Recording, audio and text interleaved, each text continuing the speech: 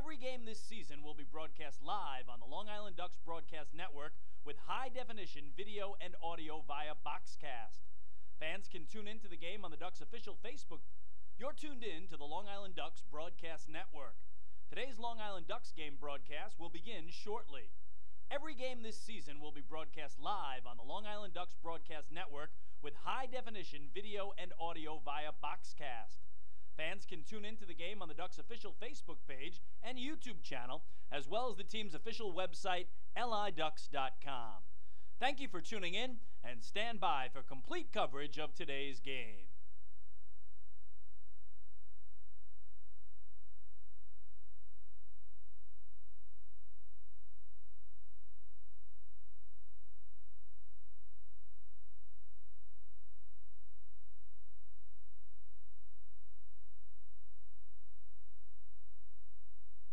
To find out more information and secure your seats for the 18th season of Ducks baseball, please call 631-940-3825 during normal business hours.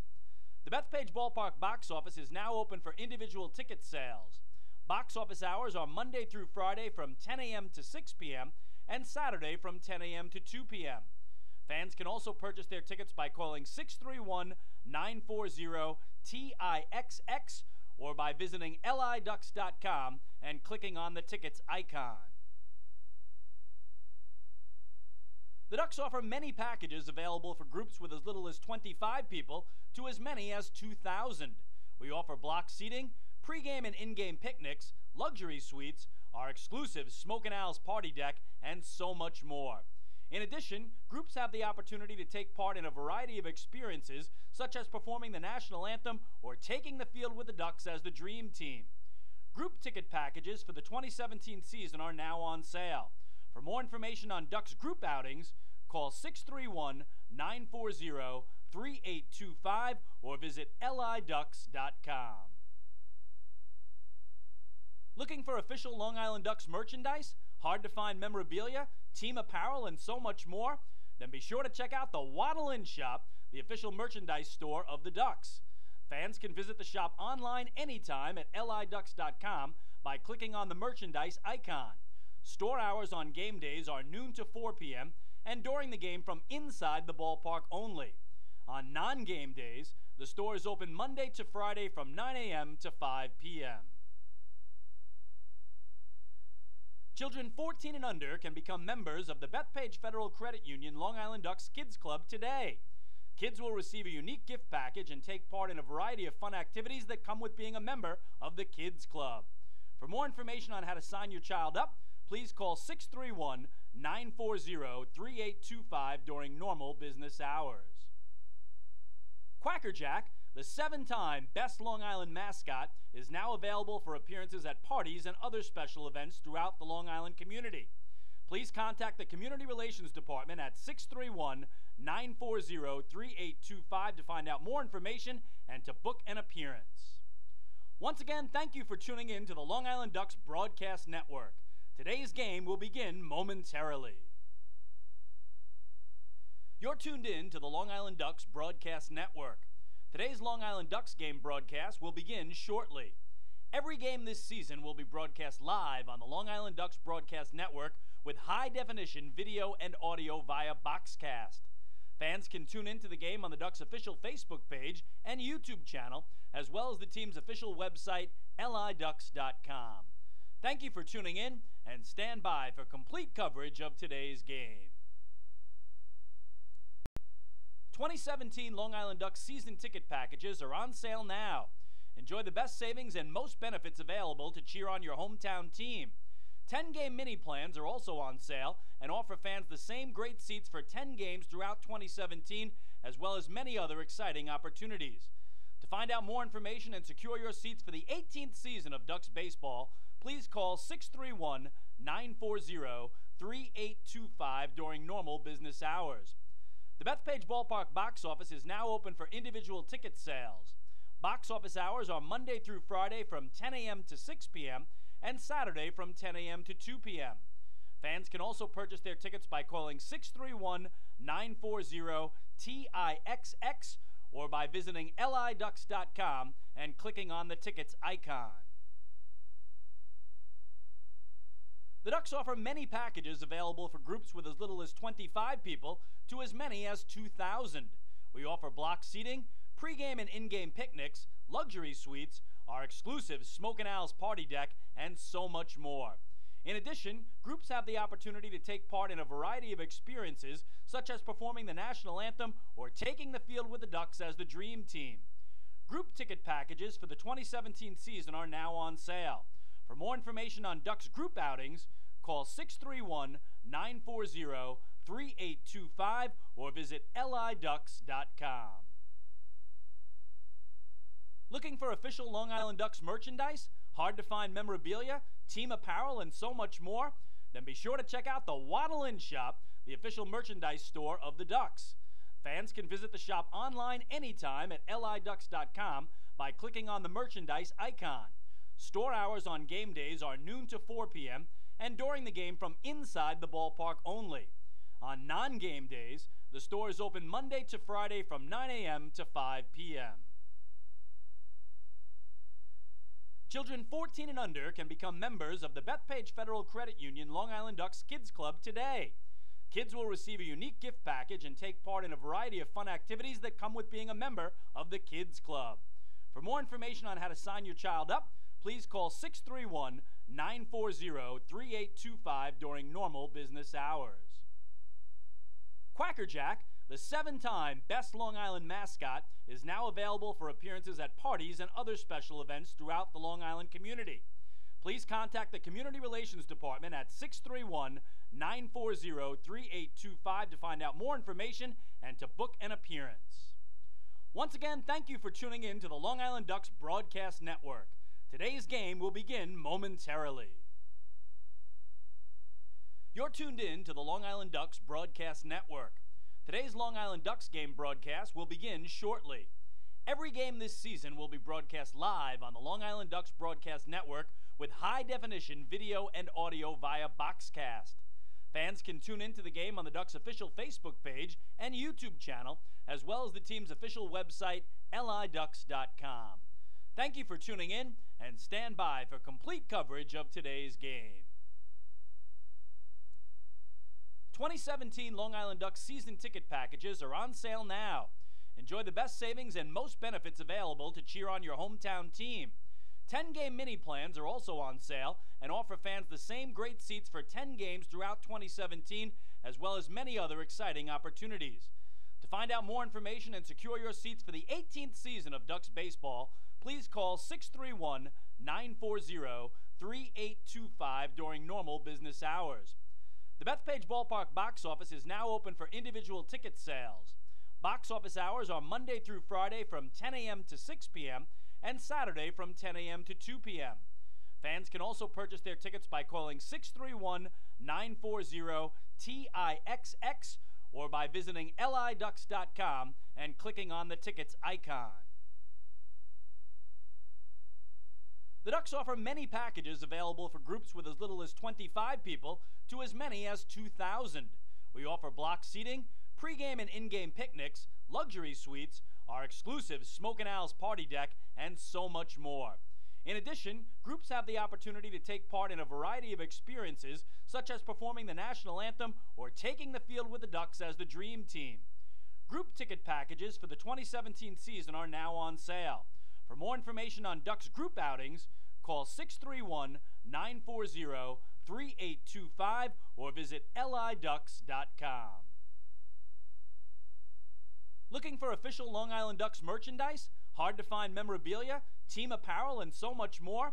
Then be sure to check out the Waddle Inn Shop, the official merchandise store of the Ducks. Fans can visit the shop online anytime at liducks.com by clicking on the merchandise icon. Store hours on game days are noon to 4 p.m. and during the game from inside the ballpark only. On non-game days, the store is open Monday to Friday from 9 a.m. to 5 p.m. Children 14 and under can become members of the Bethpage Federal Credit Union Long Island Ducks Kids Club today. Kids will receive a unique gift package and take part in a variety of fun activities that come with being a member of the Kids Club. For more information on how to sign your child up, please call 631-940-3825 during normal business hours.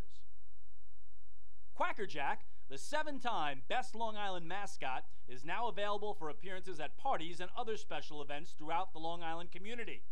Please contact the Community Relations Department at 631-940-3825 to find out more information and to book an appearance. Once again, thank you for tuning in to the Long Island Ducks Broadcast Network. Today's game will begin momentarily. This is Long Island Ducks baseball. Justin Davies at the plate, the winning run at third. Crowd going nuts.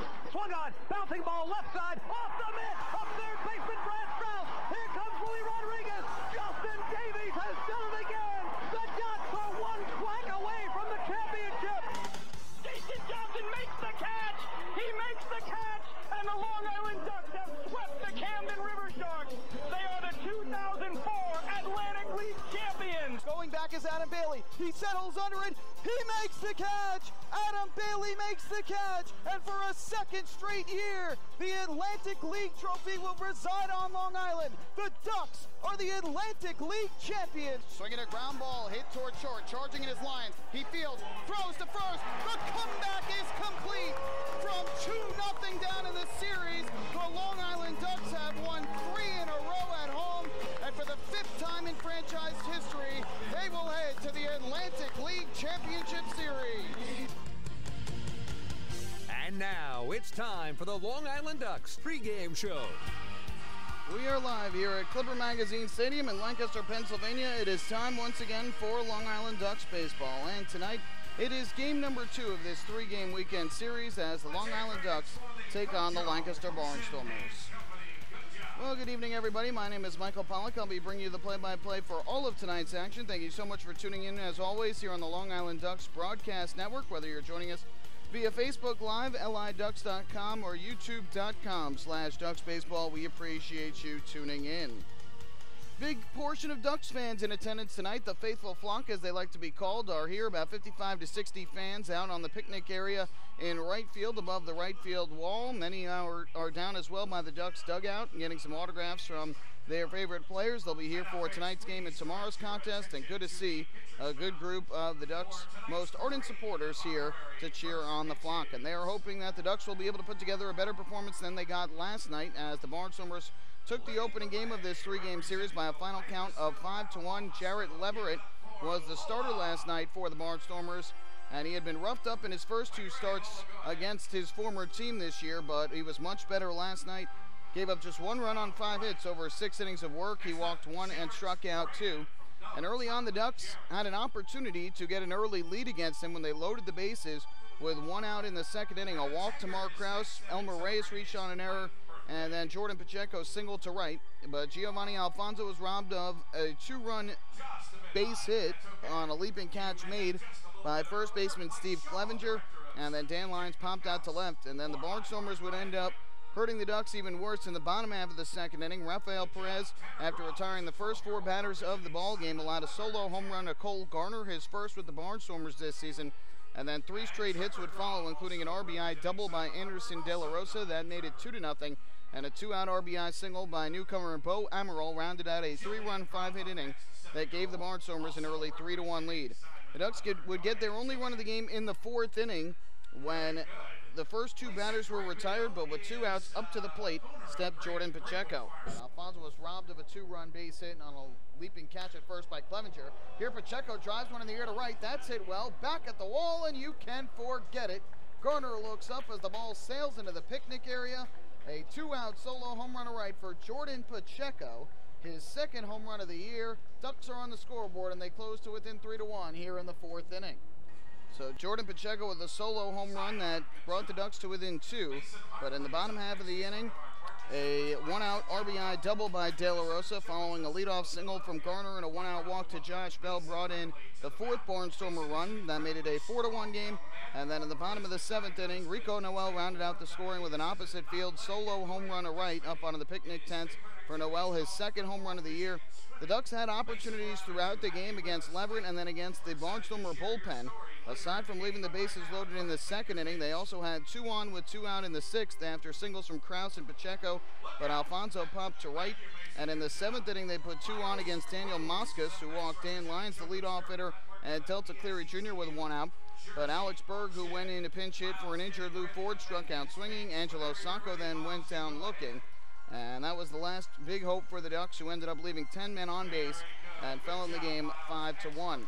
Final totals from last night's game for the Barnstormers: 5 runs, 9 hits, 1 error. They left 5. For the Ducks, a run on 6 hits, no errors. They left 10. Jared Leverett, the winner, improved to 6-5. Rafael Perez, the loser, fell to 6-6. In a game that took 2 hours and 45 minutes in front of 5,334, the announced crowd last night here at Clipper Magazine Stadium.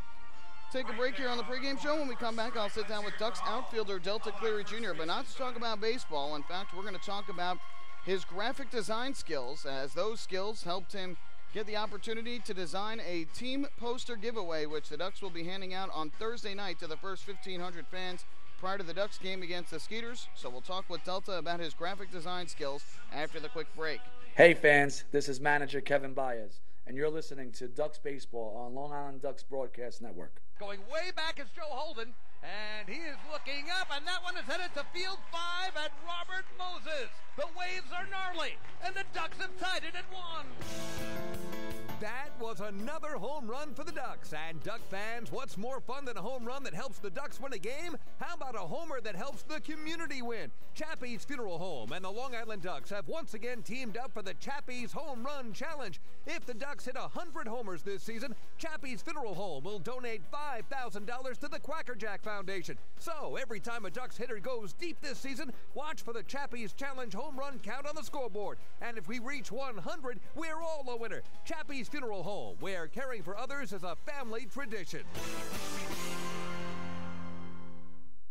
Can't get enough of the Long Island Ducks? Well, now you can get even more inside info on your favorite hometown team through Facebook and Twitter. The Ducks are constantly updating fans through social media with scores, transactions, ballpark promotions, and much more. You can even win great prizes. All you'll need to do is make a free account on Facebook and Twitter, and then visit us at facebook.com/LIDucks and twitter.com/LIDucks. Think you're Long Island's biggest Ducks fan? Get connected now.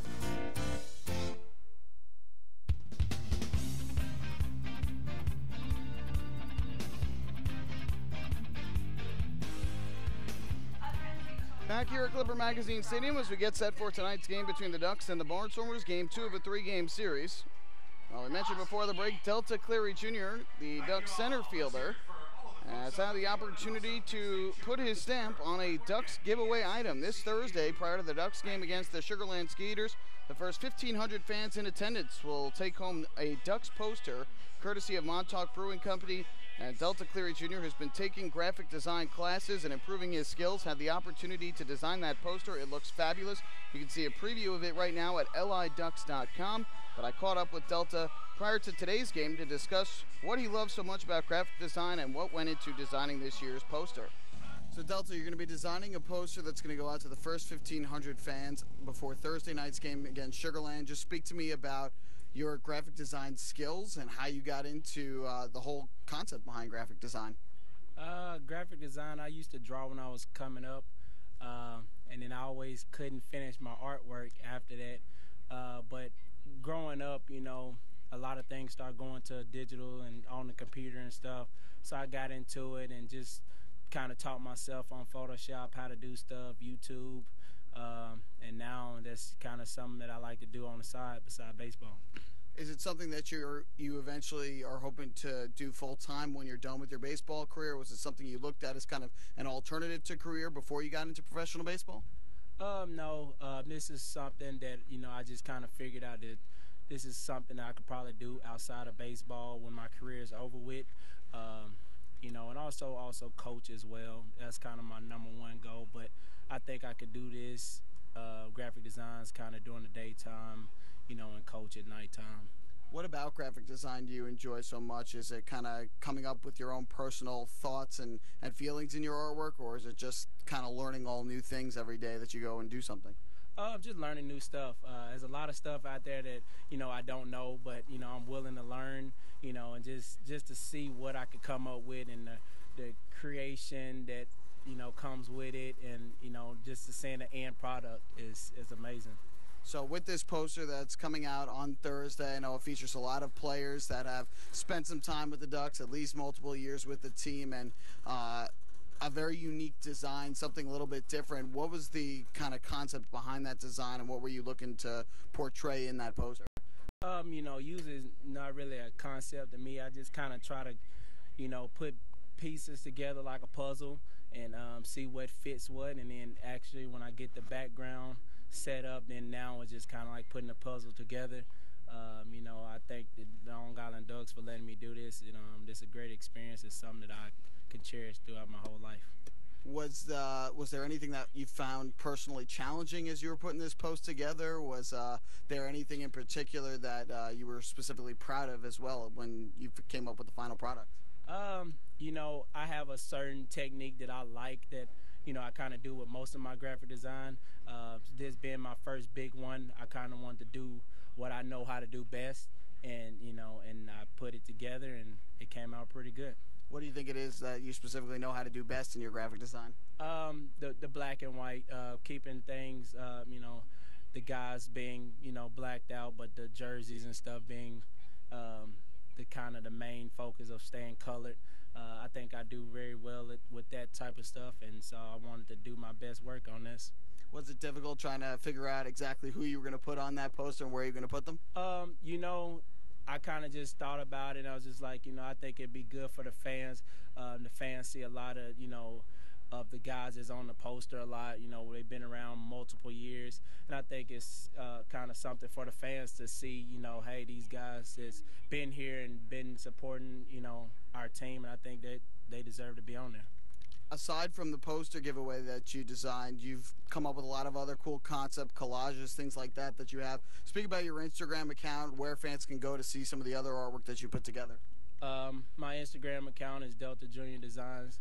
I just started it. I just kind of want to get my stuff out there. Nothing too big at the moment. I don't have a website right now, but, I just want to take it a day at a time, and hopefully, things just start coming in place. Any ideas for the next big concept or design that you're going to be putting together? I've been working on some stuff. Matter of fact, today, I just kind of just waiting to put it out there. All right, fair enough. Well, Delta, congratulations on having this great opportunity to design the Ducks poster giveaway, which again will be next Thursday night at Bethpage Ballpark. And we hope to see some more of your great creative designs throughout the rest of the season. Thank you. That is, again, Ducks outfielder Delta Cleary Jr., who designed the Ducks team poster giveaway, which will be handed out to the first 1,500 fans prior to Thursday night's game at Bethpage Ballpark. Again, it'll be presented by Montauk Brewing Company. Tickets are still available, so you can get them at the Bethpage Ballpark box office, online at liducks.com, or by calling 631-940-TIXX. Final game of a 3-game series. That is on Thursday, and it'll be a great poster giveaway, any collectible that a Ducks fan would certainly want to have in their room or anywhere else in their house. We'll take a break. When we come back, we'll look at the pitching matchup for tonight. Then we'll have the starting lineups in the first pitch, Game 2 of a 3-game series between the Ducks and the Barnstormers. Hey fans, this is pitching coach Billy Horn, and you're listening to Ducks Baseball on the Long Island Ducks Broadcast Network. Oh, I love it! The color of my new Nicolot patio is so vibrant. It's unlike anything I've ever seen. You're welcome. I'm just going to go finish that Nicolot walkway now. Make your pavers vivid Nicolot pavers. The best looking, most vibrant pavers with the most 3-color blends in the industry. Featuring Nicolot's exclusive paver shield and color blending technology. With color throughout and guaranteed not to fade. Live life in color with Nicolot. Visit Nicolot.com.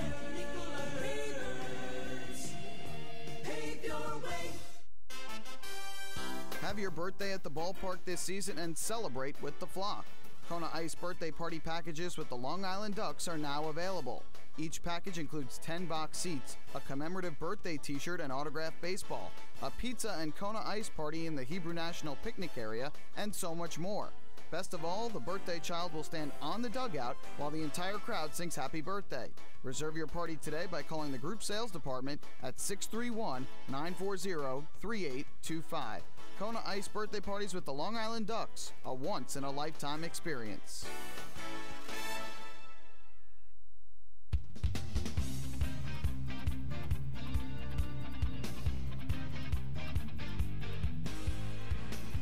Back back at Clipper Magazine Stadium as we get ready for tonight's game between the Ducks and the Barnstormers. Let's take a look at the pitching matchup that will be featured here tonight. For the Ducks, they'll go with right-hander Dennis O'Grady, who comes in with a record of 4-6 with a 5.01 ERA, 17 games, 13 of which have been starts. He has given up 79 hits in 79 innings, 41 walks. That's something he is hoping to improve upon, and 61 strikeouts. Took the losses last time out, but turned in his first quality start since back on, actually been quite a while, since May the 20th. Every outing he has had since that point had not been a quality start. He has just 3 this year.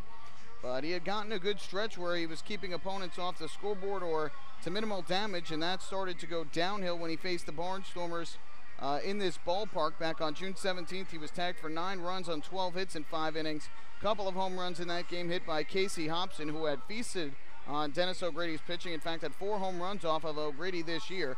But the good news for O'Grady is that Hobson is gone. He is with the AA Richmond Flying Squirrels of the Giants organization.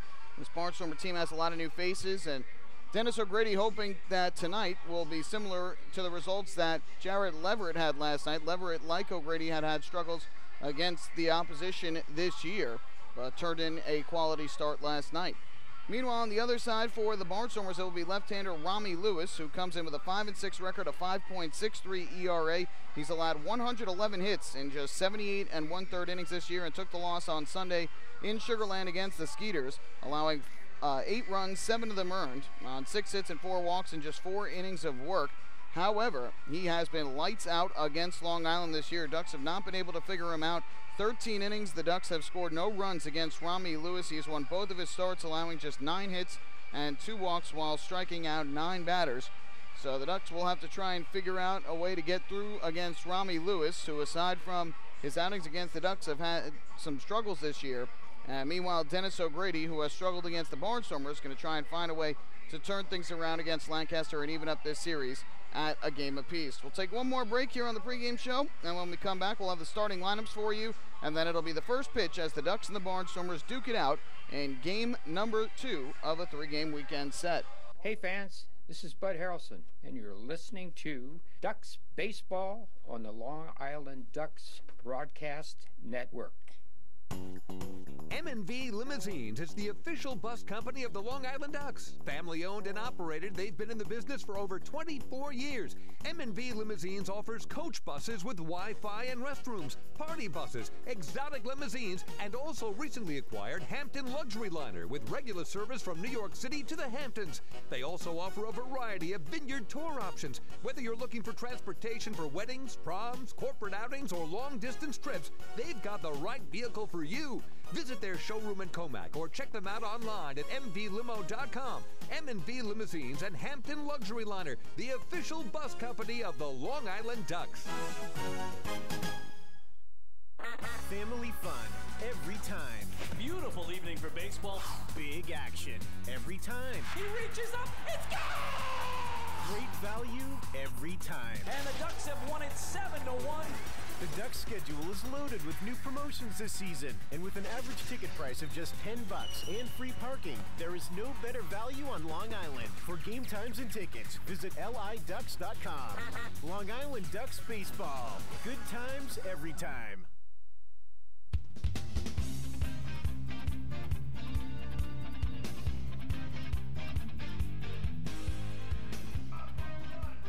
Ducks and the Barnstormers getting ready to do battle here at Clipper Magazine Stadium. A little bit delayed on the start here tonight, but not because of weather. It looked like weather might come into play for tonight's game. There were some thunderstorms that rolled through the state of Pennsylvania today, but it seemed like everywhere north of Lancaster and everywhere south of Lancaster got hit. And meanwhile, Lancaster stayed for the most part dry outside of a brief little light shower. But otherwise, the sun has been out. Mix of sun and clouds today. Another warm and humid day here in Lancaster, Pennsylvania, the southern part of the state, southeastern corner of Pennsylvania. The Ducks are hoping to get some more victories here against this team, as Long Island has really struggled against Lancaster this season. 8-4, the Barnstormers have an advantage against the Ducks this year. They've taken 3 of the 4 meetings thus far here at Clipper Magazine Stadium.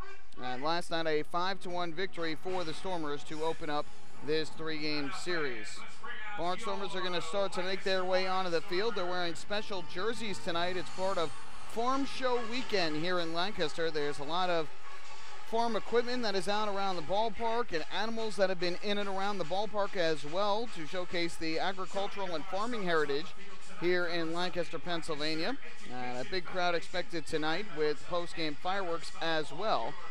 So the Barnstormers have taken the field. They have special jerseys which feature emoji characters, those popular emojis of many different farm animals. A couple of youngsters joining the Barnstormers out on the field as well, and momentarily we will have tonight's national anthem, after which we'll get you the starting lineups for both the Ducks and the Barnstormers. So as the fans are rising and removing their hats and caps, let's turn things over now down to the field for tonight's national anthem. Here is Paul Richard. Oh, say, can you see by the dawn's early light what so proudly we hailed at the twilight's last gleaming, whose broad stripes and bright stars through the perilous fight o'er the ramparts we marched were so gallantly streaming, and the rocket's red glare, the bombs bursting in air, gave proof through the night that our flag was still there. Oh, say does that star-spangled banner yet wave o'er the land of the brave and the home of the brave? An excellent, speedy rendition of tonight's national anthem here at Clipper Magazine Stadium. Well, the Ducks enter tonight's game 6-8 here in the second half, 2.5 games in back of the first place Bridgeport Bluefish in the Liberty Division standings. Overall, the Ducks had an even 500, 42 wins to 42 losses. On the other side, the Barnstormers now a half game ahead of the York Revolution. They're in-state rivals for first place in the Freedom Division standings. 8-6 in the second half, 46-37 overall. Their playoff fate still yet to be decided, as next Friday they will head down to Waldorf, Maryland for a makeup game between the Barnstormers and the Blue Crabs. From a game that was rained down in the first half, the winner of that game will be dubbed the first half Freedom Division champions. All right, time for the starting lineups for the Ducks, managed by Kevin Baez. Delta Cleary Jr. moves up to the leadoff spot tonight. He will play center field. Elmer Reyes will bat second for Long Island and serve as the DH. Hitting in the number 3 spot is the right fielder for Long Island, Angelo Sanko. And batting fourth and playing first base tonight, moving up in the order, is Jordan Pacheco. Fresh off a 3-hit night in last night's game. Mark Krause will play left field. He will bat fifth. Alex Berg does the catching and hits sixth for Long Island. Ruben Gotay is the third baseman. He will bat seventh. The 8-hitter and second baseman is Giovanni Alfonso. And rounding out the order for the Ducks, their shortstop, and that is Dan Lyons. Again, they will all be facing left-hander and Atlantic League veteran Rami Lewis. On the other side for the Barnstormers, almost completely unchanged from last night. Bo Amaral will lead things off. He will play center field for Lancaster. Batting second, playing second base, is going to be the second baseman, Rico Noel, former big leaguer. Hitting third at first base, Steve Clevenger. Batting in the cleanup spot is the left fielder, Sean Halton. Cole Garner bats fifth. He will play right field. Moving up to the sixth spot is the designated hitter. That is Josh Bell. Down to the seventh spot, the third baseman, Garrett Weber. Anderson De La Rosa does the catching and hits eighth. Nate Coronado is the shortstop, and he will bat ninth. So look at the starting lineups for both teams here tonight. We are just about ready to go. Delta Cleary Jr., the switch hitter, batting from the right side as he steps into the batter's box. Rami Lewis will work from the far right side of the mound as he views it in towards home plate. First pitch, Cleary Jr., a ground ball up the middle in his center field, base hit, and a good start for the Ducks. So Cleary Jr. on the first pitch swinging, singles to center. We begin at about 6:37 p.m. after the original start time of 6:30. Delayed by about 7 minutes, but again, weather not a factor. So a leadoff single for Cleary Jr. You might have heard a little bit of a roar in the background. If you're just joining us, there is a group of about 60 Ducks fans that is here tonight. They are all out on the picnic tents out in right field, sitting right beneath the tents and right above the right field wall down the line. So welcome to the faithful flock, as they like to be known. Elmer Reyes from the right side, first pitch, and that is taken on the outside corner for strike one. Reyes serving as the designated hitter today, getting the half day after starting at second base last night. I have a ball up on the scoreboard, but I thought that pitch was a strike. It looked like that's what was called by home plate umpire John Grasso. Here, Reyes a swing and a miss as he cuts through it. And again, I believe the count is now 0-2. Clear skies overhead right now. Some clouds up above, but nothing threatening as the sun sets beyond the left field stands. Lewis set at the belt. Cleary Jr. leads off of first. Kicking the pitch. Reyes a swing and a miss as he chased the breaking ball down low. And that is strike 3. So I did have the count correctly. First strikeout of the night for Rami Lewis. And there's the first out here in the top half of the first inning. Batting in the third position, the right fielder, number 26, Angelo Sanko. That'll bring up Angelo Sanko, who gets the start tonight in right field for Long Island. Quentin Berry started last night in right field, but gets the night off tonight. Kevin Baez wanted to play both Pacheco and Berg tonight with the lefty pitcher Lewis on the mound, although it was a lefty starting last night in the form of Jared Leverett. So here's Sanko. Defense shifts to the right side. Cleary Jr. still leads at first. And the first pitch to Sanko is taken down and away for ball 1. Lights are yet to go on here at Clipper Magazine Stadium. The crowd continuing to file in, about similar to what we saw at the beginning of the game last night, but more fans expected as this game goes on. And again, fireworks following the game tonight. It'll be a 1-0 pitch from Rami Lewis. Looks over towards first base. Kicks and comes home, and Sanko takes a fastball off the inside corner. And it's now 2-0.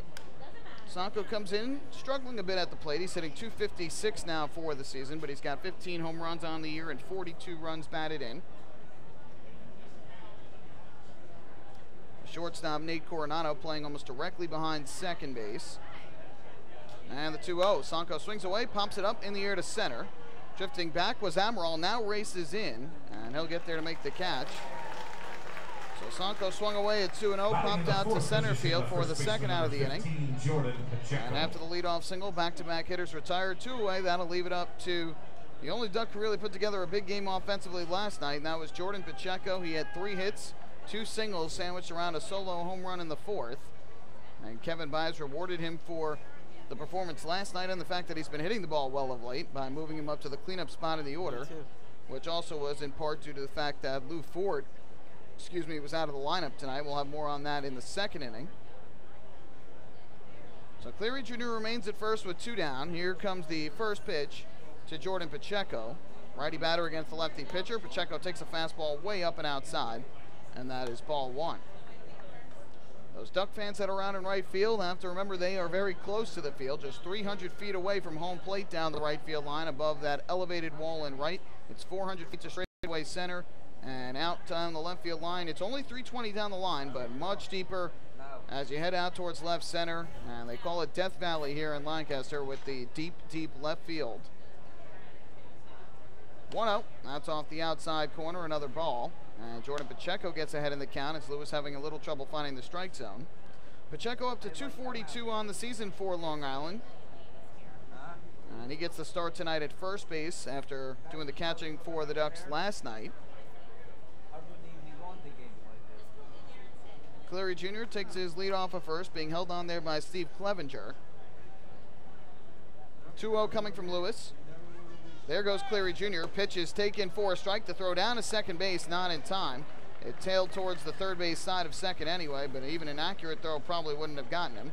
Stolen base for Cleary Jr., his 17th of the season in 20 attempts now. He is now the active team leader in stolen bases. So Cleary Jr. to scoring position, and it's now a 2-ball, 1-strike count on Pacheco. Third baseman Garrett Weber hugs the line. First baseman Steve Clevenger playing well off the bag. The second baseman Noel creeps in towards second as time is called at home plate.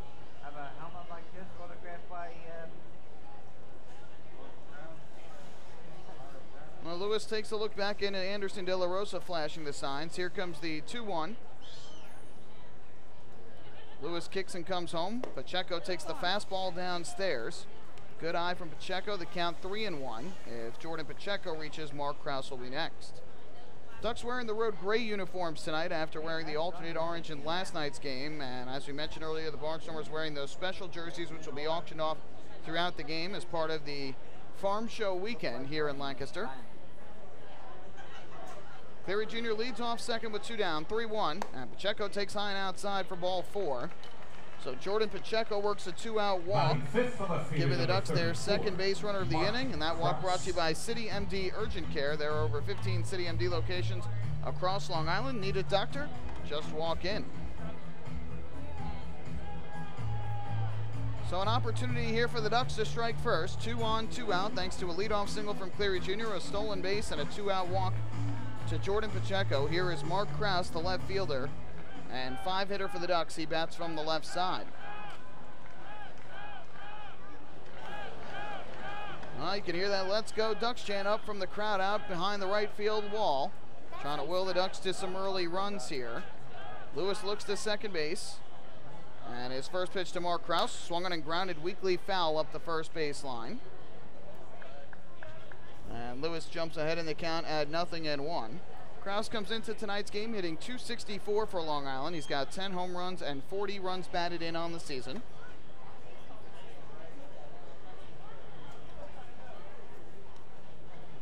Billy Horn, the pitching coach for the Ducks, coaching down at first base right now, and Kevin Baez, the manager of the Ducks, coaching around at third. Cleary Jr. takes his lead off of second, Pacheco off of first. Lewis is 0-1, and Krause swings, hits a ground ball to first base. Steve Clevenger is there. He will take it to the bag himself, and that'll end the inning. So Rami Lewis works himself into trouble, but ultimately hangs up a 0 on the scoreboard for the Ducks. No runs, 1 hit, 1 walk, and 2 runners left on base here in the opening inning. We played a half inning in Lancaster. It's the Ducks nothing, and the Barnstormers coming to bat. Hey fans, this is pitcher John Brownell, and you're listening to Ducks Baseball on the Long Island Ducks Broadcast Network. Long Island's Ford Giant is celebrating its 60th year anniversary. Stop by Sayville Ford to check out their state-of-the-art showroom featuring enclosed service drives, luxurious customer lounge, and a larger selection to choose from. Get giant savings on hundreds of new and used vehicles in stock. Sayville Ford's 60th anniversary celebration is going on now. Visit SayvilleFord.com or download the Sayville Ford app today to learn more about Sayville Ford's 60th anniversary savings. Call 631-589-4800 today. Bethpage Ballpark is a great place to watch a ball game, so why not do so from some of the best seats in the house? The Ducks are proud to present the brand new Long Island Ducks Beer Garden. Open for all fans on nights when the Smokin' Owl's party deck has not been reserved, the Beer Garden will feature a variety of frosty draft and bottled brews, as well as several food choices. The area has been decked out with bar rail seating and Ducks-branded furniture to provide a comfortable atmosphere for everyone. Be sure to stop by and check out the brand new Long Island Ducks Beer Garden on your next visit to the ballpark.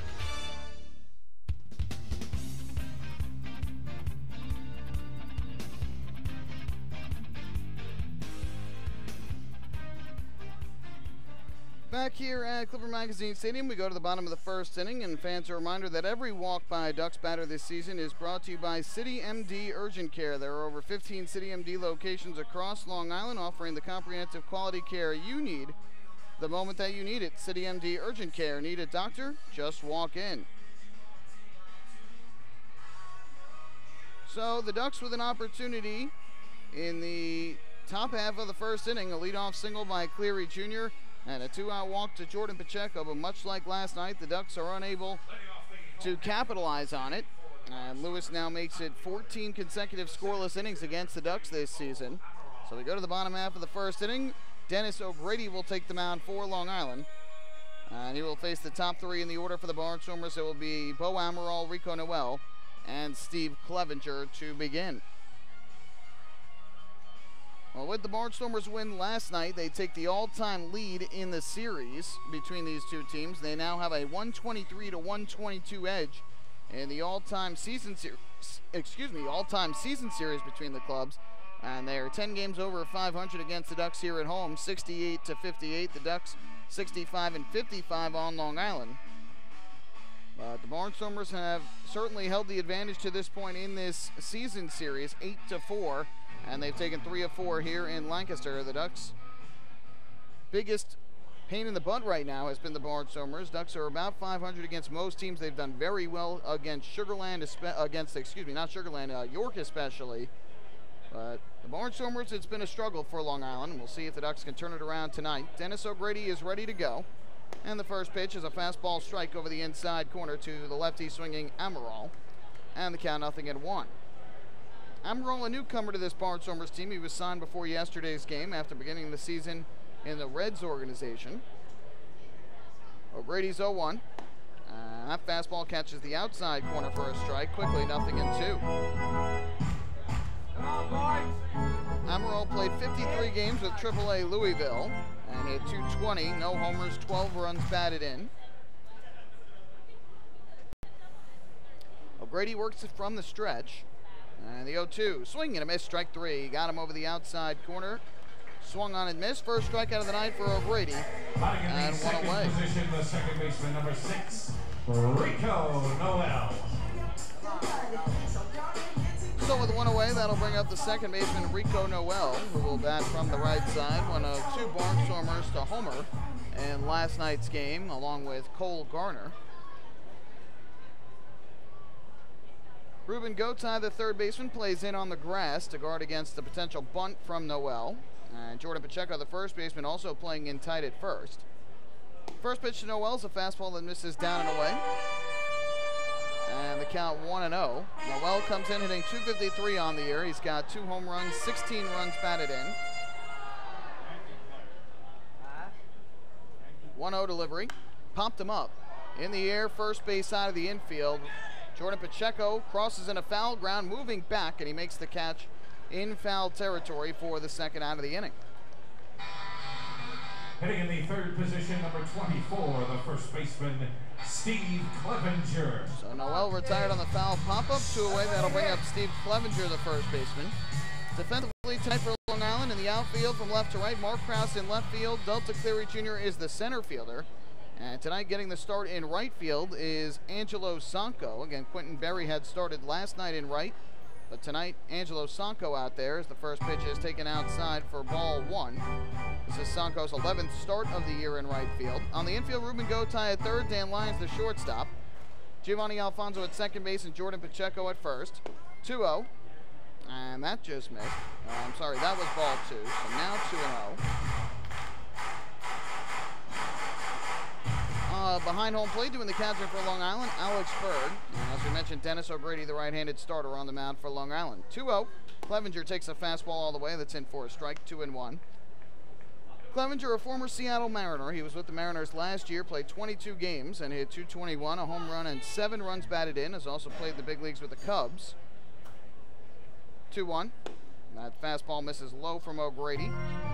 He is now behind at 3-1 on the lefty, swinging Clevenger, who went 0 for 4 with a strikeout last night in his Barnstormer debut.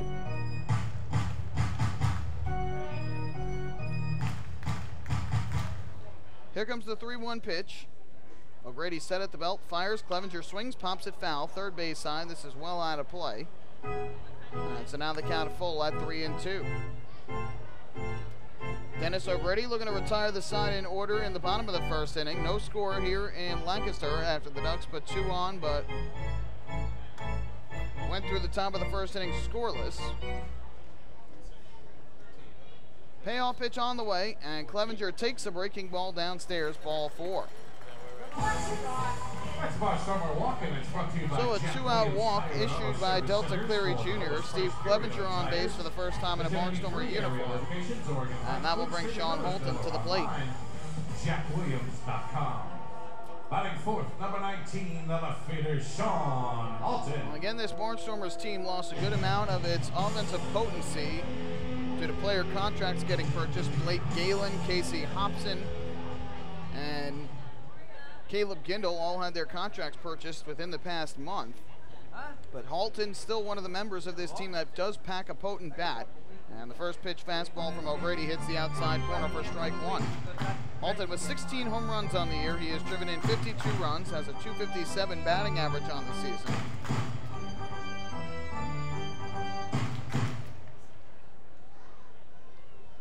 There'll be an 0-1 pitch coming.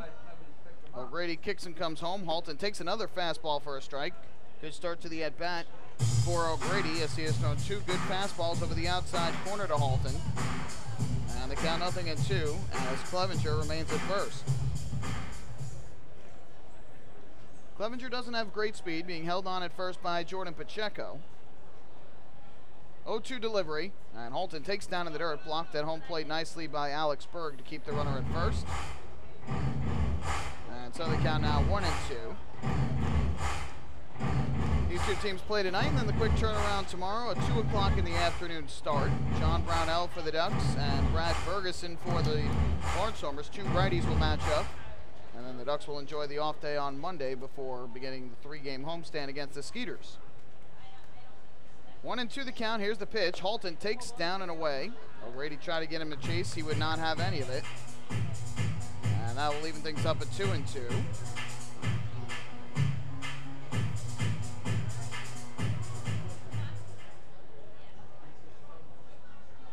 O'Grady looking in for the sign from Berg. Long look into the plate, now he's ready to go. Here's the 2-2 delivery. Halton takes down and in, and after starting the count ahead 0-2, O'Grady has missed with 3 straight, which will now give Clevenger the head start from first, a 3-2 count with 2 away. So he'll be off on the pitch, and if Halton reaches, Cole Garner will be next. Here comes the 3-2 delivery. The runner goes, and Halton swings away, pops it up in the air behind first. Pacheco on the warning track in foul ground, reaches up and makes the catch right in front of the Barnstormer relief pitchers. And O'Grady is able to work a scoreless first inning. No runs, no hits, a walk and a runner left for the Barnstormers. We've played 1, no score here at Clipper Magazine Stadium. Hey fans, this is shortstop Dan Lyons, and you're listening to Ducks Baseball on the Long Island Ducks Broadcast Network. PSEG Long Island is making things work for you with over 10 energy efficiency programs that can help you save on your monthly electric bill. From our free online energy analyzer and in-home energy assessments to rebates on energy efficient air conditioning, even discounts on LED light bulbs. Helping you save on electricity is our job. What to do with your savings? Flight 85 now boarding for the magic of Orlando. Is entirely up to you. Visit psegly.com/save money. Just one more way PSEG Long Island is making things work for you. Take your group out to the ball game this season and enjoy all the fun of Ducks baseball at discounted prices with the picnic area, luxury suites, the Smokin' Owl's party deck, and so much more. Bringing your group to the game will be an unforgettable experience. The Ducks even offer opportunities to sing the national anthem, serve as the Ridgewood Savings Bank color guard, be the Nicolak Dream Team, put on a pregame performance, or shag fly balls during Ducks batting practice. To book your outing today, call 631-940-3825 and ask for the group sales department. Long Island Ducks Baseball. Good times every time.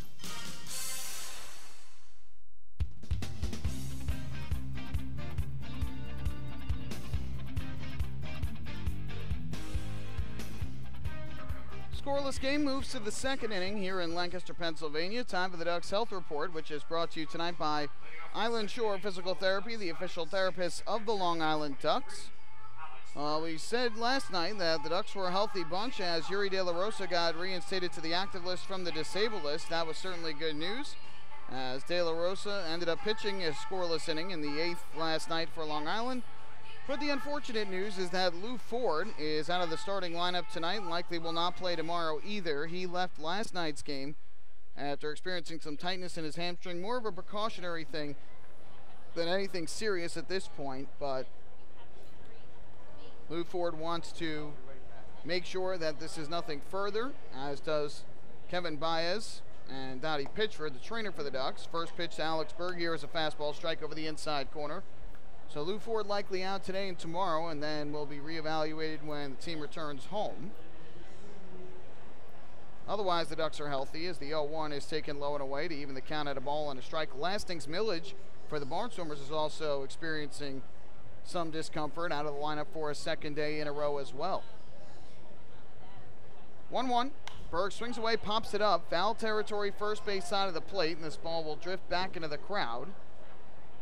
In fact, that went up onto the roof. Fans waiting anxiously to see if that will come back down. Does not appear to be, and it's 1-2 on Berg, who comes in hitting .211.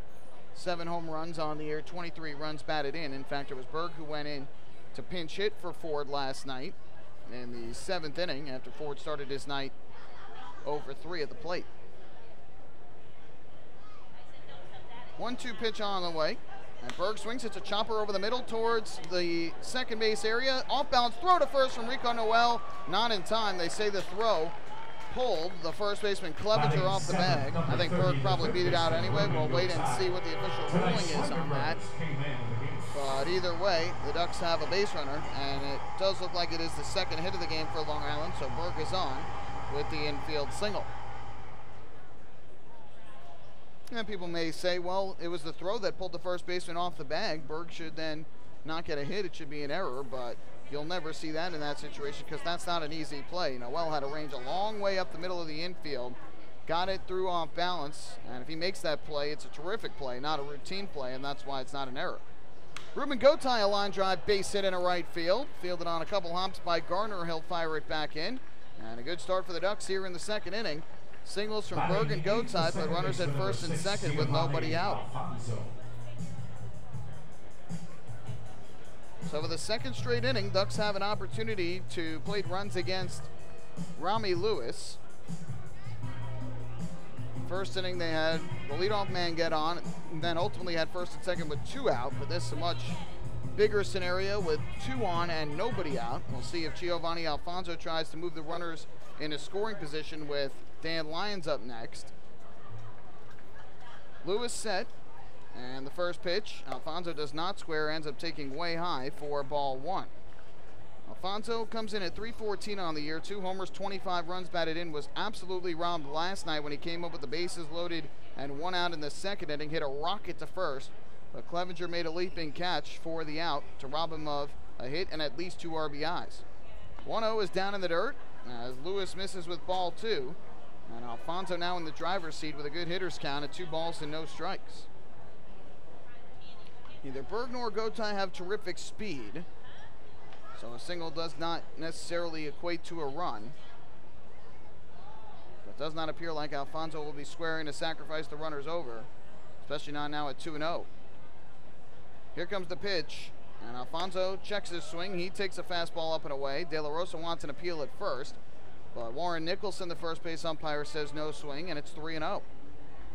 Fred DeJesus, by the way, is the other umpire. He is over at third base, although right now in between the pitcher's mound and second base.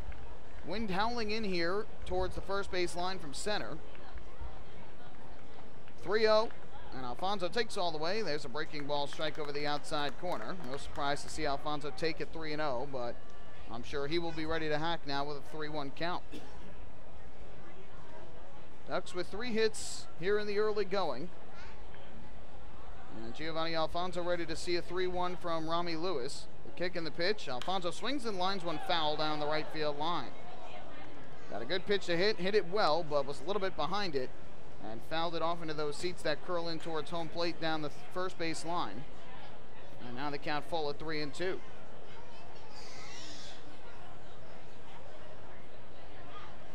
Middle infielders are at double play depth. The third baseman Weber playing close to the line. First baseman Clevenger plays behind the runner. 3-2, and Alfonso pops it up in the air to right towards the line. Long run over for Cole Garner. Crosses into foul ground, he'll make the catch. Berg is tagging from second, trying for third. Here comes the throw, and it's not in time. So Giovanni Alfonso retired on the foul pop-up, but he somewhat gets the job done as he moves Alex Berg to third base with now only 1 out in the inning. And a fly ball from Dan Lyons could potentially bring home a run. So Alfonso retired, 1 away here in the second. And up to the plate steps Dan Lyons, who does have 3 sacrifice flies on the year. So he'll step up at the plate with runners at the corners, 1 away. Now the Ducks trying to draw first blood here tonight in the middle game of this 3-game set. Lewis looks in for the sign on the mound and comes set. Runners lead from first and third. First pitch on the way, and Lyons takes inside on a fastball. Just missed catching him in the arm. And the count goes to 1-0. Lyons comes in at .242 on the season, 4 home runs, 20 runs batted in. And Lewis falling behind in the count early on. From the stretch, here's the 1-0. Lewis kicks and comes home. Lyons swings the line drive up the middle, and past Noel in a center field base hit. Berg will come in a score, stopping at second base is Ruben Gotay, an RBI single from Dan Lyons, and the Ducks take a 1-0 lead. Center fielder Delta Cleary Jr. Just snuck it past the glove of Rico Noel. If he knocked it down and fielded it cleanly, that could have been an inning-ending 4-6-3 double play. But Lyons gets the base hit, picks up his 21st RBI of the year. Berg scores his 26th run, and the Ducks have the early 1-0 advantage. Third hit of the inning for the Ducks. Gotay goes to second base on the play. And back to the top of the order for Delta Cleary Jr., who singled his first time up. It's now first and second with 1 out for Long Island. Here is Cleary Jr. First pitch from Rami Lewis. And Cleary Jr. takes a fastball low. Lewis falls behind again. It's 1-0. Lewis already has thrown a total of 28 pitches in the game, just 16 of them for strikes, 12 balls.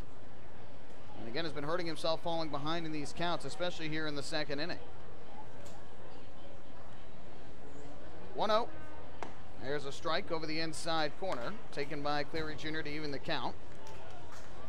Last night, the Ducks center fielder picked up a hit. He was also hit by a pitch and drew a walk. That was our guest today on the pregame show, talking about his poster that he designed for Thursday night's giveaway. 1-1 from Lewis. Cleary Jr. a line drive, base hit in a left field past the shortstop Coronado. Gotay around third base. Here comes the throw to the plate. It is in time for the out. What a throw to home plate by Sean Halton as Ruben Gotay gunned down trying to score from second on the base hit from Cleary Jr. And instead of taking a 2-0 lead, it is still a 1-0 game, and they're now 2 away. I thought off the bat there was no way Gotay was going to be thrown out, but Halton raced in, got to the ball quickly, and made a perfect strike to Anderson De La Rosa at the plate. So Cleary Jr. now 2 for 2. Gotay out at the plate 7-2. Lyons goes to second. And with first and second 2 away, it'll be up to Elmer Reyes.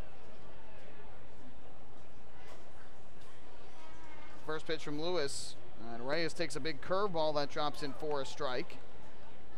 So the count 0-1. Reyes struck out swinging his first time up. I don't think he agreed with the call on that from home plate umpire John Grasso. Ducks with good speed on the bases here. Lyons at second base, Cleary Jr. at first. We'll see if they try and take off to get into scoring position at any point. I don't think they will, but it is possible. You have the righty hitter at the plate. Now the 0-1. Lewis kicks and comes home. Reyes swings a line drive, but right at the third baseman, Garrett Weber, for the final out. Boy, some bad luck for the Ducks once again, and ultimately Long Island will settle for just 1 run in the inning. So for the Ducks, they pick up a run on 4 hits in the second inning, all of them singles, no errors, and they leave another pair of runners on base. To the bottom of the second we go. Long Island in front, 1-0.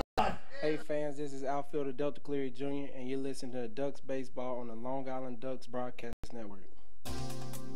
Hey Ducks fans, the official hotel of the Long Island Ducks is the Radisson Hotel Hauppauge, Long Island. It's centrally located on the north shore of Long Island and offers a home away from home for both business and leisure guests. The Radisson Hotel Hauppauge, Long Island features an indoor pool, 24-hour business center, a fitness center, and complimentary Wi-Fi in all guest rooms. Enjoy the contemporary American cuisine at the Fountain Grill restaurant or grab a quick bite to eat at Cafe Pronto. And best of all, it's only minutes away from Bethpage Ballpark. The Radisson Hotel Hauppauge, Long Island, the official hotel of the Long Island Ducks. Call 631-231-1100 today. That's 631-231-1100. Baseball fans, the Long Island Ducks mobile app has officially arrived. Powered by Clear Vision Apps, it's your one-stop shop for all things Ducks baseball. Buy tickets straight from your mobile device. Receive game status updates with push notifications. Check out up-to-the-minute news and scores and interact with the Ducks on social media. Best of all, it's free. Download the Ducks mobile app today by visiting the App Store on your Apple-powered device or Google Play on your Android-powered device. The Long Island Ducks mobile app, with you wherever you flock to.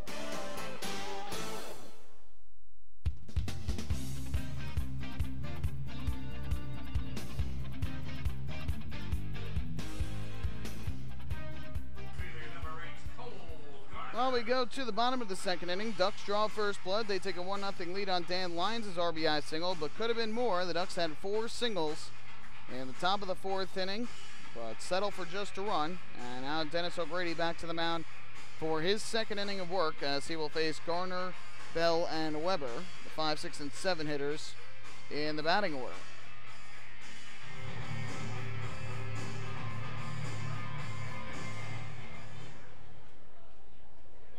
So up to the plate steps Cole Garner, batting from the right side. Dennis O'Grady from the stretch. First pitch, and he misses high and tight with a fastball, 1-0. Garner 7 for his first 29 after joining the Barnstormers. 241, a home run. That was hit last night. 5 RBIs. And the 1-0. Swing and a foul tip into the glove of Alex Berg. Good fastball from O'Grady. And that'll even up the count at 1-1. Garner spent time last year with the New Britain Bees in the Atlantic League, but was acquired as the player to be named later in last year's trade for Michael Lee. That was back on July 14th that the Barnstormers acquired him. Swinging a ground ball past the mound to second base, off the glove of Giovanni Alfonso, and it'll carry him out in a shallow center field. So we'll see how that one is scored. Alfonso had gotten to it, tried to make the backhanded stop on it, and the ball hit off the heel of his glove. It will be an error on Alfonso, his 11th of the year, which leads the team. And not the way the Ducks were hoping to start off the bottom of the second inning after plating a run in the top half of the frame.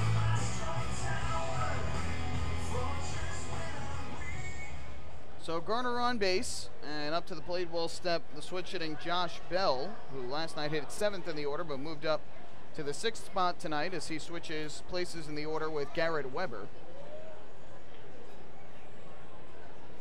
First pitch on the way, and Bell takes a fastball over the outside corner for strike 1.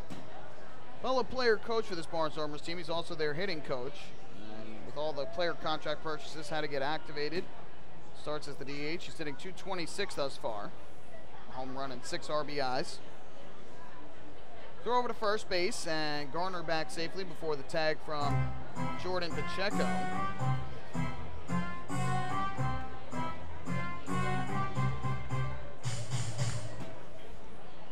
Bell has 7 hits in his first 31 at-bats.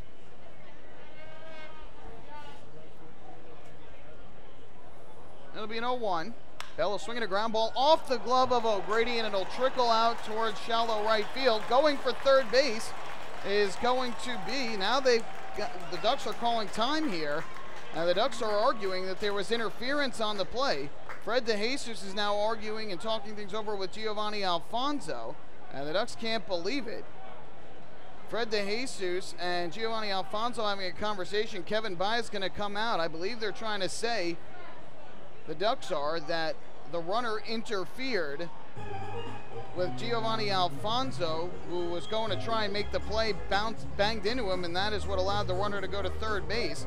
I don't think there's any other indication there that anything else should happen, but another bad break. Dennis O'Grady, if he lets that ball go by, Alfonso's right there. It's a 4-6-3 double play. But O'Grady, his natural reaction, he tried to grab it, deflect it off his glove, carry him into shallow right field. And now the Barnstormers on an error, and then the deflected ground ball that would have turned 2 in all likelihood at first and third with nobody out. That's going to be a base hit, obviously, for Bell. His 8th of the year. What an awful start for the Ducks here to the bottom of the second inning. A ground ball that should have been the first out of the inning, but an error prevents that. And a ground ball that would have likely been 2 if O'Grady did not touch it. Instead turns into a base hit. Runners at the corners, nobody out. First pitch breaking ball here is a strike over the inside corner to Garrett Weber, 0-1. Weber hitting .293 for Lancaster, 11 home runs, 35 runs batted in. Here comes the 0-1. Check swing foul ball off of the handle of the bat. And then off the helmet of Alex Berg, and the count now 0-2.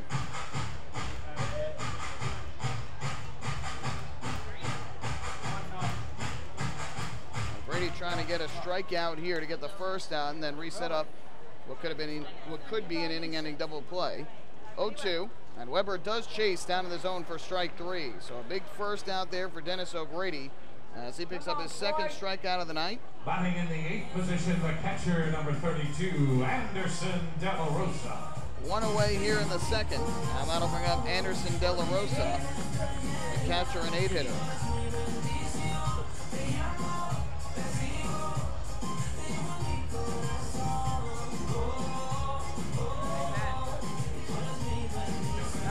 So here is De La Rosa from the right side.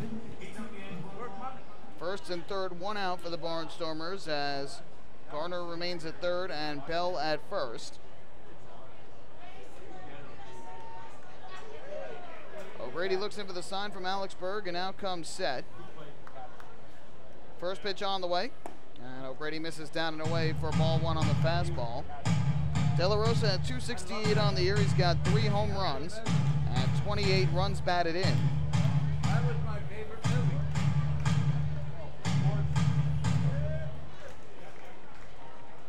Ducks right-hander peers over his left shoulder. It'll be a 1-0 pitch on the way. Kicks and comes home. De La Rosa takes a fastball that just misses the outside corner. And now 2 balls and no strikes. O'Grady comes in 4-6 overall, a 5.01 ERA, 17 games, 13 of which have been starts. Turned in a quality start his last time out on Sunday against the Patriots, but took the loss in a 3-2 defeat. Through 6 innings of 2-run ball that night.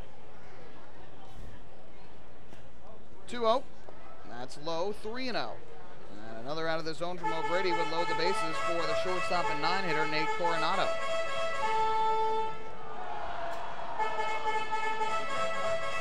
Blinding sunshine here in Lancaster as the sun sets beyond the left field stands.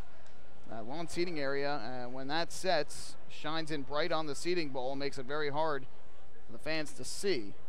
3-0, and De La Rosa swings away, pops it up in the air towards second base. Giovanni Alfonso on the outfield grass will make the catch. Boy, that is a bad decision for Anderson De La Rosa. Had 3-0 in the count. A chance to potentially draw ball 4 and load the bases with only 1 away. And he swings away and pops out for the second out of the inning. And now Dennis O'Grady all of a sudden is 1 out away from stranding 2 on base.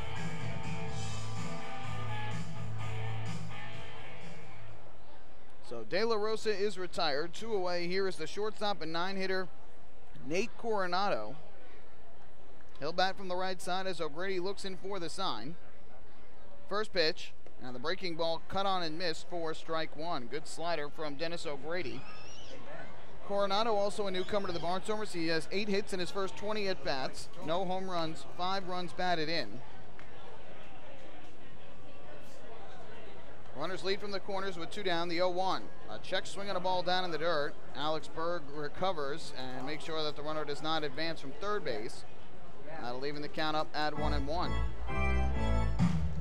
Coronado typically wears number 12 for the Barnstormers, but with the special jerseys tonight, switches to number 15.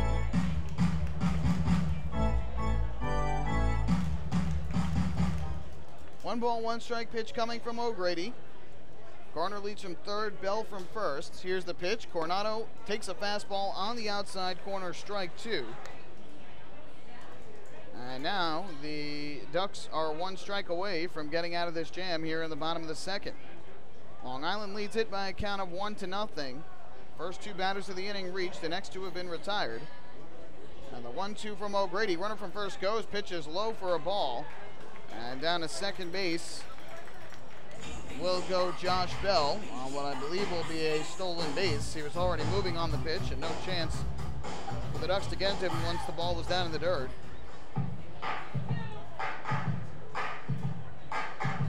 So that will even things up now at 2 balls and 2 strikes. And indeed it is a stolen base for Josh Bell, his second of the year. Now runners at second and third base. 2-2 from O'Grady. Breaking ball misses high and inside. And O'Grady now behind on Coronado at 3-2. First base is open. And Bo Amaral, the center fielder and lefty hitter, waiting in the on-deck circle. Payoff pitch coming with 2 down here in the second. O'Grady kicks and fires, and this breaking ball hit on a line is short. Fielded on a hop by Dan Lyons. He throws over to first in time for the out as Pacheco able to keep his foot on the bag. And how about that from Dennis O'Grady? He works out of a first and third no-out jam after allowing the first 2 to reach on an error and a deflected single. He strikes out Garrett Weber, gets De La Rosa to pop to second, and gets Coronado to ground to short to end the inning. So, we are live. for the Barnstormers, no runs, 1 hit, 1 error, and they leave 2 in scoring position. We have played 2 here at Clipper Magazine Stadium. The Ducks still maintain a 1-0 lead. Hey fans, this is outfielder Angelo Sanco, and you're listening to Ducks Baseball on the Long Island Ducks Broadcast Network. Going way back is Joe Holden, and he is looking up, and that one is headed to field 5 at Robert Moses. The waves are gnarly, and the Ducks have tied it at 1.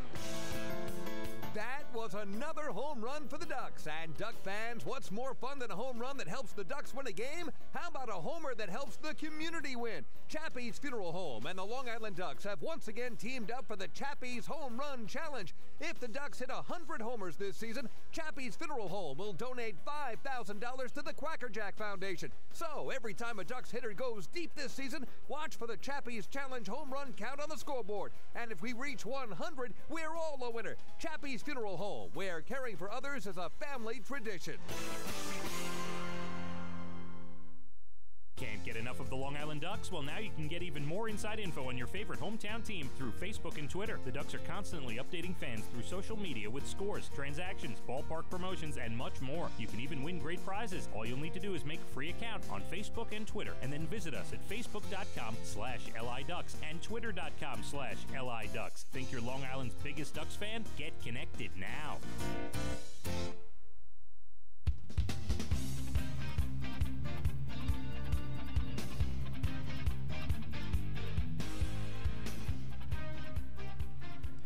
Ducks still ahead 1-0 as Dennis O'Grady works out of a first and third no-out jam in the bottom of the second to keep Lancaster off the scoreboard. We go to the third. Angelo Sanco to lead off for Long Island as he will bat from the left side. First pitch from Rami Lewis, and Sanco swings away and fouls one off.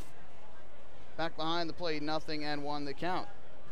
New York Sports Day is one of the largest independent New York sports news sources out there for coverage of the Long Island Ducks, the Mets, Yankees, major and minor league baseball, football, basketball, hockey, and soccer. Visit www.nysportsday.com. New York Sports Day, your independent Gotham sports news source.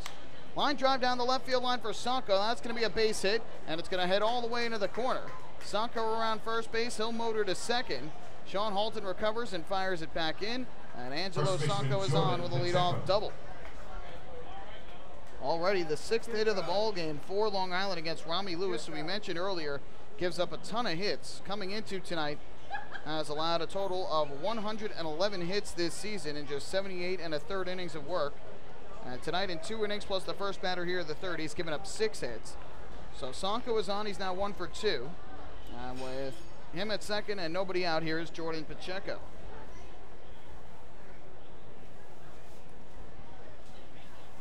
Pacheco from the right side, Lewis from the left side. First pitch on the way. Pacheco swings away and pops it up foul. First base side up and out of play. And the count 0-1. Pacheco drew a walk his first time up. That was back in the opening inning, but got stranded on base when Mark Krause grounded out to first. Pacheco's been swinging a good bat of late. Had the 3 hits last night, including his 4th inning solo home run. Sanco a big lead at second. Here's the 0-1. Pacheco swings and fouls it back to the backstop. And Lewis gets ahead at 0-2. Pacheco has hit safely in 4 straight games, 7 of his last 8. And he's hitting .387 in his past 8 games, 12 hits in 31 at-bats coming in.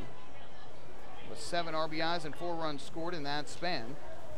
They're certainly liking the production they're getting out of Pacheco. And now they hope that Alex Berg, the Ducks' other catcher, who is catching tonight, can follow suit.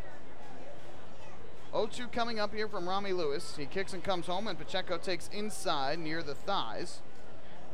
And the count 1-2 now on the Ducks' first baseman. Lewis most notably spent time with the York Revolution Did have a brief appearance with the Bridgeport Bluefish to begin his Atlantic League career. 1-2. Fouled off, first base side again by Pacheco. That'll go out of play. So we'll do it again, add 1 ball and 2 strikes.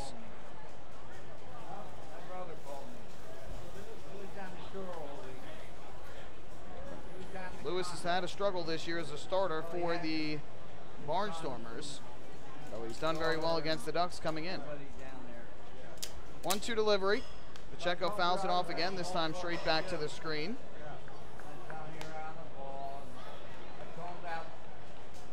With Bridgeport back in 2012, he was 3-1, had 7 saves, a 2.01 ERA. I was back with the Bridgeport Bluefish. Eventually went to the York Revolution. Spent time mainly as a reliever and then eventually as a starter for York.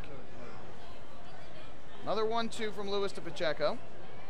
Pacheco taps this one foul towards the Ducks on deck circle, third base side of home plate. We'll do it once again, add 1 and 2.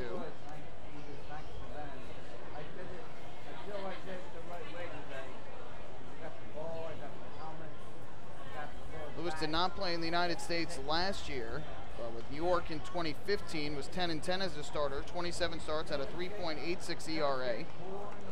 And struck out 115 batters in 165 in the third innings. This year it's been much more of a struggle.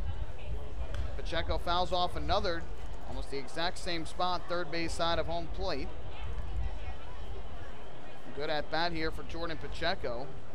Been fighting off some tough pitches from Rami Lewis following the leadoff double from Sanko, who, by the way, that was his 9th double of the year, so he's now got a total of 25 extra base hits, 15 homers, 9 doubles, and a triple. Another 1-2. Lewis steals to the plate. Pacheco a drive in the air to right. It's hit pretty well. Back goes the right fielder Garner at the track, at the wall, and you can forget it. Up onto the picnic tables and right into the faithful flock. A 2-run home run for Jordan Pacheco, who goes deep onto the picnic tables for the 2nd straight night. And the Ducks extend their lead to 3-0 here in the 3rd.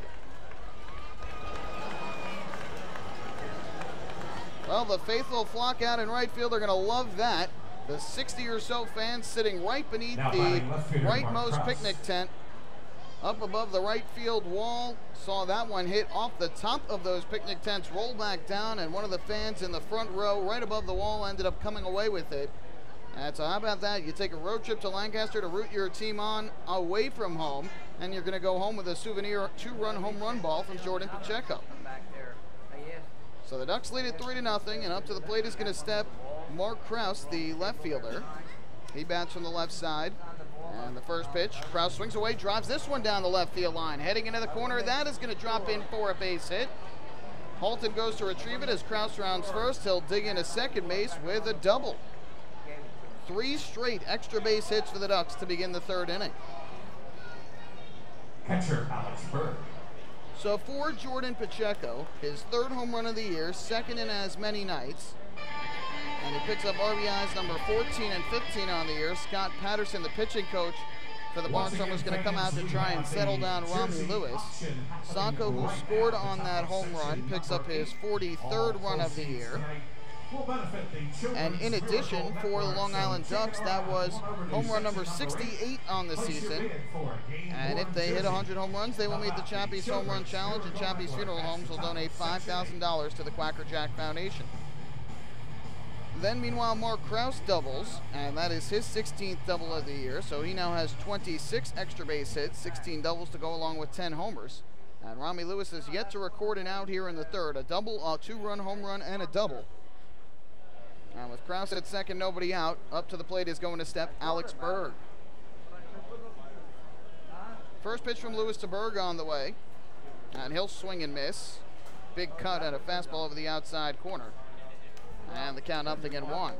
Berg reached on an infield single his first time up back in the 2nd inning, then ended up scoring his 26th run on the RBI single from Dan Lyons. Kraus leads at second base. And the 0-1 coming from Lewis. Kicks and fires home. Berg is swinging a chopper foul, 3rd base side. And the Ducks catcher now behind in the count at 0-2.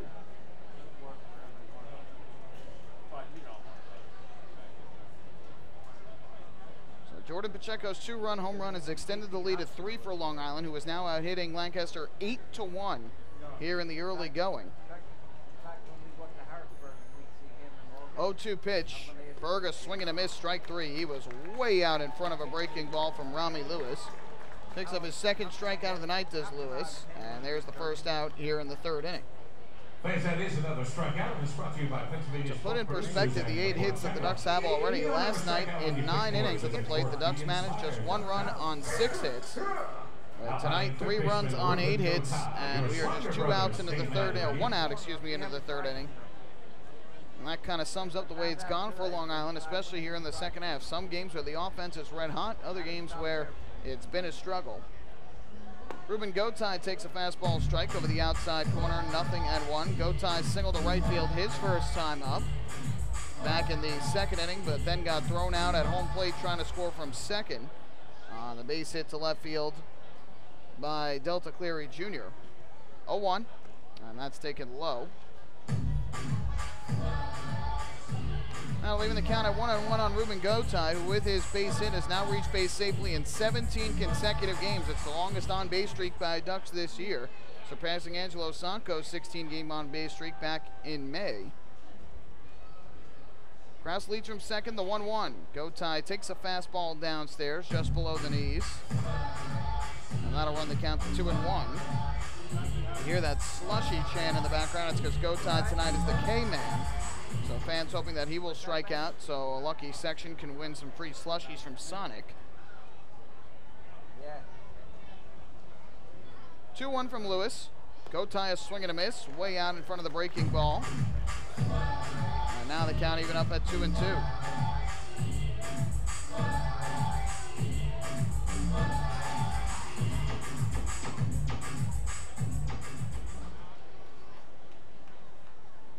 Three straight extra base hits for the Ducks to begin this inning. 2 runs already in. Here comes the 2-2 to Gotay. And he'll take a breaking ball downstairs. Good eye from Ruben Gotay, who's always had a very good eye at the plate. Last year led the Ducks in walks and getting on base quite a bit, as we just mentioned, here in his 2nd season with Long Island. Giovanni Alfonso will be next.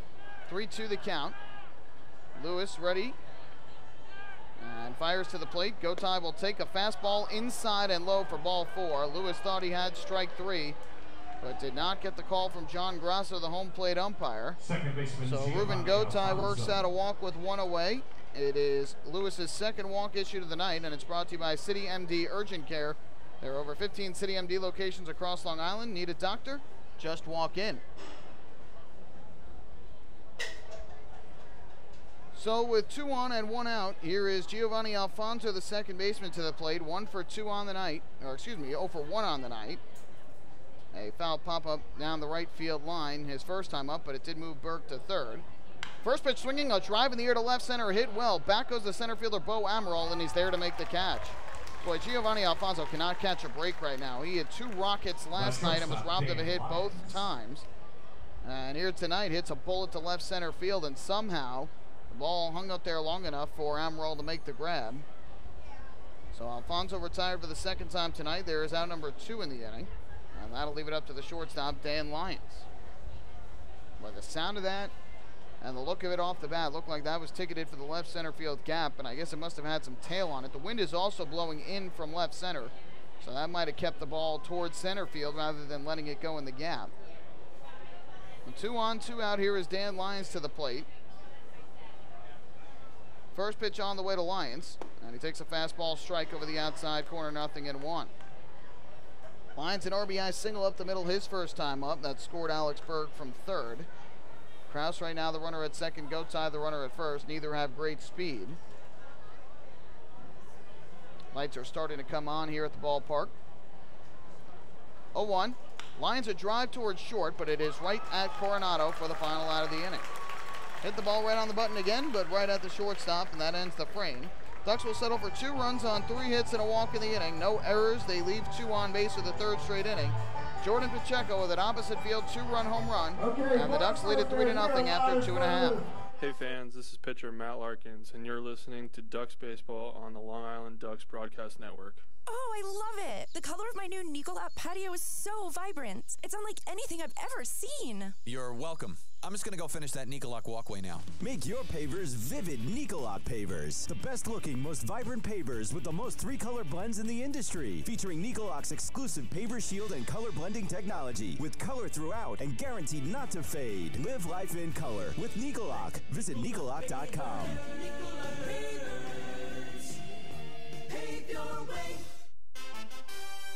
Have your birthday at the ballpark this season and celebrate with the Flock. Kona Ice birthday party packages with the Long Island Ducks are now available. Each package includes 10 box seats, a commemorative birthday t-shirt and autographed baseball, a pizza and Kona Ice party in the Hebrew National Picnic area, and so much more.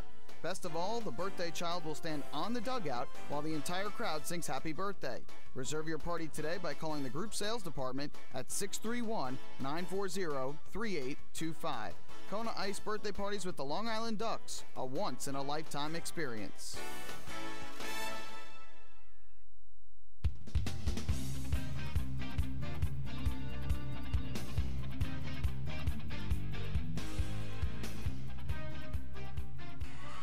Ducks now have a 3-0 lead as we go to the bottom half of inning number 3. And when Dan Lyons was retired on the line out to short to end the top half of the 3rd inning, that was the 15th out of tonight's ball game. Did you know that a 15-minute phone call to Geico could save you 15% or more on your car insurance? Get a free quote today. Call 1-800-947-AUTO. That's 1-800-947-AUTO, or visit geico.com. Michael Pollock here with you as we go to the bottom half of the 3rd inning. Bo Amaral is going to come to the plate. And Amaral will bat from the left side. First pitch from Dennis O'Grady, and the breaking ball misses low. Looked like a splitter. And the count goes to 1-0. Amaral a strikeout swinging his first time up. That led off the bottom of the 1st inning. 1-0. And he takes a fastball at the knees on the outside corner for strike 1. We mentioned O'Grady's last start. He took the loss, but allowed just 2 runs on 5 hits in 6 innings against Somerset on July the 16th. That was Sunday. Walked 2, struck out 2. 1-1. And misses down and in on a breaking ball for ball 2. He lost some control in the 1st inning. Ended up allowing a wild pitch that scored a run and then served up a home run in the 2nd inning to Carlos Guzman, but settled in nicely after that. Allowed just 3 hits and a walk over the next 5 innings from the 2nd through the 6th. Chopper onto the ground here to first base. They're going to rule a foul ball. The ball went off the foot of Bo Amaral before it went to first base. And so the count even up at 2-2.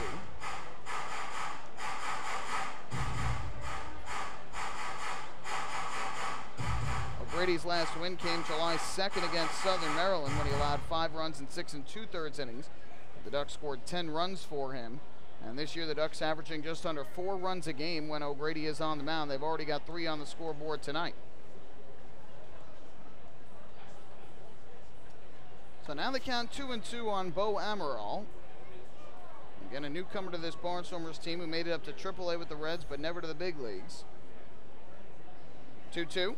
Line drive towards short on the ground. Fielded on a couple of hops by Lyons. He throws on a Pacheco at first for the out. Second baseman Rico Noel. Amaral retired, and there's one away. O'Grady is a Long Island native. He comes from Floral Park, New York, which is right there on the border between Nassau and Queens. Went to Archbishop Malloy High School in Queens. And then eventually headed south to go to Duke University. Same alma mater of former Duck Nate Fryman. Those two were teammates earlier this season.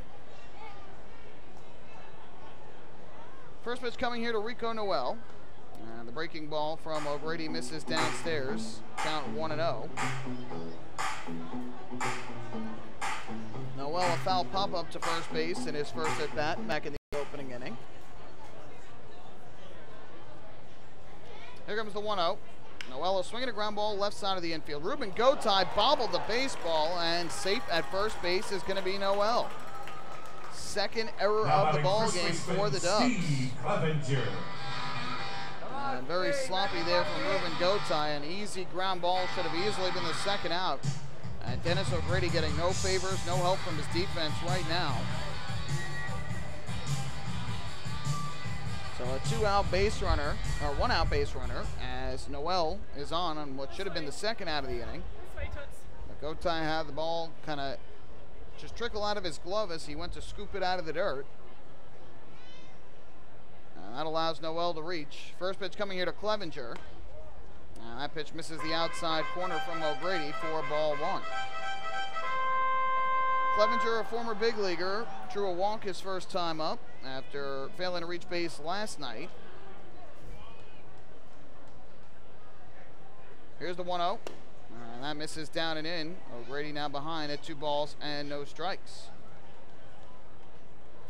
Clevenger began his big league career with the Cubs 2011 through 2013, then went to the Orioles from 2013 to 2015, and then, as we mentioned earlier, last year was with the Seattle Mariners, whom he played 22 games with. 2-0, runner from first bluffs, and the pitch is fouled back behind the plate. So Noel will head back to first base. Count now 2-1 on Clevenger.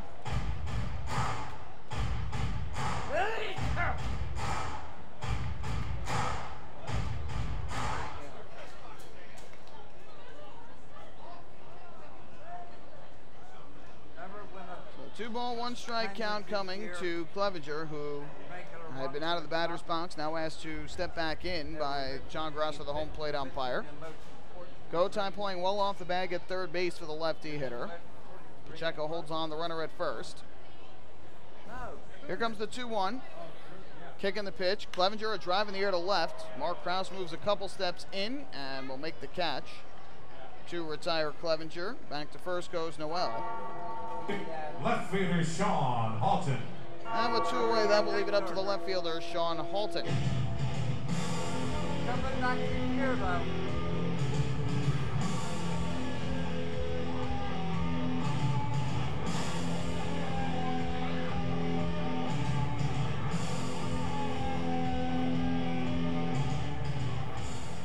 So up to the plate steps Halton, the righty swinging left fielder who popped out foul his first time up back in the opening inning.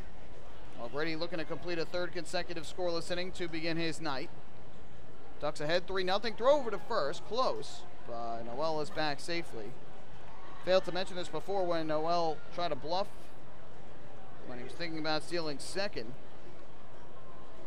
Noel, a very speedy base runner, 28 stolen bases this year. He's been caught just 4 times, made a career in the big leagues out of it as a speed threat for the Yankees. Another throw over, and Pacheco again tried to slap the tag on him. O'Grady's got a very good pickoff move. We've seen him pick off runners before this year. And very quick over to first base as he turns and fires a strike to Pacheco. But Noel gets back safely twice as Halton awaits at the plate. Another throw, and again Noel, back safely. Halton, a San Francisco product, 29 years old, made it up to the big leagues with the Brewers. Back here with the Barnstormers and continuing to hit the ball out of the ballpark like he did last year. Runner goes from first. Pitch here is dribbled, up the third base line. That's it, foul. I went to say dribble and I almost said nibbled, but it was dribbled up the third base line. A foul ball though, so Noel will have to retreat to first. And the count 0-1.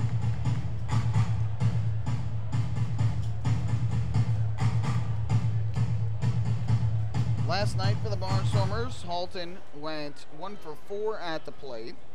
One hit was a single. Obviously, a big key for the Ducks is keeping the likes of Halton and Weber inside the ballpark. And they were able to do it last night, but still didn't matter. Garner went deep and Noel went deep. Noel, a guy you typically don't see it out. Another throw over, and again, back safely at first. You're boring everybody. Quit boring everyone. The Barnstormers music department poking fun at Dennis O'Grady for all his throws over to first. 0-1, runner bluffs, and the breaking ball catches the inside corner at the knees for a strike to Halton. Count quickly, 0-2 in favor of O'Grady.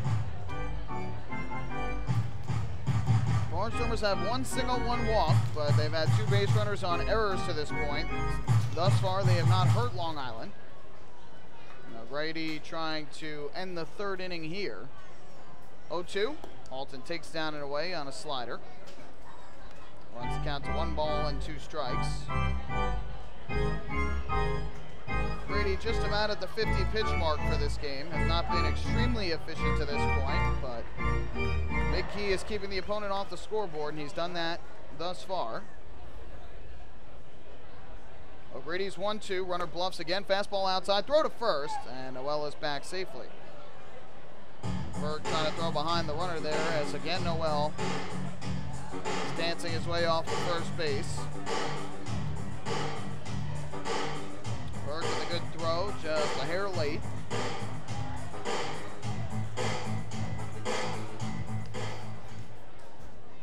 It'll be a 2-ball, 2-strike pitch now with a runner at first and 2 away. O'Grady deals, runner goes, pitch is smacked towards third, knocked down by Gotay, recovers, throws to first in time. Good play by Gotay. They call it the hot corner for a reason. That ball was smoked to third, and Gotay used his body to knock it down, made the play at first for the final out of a scoreless third. No runs, no hits, 1 error, and a runner left for the Barnstormers. 3 innings in the books. Here at Clipper Magazine Stadium, the Ducks still in front, 3-0. Hey fans, this is infielder Elmer Reyes, and you're listening to Duck Baseball on the Long Island Ducks Broadcast Network.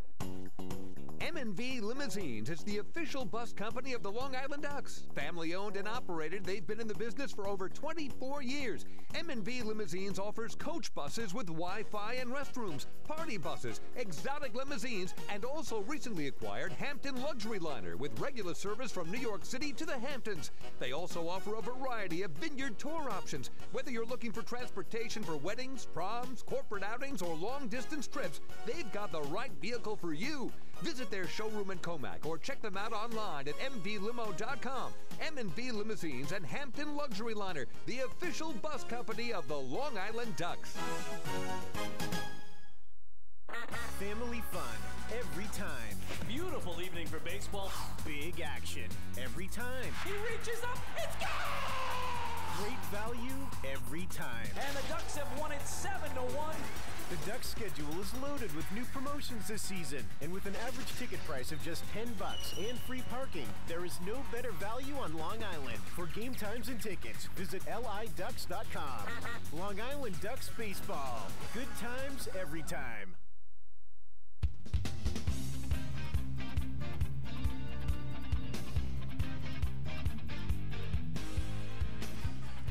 Fourth inning coming up here in Lancaster, Pennsylvania. 3 runs, 8 hits, 2 errors to the Ducks. No runs, a hit, no errors to the Barnstormers.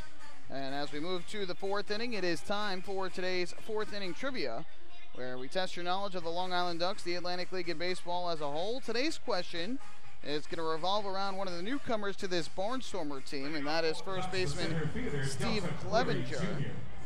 And so we'll get you the question here as Delta Cleary Jr. steps up to the plate for the Long Island Ducks. 3rd at bat of the day for Cleary Jr. as the Ducks begin their 3rd trip through the order. And he takes a breaking ball over the outside corner for strike 1.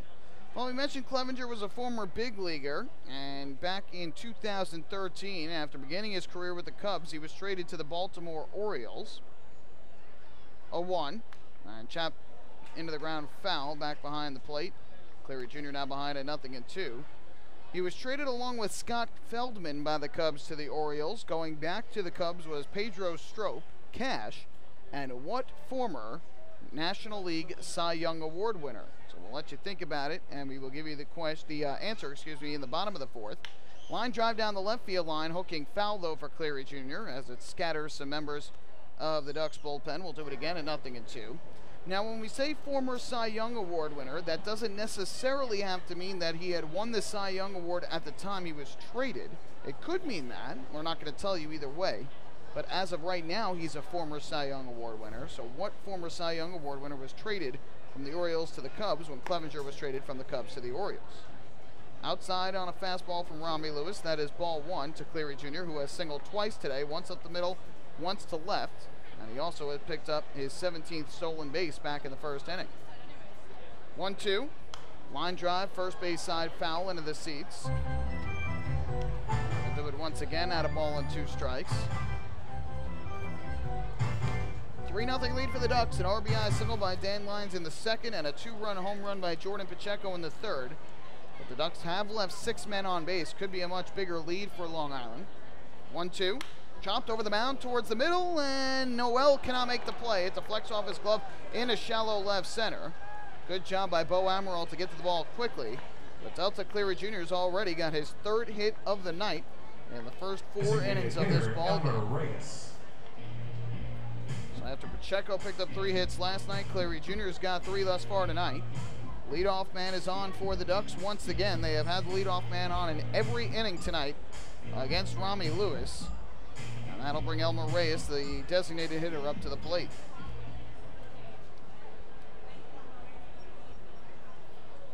Lewis has struggled against leadoff hitters this year. Leadoff batters hitting .377 against them this season. 29 hits and 77 at-bats coming in, and now 4 for 4 for the Ducks.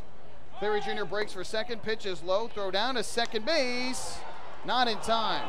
They say Cleary Jr.'s foot got in just ahead of the tag from Rico Noel. Fred DeJesus, the third base umpire, made the call. And now thrown out of the ball game is Rico Noel. Rico Noel has been ejected from this game by Fred DeJesus, who could not stand the arguing. DeJesus has taken off his hat. He is nose to nose with Rico Noel. And Ross Peoples, the manager for the Barnstormers, out to break up the discussion. Barnstormers shortstop Nate Coronado is also trying to get in the way between Noel and DeJesus. And Noel is red hot. He felt for sure that Cleary Jr. was out. It was a close play as Cleary Jr. slid in, but DeJesus makes his plea now with Ross Peoples to explain why he made the call. Noel did not like it, and he is still barking at Fred DeJesus, though he's got several bodies between him, including the catcher now, Anderson De La Rosa, who is trying to lead him away and back to the first base dugout. But Rico Noel has been ejected from this game. And Noel is talking things over with Ross Peoples as well as he heads back to the first base dugout. So we'll see who takes over at second base here for the Barnstormers. It looks as though Garrett Weber has headed back to the first base dugout, presumably to get a different glove, because I would think he would probably go over to second base. Looks like Josh Bell now has a glove, and he's going to head out into the field. So I have to think likely that Weber will move to second, and Josh Bell will take over at third base.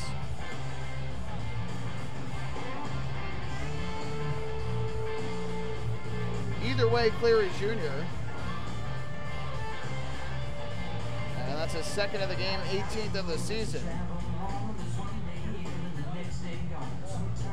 And again, it was such a close play, a bang-bang play. I don't know why Noel got so incensed over it. I can understand if you feel like you have an out. It frustrates you if you don't get that out, but to get that worked up over a stolen base to the point that you're ejected by one of this umpiring crew is a little surprising. So again, it does indeed look like Josh Bell has gone into the game as the third baseman. Bell had been the designated hitter, so I believe that for the Barnstormers, Garrett Weber will move from third base to second make the announcement now. Josh Bell, who was the designated hitter, will now play third base for the Barnstormers. So Bell will now play third base here in the fourth inning, which means the Barnstormers have lost the designated hitter. Bell goes to third base. And Weber will move to second base.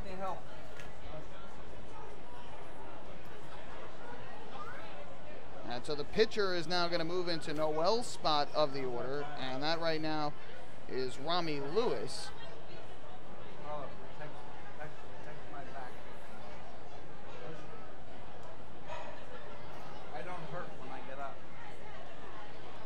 So now Reyes back up at the plate with a count of 1-0.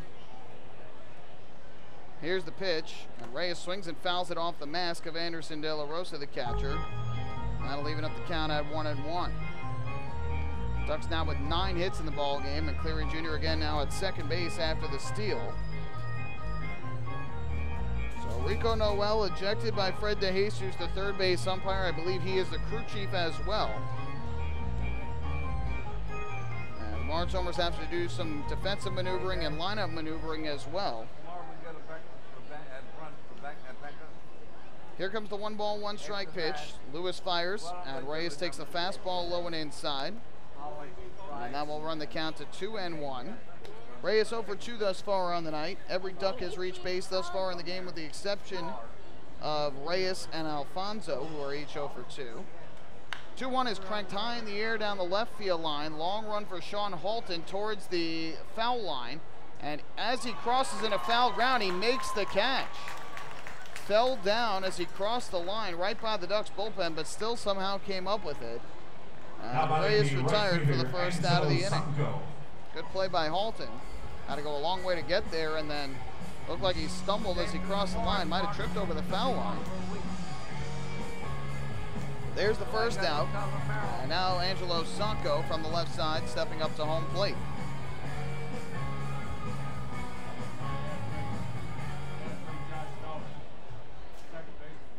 I didn't get a chance to see a replay of the play at second base on Cleary Jr.'s steal. Again, it was close. It was a bang-bang play. Fred DeJesus made the call that Cleary Jr.'s foot got in before the tag from Noel. And Noel argued and got thrown out. First pitch here, Sanko, a fastball cut on and miss. It was at the bottom of the zone. And the count 0-1. Sanko is 1 for 2 tonight. He doubled this last time up down the left field line and scored on Pacheco's 2-run home run. And the first inning flew out to the center fielder, Bo Amaral.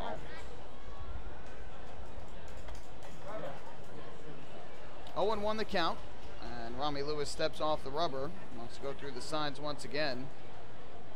Lewis has had to throw a pretty good amount of pitches to this point. 66 pitches, 46 of them for strikes. He's doing a little bit better at throwing strikes of late after some troubles early on. Now the 0-1 pitch. Sanko a swing and a miss as he cuts through another fastball from Lewis. Again down in the zone, and it's 0-2. Sanko took an 0 for 4 last night for Long Island. As he was retired on 2 strikeouts, a ground out, and a fly out. Trying to drive in Cleary Jr. from second and give the Ducks their 4th run of the game. And again, Lewis has to step off. A game that has been moving very slowly here tonight at Clipper Magazine Stadium. 0-2 from Lewis. He deals. And Sanko a swing and a miss, again chasing the fastball down in the zone for strike 3. It's another strikeout, and it's brought to you So by there is the second strikeout. First strikeout for Sanko, third strikeout, excuse me, for Rami Lewis. Second out of the inning. Now batting first baseman Jordan Pacheco. With 2 away, that is going to leave it up to the first baseman, Jordan Pacheco. After 3 hits last night, Pacheco off to a good start once again here tonight. Has walked and hit a 2-run home run in his first 2 plate appearances. First pitch here is a breaking ball that misses down and in. And the count 1-0. Third home run of the year for Pacheco, his 14th and 15th runs batted in. 1 inning ago, hitting it up onto the picnic tables and right where he hit it last night. Cleary Jr. leads from second, the 1-0. High pop-up in the air to center field. Backing up on it is Bo Amaral. Now he'll move in and to his left. And he'll make the catch in right center for the final out of the inning. So the leadoff single by Delta Cleary Jr. goes to waste for the Ducks. No runs in the inning, 1 hit, and they leave a man on base through 3.5 innings. The Ducks still in front, 3-0. Hey fans, this is infielder Giovanni Alfonso, and you're listening to Ducks Baseball on Long Island Ducks Broadcast Network. Long Island's Ford Giant is celebrating its 60th year anniversary. Stop by Sayville Ford to check out their state-of-the-art showroom featuring enclosed service drives, luxurious customer lounge, and a larger selection to choose from. Get giant savings on hundreds of new and used vehicles in stock. Sayville Ford's 60th anniversary celebration is going on now. Visit SayvilleFord.com or download the Sayville Ford app today to learn more about Sayville Ford's 60th anniversary savings. Call 631-589-4800 today.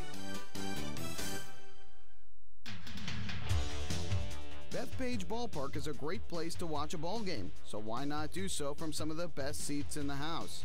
the Ducks are proud to present the brand new Long Island Ducks Beer Garden. Open for all fans on nights when the Smokin' Owl's party deck has not been reserved, the Beer Garden will feature a variety of frosty draft and bottled brews, as well as several food choices.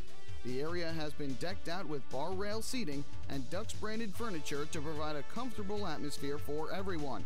Be sure to stop by and check out the brand new Long Island Ducks Beer Garden on your next visit to the ballpark.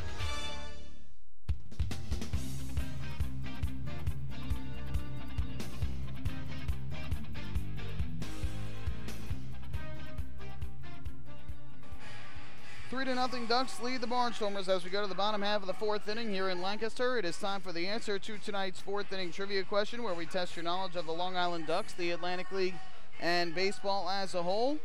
Gave you the question in the top half of the inning.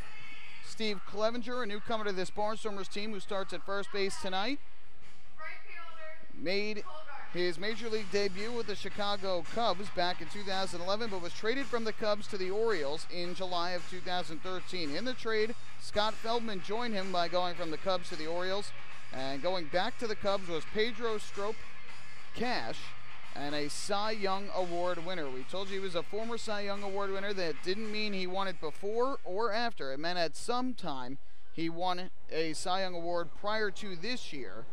We didn't want to give any hints away, so we'll let you think about it, or we did let you think about it, as this one fouled off by Cole Garner. That is strike one. The answer to the question, Jake Arrieta, who won the Cy Young Award in 2015 with the Chicago Cubs when he was 22-6 with a 1.77 earned run average. Steve Clevenger, part of that trade, that brought Arrieta to the Cubs and eventually helped them to a World Series championship, their first in 108 years.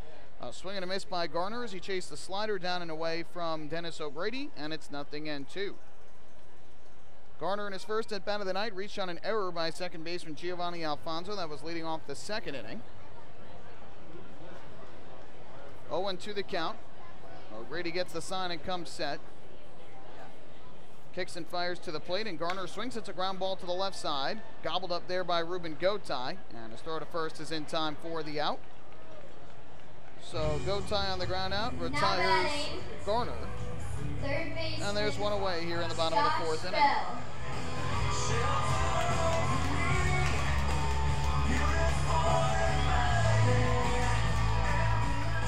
That'll bring Josh Bell up to the plate.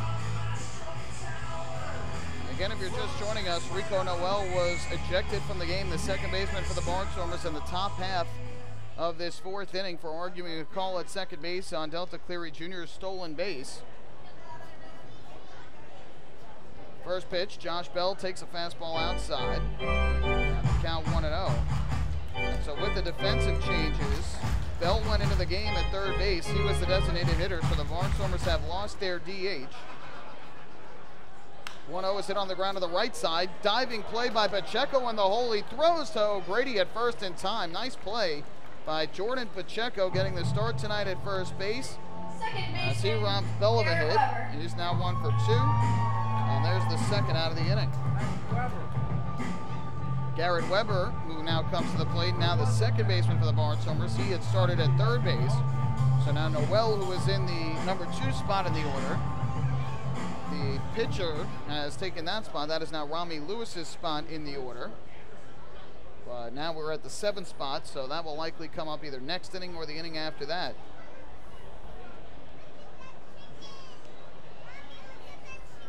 First pitch here misses downstairs, ball 1 to Weber, who struck out swinging his first time up back in the second inning. 1 of 2 strikeouts on the night for O'Grady.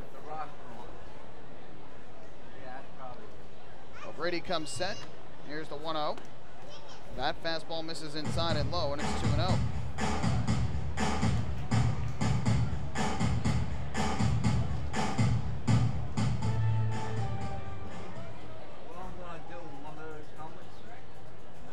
O'Grady kicks and deals. Weber is swinging a ground ball to third. Backing up is Gotay. The long throw across the diamond. What a pick out of the dirt by Jordan Pacheco. Well, Jordan Pacheco, who is normally a catcher for the Ducks, flashing some leather here in the fourth inning at first base. Makes a diving pick out of the dirt in the hole on the right side of the infield to retire Josh Bell. and then makes a terrific pick out of the dirt to rob an error from Ruben Gotay. Looked like Gotay was going to commit an error on that throw down in the dirt at first base, but what a pick by Jordan Pacheco for the final out of the inning. So 3 groundouts for the Barnstormers, no runs, no hits, nobody left. It's also a PSEG Long Island energy efficient inning with energy efficiency programs from PSEG Long Island. Saving on your electric bill is also as easy as 1, 2, 3.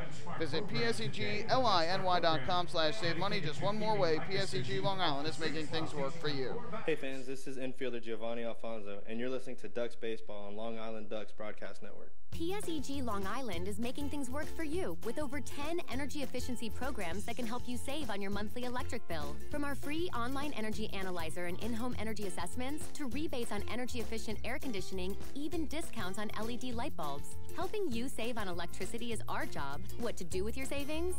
Flight 85 now boarding for the magic of Orlando.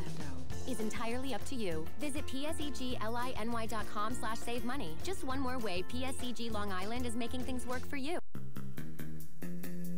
Take your group out to the ball game this season and enjoy all the fun of Ducks baseball at discounted prices with the picnic area, luxury suites, the Smokin' Owls party deck, and so much more. Bringing your group to the game will be an unforgettable experience. The Ducks even offer opportunities to sing the national anthem, serve as the Ridgewood Savings Bank color guard, be the Nicolak Dream Team, put on a pregame performance, or shag fly balls during Ducks batting practice. To book your outing today, call 631-940-3825 and ask for the group sales department. Long Island Ducks Baseball. Good times every time.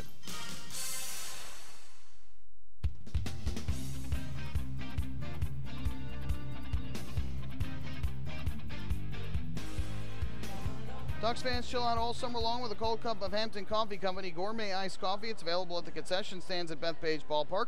Hampton Coffee is the preferred coffee of the Long Island Ducks. Visit HamptonCoffeeCompany.com or check out their cafes in the Hamptons.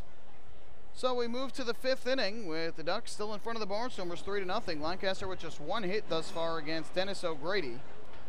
Jordan Pacheco made a great play to rob Josh Bell of a hit and then made a great scoop out of the dirt as Mark Krause takes low for ball 1 on the throw over from Ruben Gotay on the ground ball from Garrett Weber, saving Gotay of a second error tonight. Rami Lewis fires a 1-0, and Krause drives one deep but foul down the right field line. Hit off the roof of that picnic area down the right field line in foul ground. It's more of like a barn-like structure there rather than the tents above the right field fence. 1-1 on Krause, who tonight has gone 1 for 2. He grounded out to first in the first inning, stranding 2, but then picked up a double following the Pacheco home run in the third. 1-1.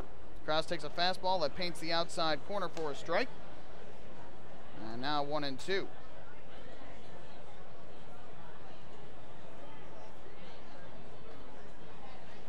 Temperature seems to have cooled down a little bit, and the humidity seems to have gone away a little. Cloudy skies now have come overhead of the ballpark as Krause takes the slider off the outside corner. And that'll even things up at 2 balls and 2 strikes. And no word of if there is any rain in the vicinity, but for the moment we are dry. 2-2 from Lewis. And Krause chops one into the ground up the first base line. It's going to roll foul. Count remains even on Krause. Last night for the Ducks was 1 for 3 with a hit and a walk. Krause has now hit safely thanks to his double tonight. He has hit safely in 8 consecutive games.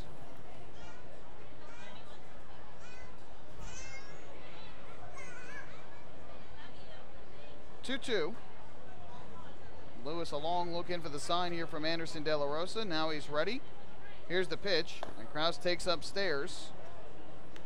Lewis misses with a fastball. That'll run the count full on Krause, who will be followed by Bergen Gotay, lefty-righty switch hitter, as we play in the top of the 5th. 3-2 delivery from Lewis. Krause hits a high fly ball in the air to right. That is hit well. Corner going back. He looks up, and you can forget it. Clearing the picnic tents in right. It's a solo home run for Mark Krause. His 11th home run of the season. 2nd homer of the night for the Ducks, and they lead it 4-0 here in the 5th inning. Second home run for a member of this Ducks team out towards the picnic tents in right, where the faithful flock are all standing and applauding. Mark Krause continuing his hot hitting as he goes deep yet again. And it's now a 4-run lead for Long Island. Krause second on the team with those 11 home runs, and he has now gone deep in 3 of Long Island's last 4 games. First pitch to Alex Berg is taken low and inside for ball 1. Krause did a 2-run home run on July the 18th. That was Tuesday night. A 3-run home run in the Ducks' 13-6 win Wednesday. And after going homerless yesterday, he hits a solo blast here leading off the 5th inning. That's outside for ball 2 to Alex Berg. That is home run number 69 on the year for the Ducks. If they hit 100, they will meet the Chappie's Home Run Challenge, and Chappie's Funeral Homes will donate $5,000 to the Quacker Jack Foundation. Fouled back to the screen by Berg on the 2-0. Count now 2-1. And I'll tell you what, off the bat, I didn't think that ball was going to go out, but that ball certainly seemed to carry with the wind now blowing towards the right field foul pole, and Garner really just kind of watched that one fly over. As Berg takes a fastball low for ball 3. The fans were all waiting to see if they would get that baseball, but the ball literally cleared the picnic tents and went out. It appeared at least went out onto the street behind the ballpark. Good hitters count, 3-1. Berg swings away and misses at a fastball tailing outside. Count 3-2. Berg is 1 for 2 tonight, an infield single, a run scored, but struck out his last time up in the 3rd. Ducks now out hitting the Stormers 10-1.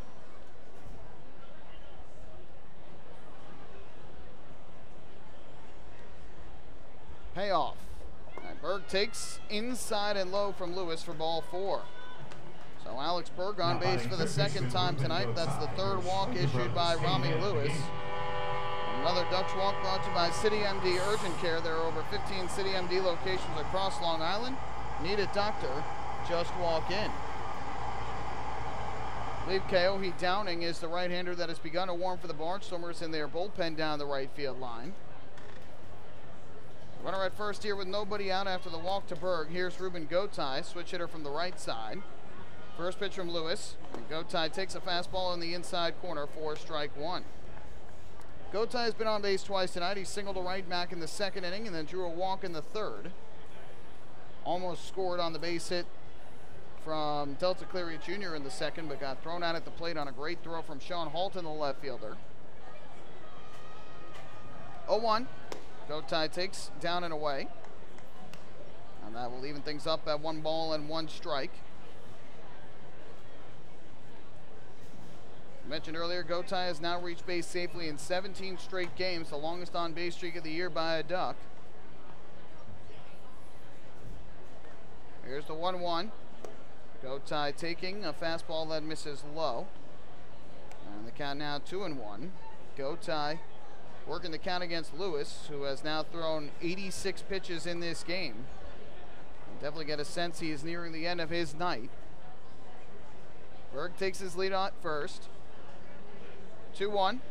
Line drive, foul down the right field line by Gotay. Bounces up into the seats on 1 hop.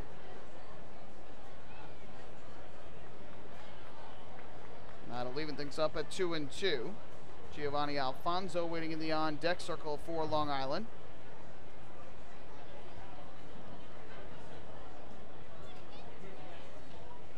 Crowd has been quieted here in Lancaster. Not a pass capacity crowd, but a good crowd on hand here for this Saturday night.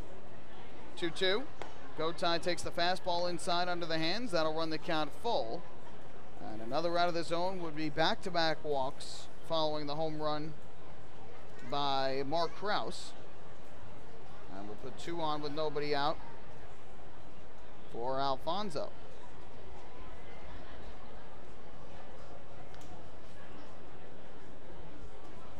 So here comes the payoff pitch. Runner from first goes. Gotay hits a little flare to second base, and it's going to turn into a double play. Second baseman Weber catches it, runs to first, and throws it there for the out. Alex Berg is retired, and just like that, 2 away. That's the risk you run when you send the runner there on a 3-2 pitch with nobody out. Is that if the ball is caught on a line drive or a pop-up on the infield, that's going to be a double play. Kevin Baez now talking things over with Alex Berg as Berg heads back to the dugout. So 4-3 on the double play. And with 2 away, that will bring up the second baseman, Giovanni Alfonso. First pitch is a breaking ball strike over the inside corner, 0-1. This game really could be much more lopsided than it is. Again, the Ducks lead 4-0 throughout hitting the Barnstormers 10-1. But the Ducks have left 7 on base over the first 4 innings of play tonight. As Alfonso smacks one on the ground at third, Josh Bell fields on a couple hops, had trouble getting it out of the glove, but eventually does and throws out Alfonso to end the inning. Ducks add another run here in the 5th. 1 run on 1 hit. The solo home run leading off the inning by Mark Krause. No errors. The bases left empty halfway through. And the Ducks lead it 4-0. Hey fans, this is Yuri De La Rosa, left-hander pitcher, and you are listening to Ducks Baseball on the Long Island Ducks Broadcast Network. Hey Ducks fans, the official hotel of the Long Island Ducks is the Radisson Hotel, Hauppauge, Long Island. It's centrally located on the north shore of Long Island and offers a home away from home for both business and leisure guests. The Radisson Hotel, Hauppauge, Long Island features an indoor pool, 24-hour business center, a fitness center, and complimentary Wi-Fi in all guest rooms. Enjoy the contemporary American cuisine at the Fountain Grill restaurant or grab a quick bite to eat at Cafe Pronto. And best of all, it's only minutes away from Bethpage Ballpark. The Radisson Hotel, Hauppauge, Long Island, the official hotel of the Long Island Ducks. Call 631-231-1100 today. That's 631-231-1100. Hey Ducks fans, stay up to date with Long Island's hometown team by visiting Quack of the Bat, the official blog of the Long Island Ducks. Quack of the Bat will bring Ducks fans beyond the headlines with in-depth feature articles, breaking news stories, game previews, post-game wrap-ups, and so much more. Interact with the team during the entire season through quotes directly from the players and coaches, as well as exclusive video clips and photos. Check out the blog today at quackofthebat.wordpress.com. Quack of the Bat, the official blog of the Long Island Ducks.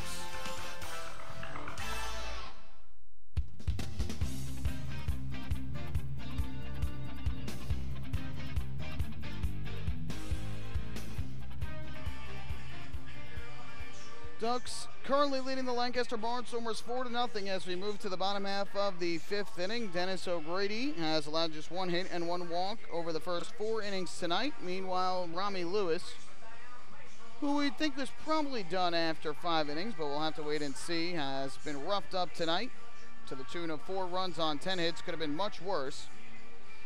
But fortunately for the left-hander, he was able to wiggle out of some big jams and avoid some deeper damage done to him.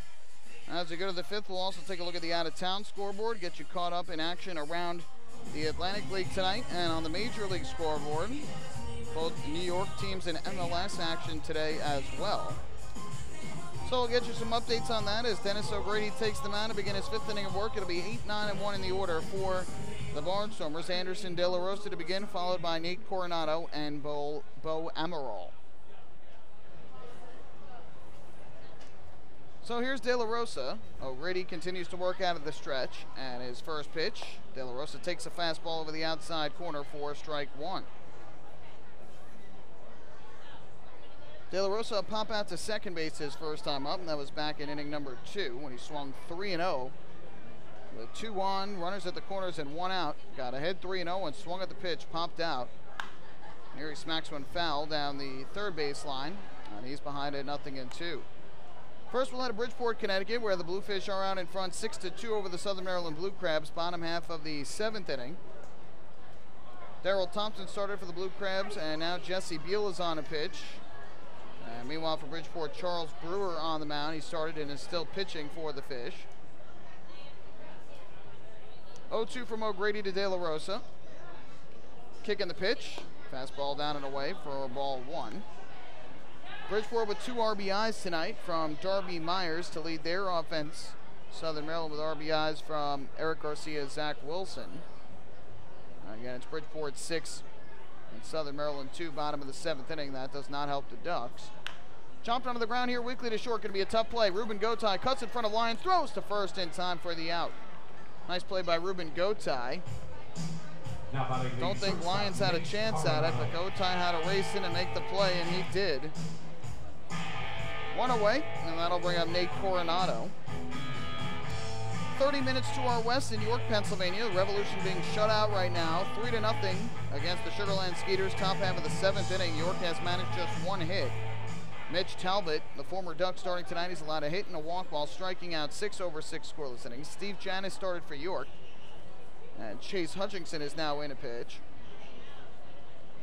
First pitch here to Coronado. Swung on and fouled off down the right field line. And the count 0-1. Revolution have given up 2 run-producing hits to Joe Benson. An RBI as well for Hector Oliveira. And York losing. Good news for the Barnstormers, who lead York by a half game. Line drive to second here. A little leap for Alfonso, who makes the grab. Didn't really need to jump, but makes the catch. Coronado retired on the line out. Now batting center fielder Bo Amaral. O'Grady has now retired 7 in a row since Noel reached on the error in the 3rd inning. Now 11 of the last 12 retired, with that error being the lone exception, since he allowed the first 2 to reach in the 2nd inning on an error and a single that deflected off O'Grady's glove. So a 2 away, that brings up the lefty swinging Bo Amaral. The next batter would be the pitcher, and again, that would be Rami Lewis. We'll see if the Barnstormers send out a pinch hitter into the on-deck circle. Fouled off here, back behind home plate. Now the count 0-1. Nobody's out of the on-deck circle right now. After a rain delay, Patriots and the Bees underway in Somerset. Top of the 3rd, no score. David Kubiak starting tonight for Somerset. Greg Napo going for the Bees. Somebody has now emerged from the dugout with a bat, so we'll wait and see who it is. It does indeed look like Rami Lewis, who has gone out. Pitches a ball, and the count 1-1. There is nobody warming right now in the bullpen, so it looks as though Lewis will go back out there for the 6th inning, especially given the fact that he's now out in the on-deck circle as a pinch hitter. Not a pinch hitter, but as the batter, because, again, the Barnstormers lost their DH spot. That fastball misses low, and it's 2-1. Mets underway at home against the Athletics, but it is Oakland out to a 5-0 lead through the first 3 innings of play. Matt Joyce has gone deep, his 13th home run of the year, and Matt Chapman also hitting his 3rd of the year. Excuse me, Joyce's 13th, Chapman his 3rd. Zach Wheeler starting for the Mets, and Sean Manea going for the Athletics. There's a strike from O'Grady, and that'll even up the count at 2 balls and 2 strikes. Yankees and Mariners, in about an hour in Seattle. Masahiro Tanaka for the Yankees and Ariel Miranda for Seattle. O'Grady trying to retire the side in order for the 2nd inning in a row. It'll be a 2-ball, 2-strike pitch from the right-hander. Kicks and comes home, and Amaral takes a fastball just outside. O'Grady tried to paint the corner for strike 3, but just missed. And the count full at 3-2. Red Bulls shut out Minnesota United today, 3-0 on the road, on goals from Daniel Royer, Bradley Wright Phillips, and Alex Muil. And New York City FC defeats the Chicago Fire 2-1 at home, behind goals from David Villa and Frederick Briant. U.S. men's national team will take on Costa Rica at 10 o'clock down in Dallas. Fly ball in the air to right center field. Long run in for Angelo Sanco. He dives and he makes the catch. Excellent running grab for Angelo Sanco in right, as the Ducks continue to flash the leather tonight. So Sanco robs a base hit from Bo Amaral, and Dennis O'Grady with his 2nd straight 1-2-3 inning.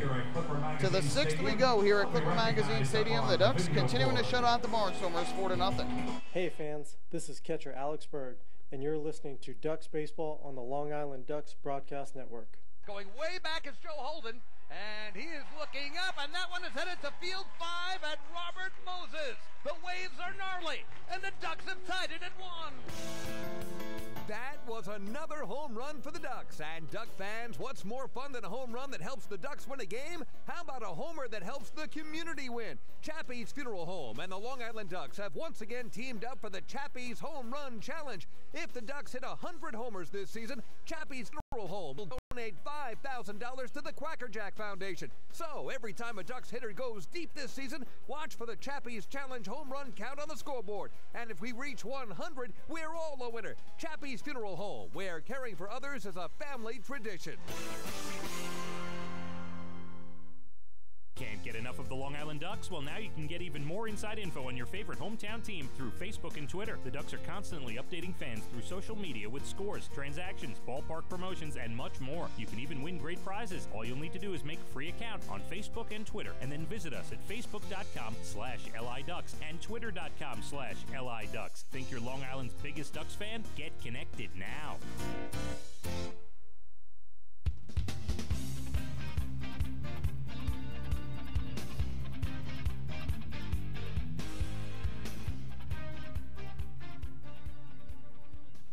Ducks fans follow all season long as the Long Island Ducks try to meet the Chappie's Home Run Challenge.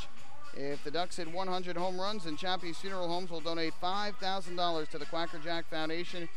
Chappie's Funeral Homes, where caring for others is our family tradition. Ducks lead this one 4-0. 2 home runs in this one after hitting one last night. Jordan Pacheco, a 2-run home run to right, his second home run in as many nights. Mark Krause, a solo blast to right, his third homer in the last 4 games. Now the Ducks out hitting the Barnstormers 10-1.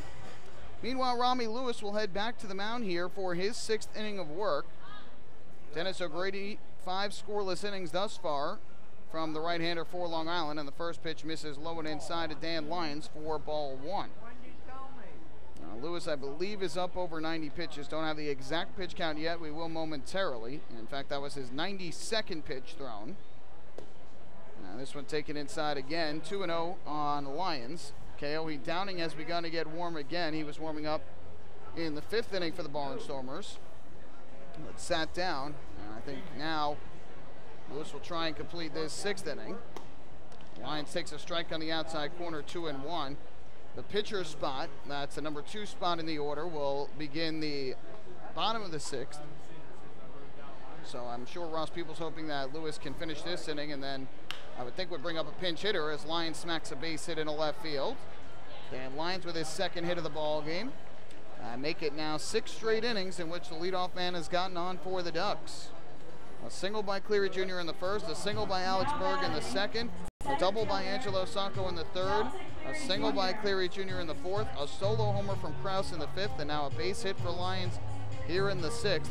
Every inning tonight that the Ducks have come to the plate, Rami Lewis has allowed a leadoff base hit. That's incredible. And we mentioned it earlier, leadoff batters hitting .377 against Lewis this year. That's batters that lead off an inning. So now Cleary Jr. will come to the plate.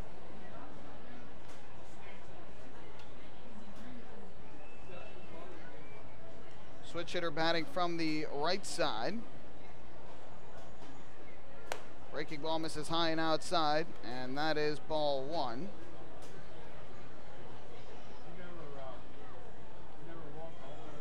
Cleary Jr. has had himself a ball game thus far. 3 hits and 3 at-bats, along with a couple of stolen bases, one of which got a Barnstormers second baseman ejected, Rico Noel.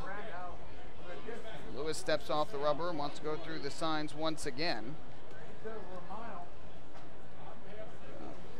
Cleary Jr. stole second base in the 4th inning. Noel disagreed with the call, and Fred DeJesus, after the argument, threw out Noel from this game. That's why the pitcher is in the 2 spot of the order. 1-0. Fouled off back behind the plate.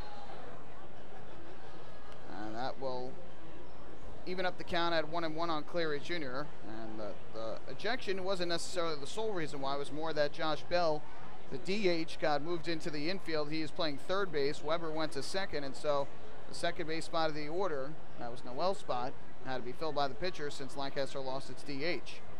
1-1 is up and away as Lewis missed again. Now 2 balls and a strike on Cleary Jr. The Ducks now out hitting the Barnstormers by 10 in this game, 11-1. Such a stark contrast to last night where the Ducks managed just 6 hits in total and 1 run. 2-1 from Lewis. Lyons leads at first, nobody out. Here's the pitch. Cleary Jr. takes the fastball down and in. Now jumps in front at 3-1. And another out of the zone would put 2 on, nobody out for Elmer Reyes. And Reyes and Alfonso remain the only 2 Ducks that have yet to pick up a hit in tonight's ball game. See if Lyons takes off for second here with the 3-1 count. Lewis looks to first, now deals to the plate. Lyons does not go, and Cleary Jr. takes a breaking ball strike. outside corner 3-2. And again, now we'll see if Lyons does take off. You tend to see guys go with the 3-2 count, even if there's not 2 outs in the inning. I think you might see Lyons go here. We'll see, though. Lewis ready. Deals to the plate. There goes Lyons. Cleary Jr., a high fly ball in the air to left center field. Lyons is going to have to head back to first. Bo Amaral under it to make the catch. And this time, Lyons is able to get back, unlike last inning when Berg was caught off of first on the pop-up hit into by Ruben Gotay. So Cleary Jr. retired for the first time tonight. There's the first out. And that'll bring up the designated hitter, Elmer Reyes.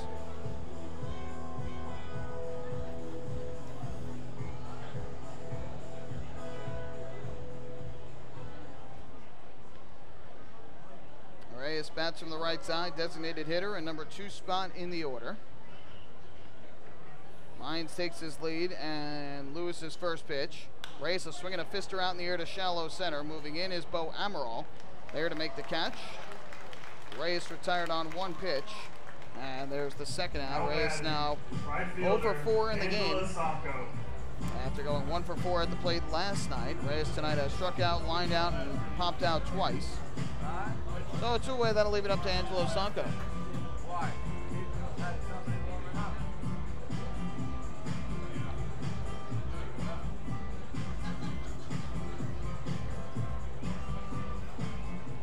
Lewis trying to complete his 6th inning here before his spot in the order comes up. Lewis will face another lefty here in Sanco, who tonight is 1 for 3 with a double and a run scored. First pitch from Lewis. Sanco a swing and a miss. He is almost always ready to hack first pitch and chases out of the zone there. The count 0-1.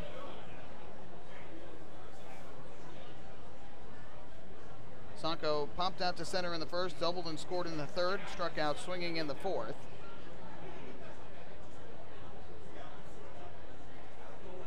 Here comes an 0-1 from Lewis. Lyons still at first base. There goes Lyons. Pitch is taken low. The throw down to second base is in time. Oh, they say Lyons is out there at second. And Lyons looked much more safe on that play than Cleary Jr. did 2 innings ago. Kevin Baez is going to go out there to let Fred DeJesus know about it. Dan Lyons over there as well, as he disagrees. So in the inning for the Ducks, no runs, 1 hit, and nobody left on base. To the bottom of the 6th we go, 4-0 Long Island. Hey fans, this is pitcher Dennis O'Grady, and you're listening to Ducks Baseball on the Long Island Ducks Broadcast Network. Oh, I love it! The color of my new Nicolat patio is so vibrant. It's unlike anything I've ever seen. You're welcome. I'm just going to go finish that Nicolak walkway now. Make your pavers vivid Nicolak pavers. The best looking, most vibrant pavers with the most 3-color blends in the industry. Featuring Nicolak's exclusive paver shield and color blending technology. With color throughout and guaranteed not to fade. Live life in color with Nicolak. Visit Nicolak.com.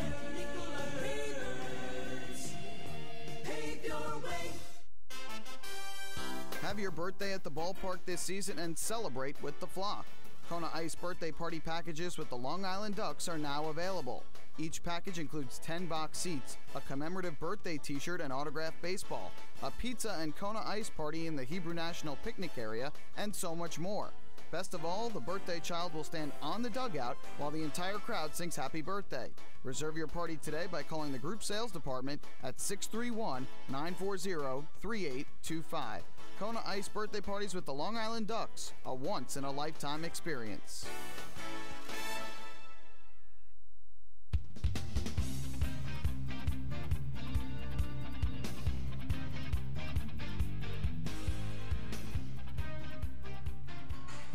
Bottom half of the 6th inning coming up here at Clipper Magazine Stadium. Long Island Ducks remain in front of the Lancaster Barnstormers 4-0. Dennis O'Grady back to the mound for his 6th inning of work. And enters the inning with a total of 71 pitches thrown, 42 for strikes. He's allowed just 1 hit and 1 walk while striking out 2.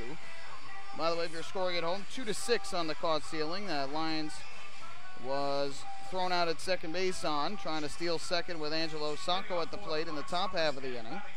Ducks have had at least 1 hit in every inning of the game, but have left 7 on base to this point. We go to the bottom half of the 6th. And for the Barnstormers, they will send up the pinch hitter here. Again, it would be Rami Lewis's spot in the order. Trayvon Robinson is going to go in as the pinch hitter for Rami Lewis. And then the pitcher will take over in that spot of the order. So Robinson will pinch hit for Rami Lewis here in the 6th inning. And the first pitch on the way is taken low for ball 1 from O'Grady. Rico Noel was 0 for 2 in his 2 at-bats of the night. He had popped out foul the first and reached on an error by Gotay in the 3rd. Swing and a miss, good fastball, and Robinson cut through it. The count even up at 1-1. On the season, Trayvon Robinson hitting .274 for the Barnstormers. He's got 5 homers, 22 runs batted in. Did not start either of the first 2 games of this series. O'Grady kicks and deals the 1-1. Tapped into the ground foul at home plate. Robinson was out in front of it.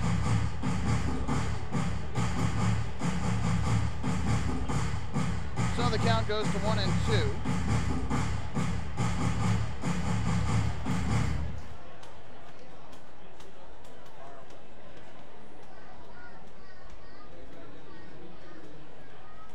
Infield straight away here for Robinson, although Gotay a little bit further off of third than Pacheco is at first. The 1-2, Robinson pops one in the air to left field.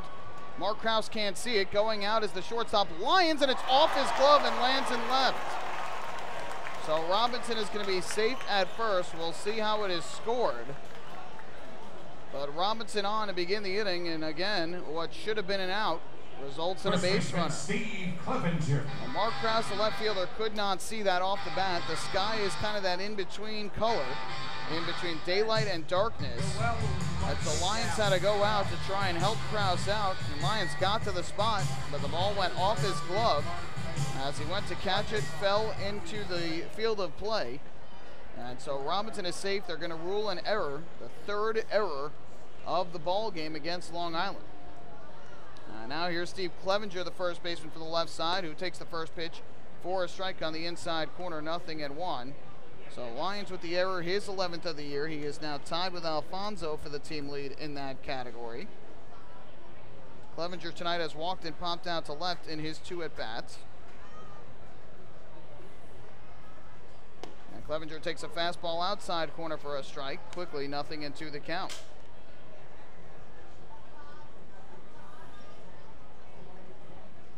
Grady, who had worked out of trouble in the 2nd and the 3rd when the Ducks committed errors, will have to try and do so again here in the 6th. Robinson leads at first. Here's the 0-2. Clevenger takes a fastball that just missed the outside corner. Might have been a little low. So the count goes to 1-2. Robinson does have good speed, and this year for the Barnstormers, 11 steals in 12 attempts. So Grady will have to pay attention to him. 1-2. There's a breaking ball that just missed the outside corner. The Ducks dugout can't believe it. 2 pitches in a row that were close. But O'Grady did not get the call either time. Now the count 2-2.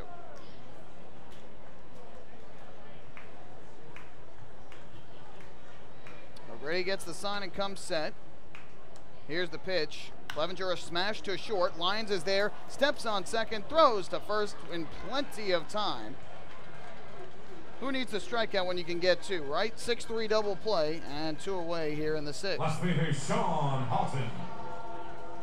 And what you love that you've seen from O'Grady tonight is, despite the defensive miscues during the course of this game, he's not let that affect him. Sometimes you see a pitcher get unraveled when he thinks he gets an out, doesn't get that out, and eventually ends up surrendering runs. But you have not seen that at all tonight from Dennis O'Grady, and that is certainly a very positive sign.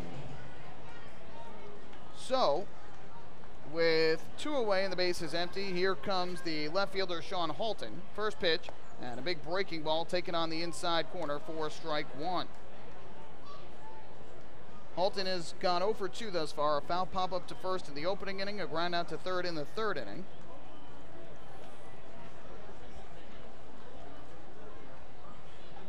From the stretch, the 0-1. kick in the offering, and O'Grady misses down and away. That'll even the count up at 1 ball and 1 strike.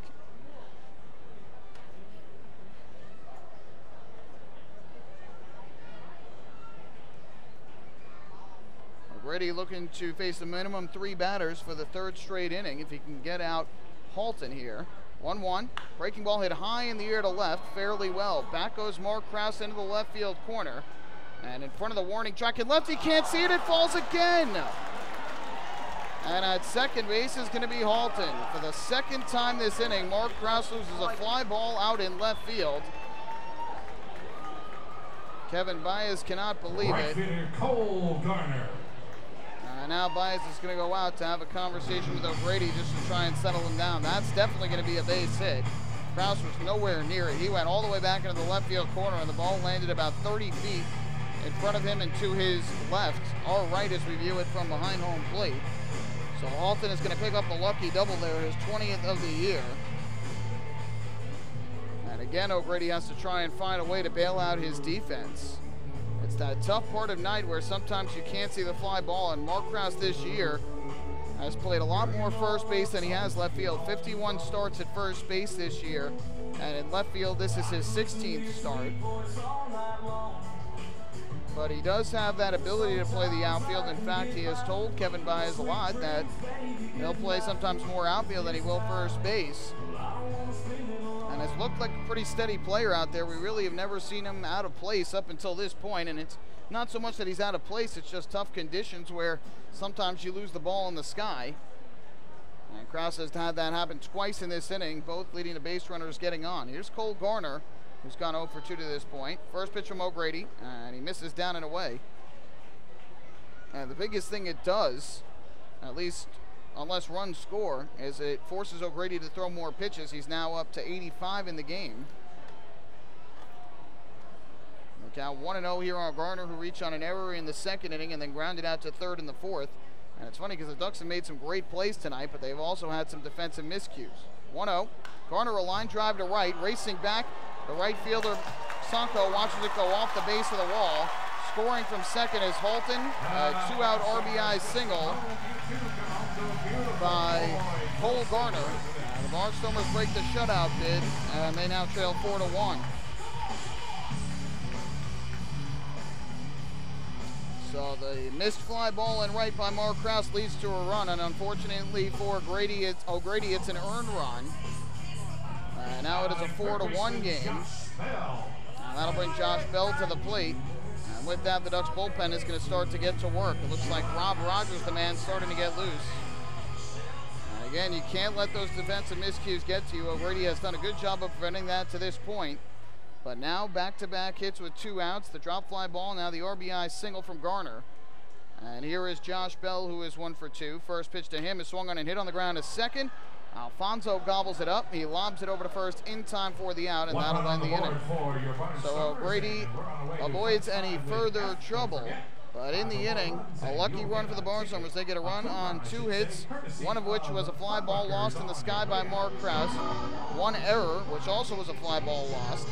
And 1 runner left on base. We will head to the 7th here at Clipper Magazine Stadium. 4-1 in favor of Long Island. Hey fans, this is right-handed pitcher Tyler Levine, and you're listening to Ducks Baseball on the Long Island Ducks Broadcast Network.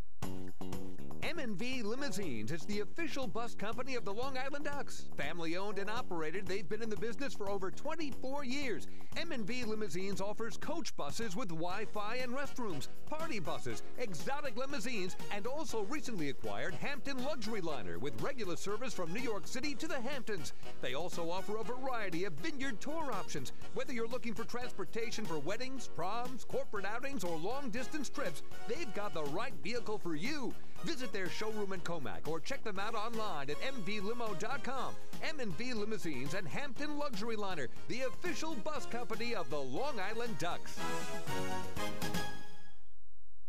Family fun every time. Beautiful evening for baseball. Big action every time. He reaches up, it's gone! Great value every time. And the Ducks have won it 7-1. The Ducks schedule is loaded with new promotions this season, and with an average ticket price of just $10 and free parking, there is no better value on Long Island. For game times and tickets, visit liducks.com. Long Island Ducks Baseball. Good times every time.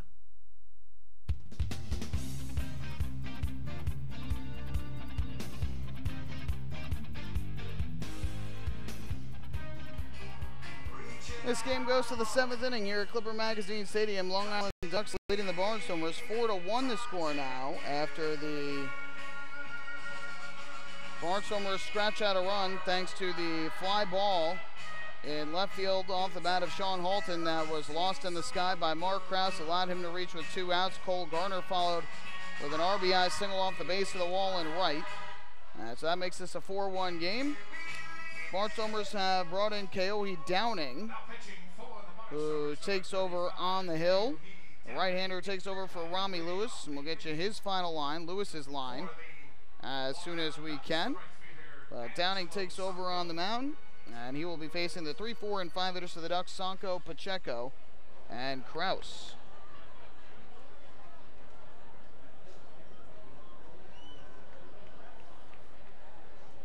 So here is Sanko to the plate. He was batting in the 6th inning when Dan Lyons was caught stealing at second base.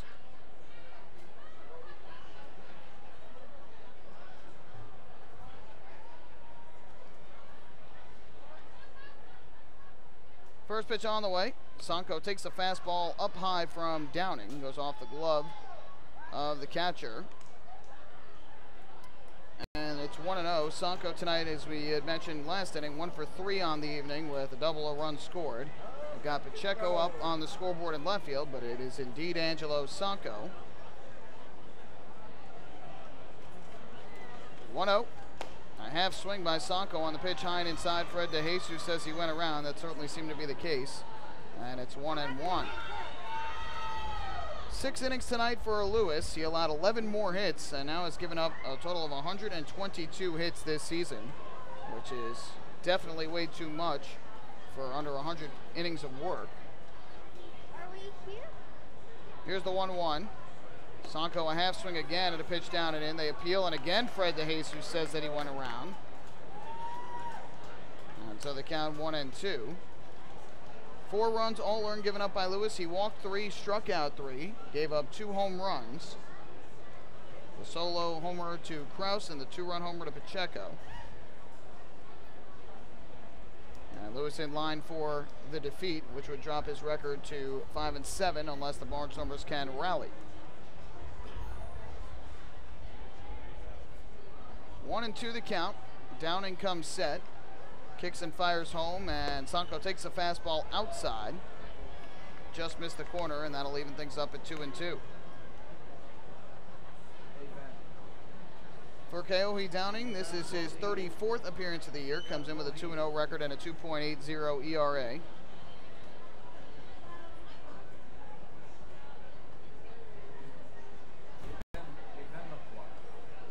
From the stretch, here is the 2-2. Downing delivers, and Sanko checks his swing again. A fastball that misses low and away that Downing thought he had for strike 3. Does not get the call, though.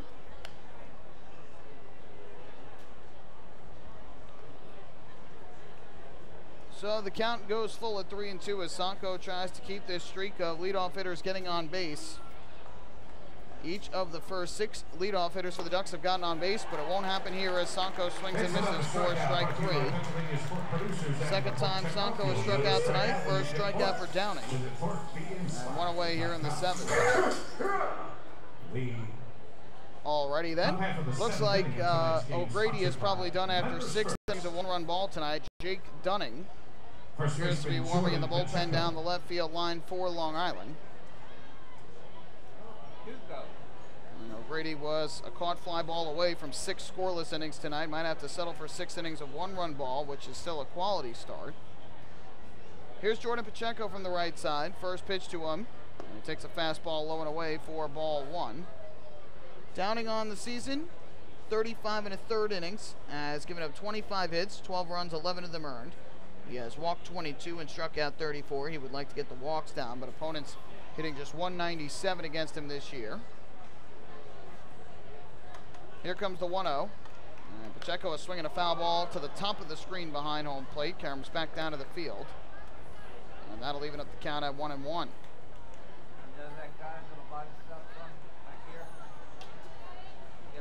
Wind continues to blow in from left field towards the first base line. So that has not been inviting for the hitters, especially the ones that hit the ball out to left field tonight. Here comes the 1-1 pitch. Downing fires, and Pacheco takes the fastball inside under the hands as he's backed off the plate. And now 2 balls and a strike, as this game now about 2 hours, 10 minutes old as we play in the top half of the 7th inning.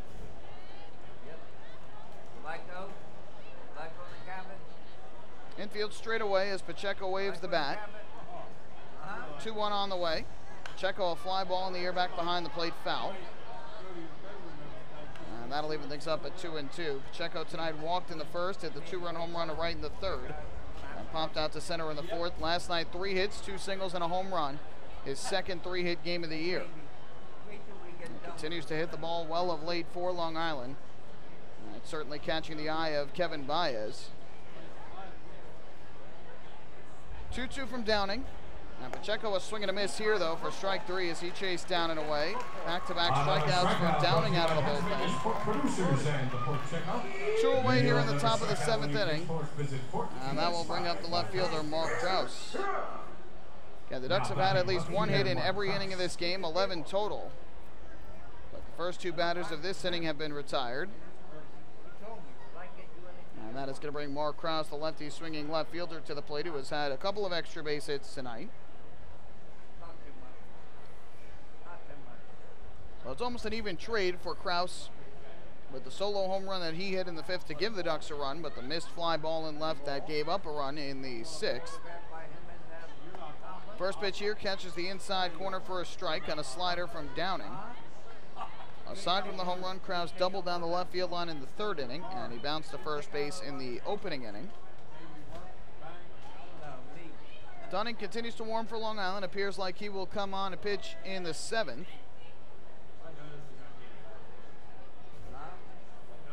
Oh-1. Krause takes up and inside as Downing missed with the ball, and that'll even the count at 1-1.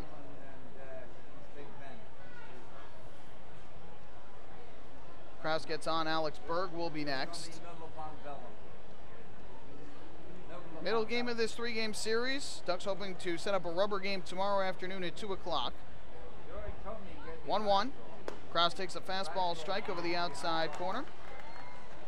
And Downing now a strike 3 away from striking out the side here in the top of the 7th inning.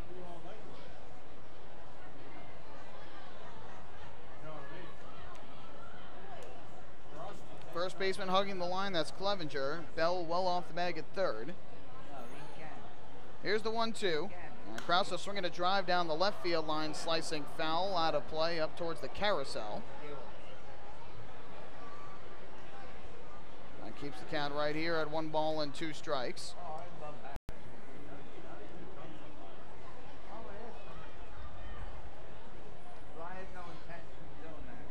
Sun has set here, darkness falling upon us in Lancaster. Now the Ducks tonight with a run in the 2nd, 2 in the 3rd, and another in the 5th, maintaining a 4-1 advantage. Downing gets the sign from De La Rosa. Here comes the 1-2 to Krause. And Krause takes inside, and I believe that hit him right on the foot. Krause will make his way down to first base on the hit by pitch.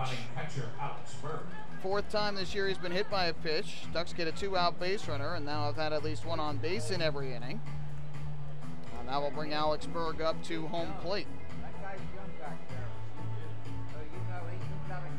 That is the 4th batter that Downing has hit this year, 2nd most on the Barnstormers right now. Brian Evans has hit 5.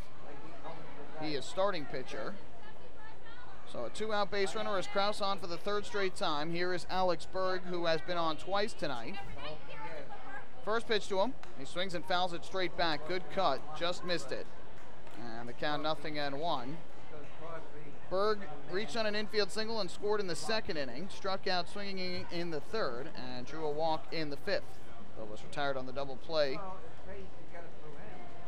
Hit into by Ruben Gotay.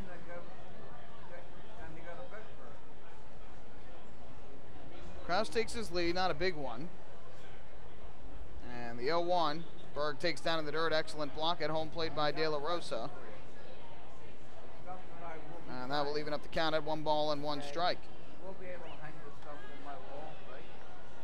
Downing working very slowly on the mound, taking a lot of time in between pitches.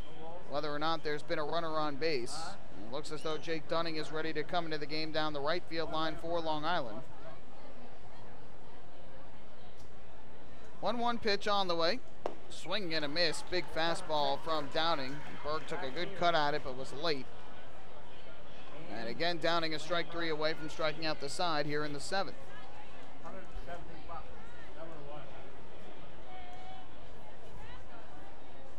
Be a 1 ball, 2 strike pitch coming up here to Alex Berg, the 6-hitter and catcher in the lineup for Long Island. Mark Krause, who was hit by a pitch, takes his lead at first, and now time is called at home plate.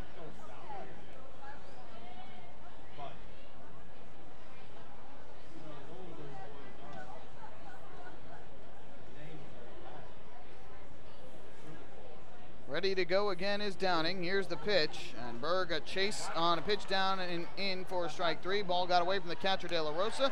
Recovers and throws to first in time for the out, and that will put an end to the 7th inning. So Kaoe Downing strikes out the side for the Ducks in the 7th inning. No runs, no hits.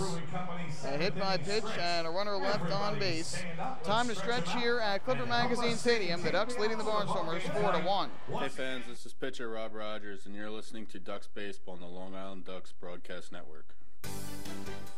Long Island's Ford Giant is celebrating its 60th year anniversary. Stop by Sayville Ford to check out their state-of-the-art showroom featuring enclosed service drives, luxurious customer lounge, and a larger selection to choose from. Get giant savings on hundreds of new and used vehicles in stock. Sayville Ford's 60th anniversary celebration is going on now. Visit SayvilleFord.com or download the Sayville Ford app today to learn more about Sayville Ford's 60th anniversary savings. Call 631-589-4800 today.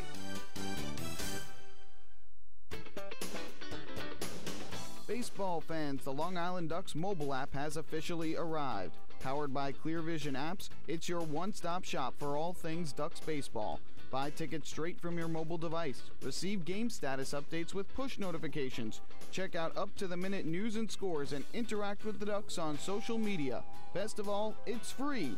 Download the Ducks mobile app today by visiting the App Store on your Apple-powered device or Google Play on your Android-powered device. The Long Island Ducks mobile app, with you wherever you flock to.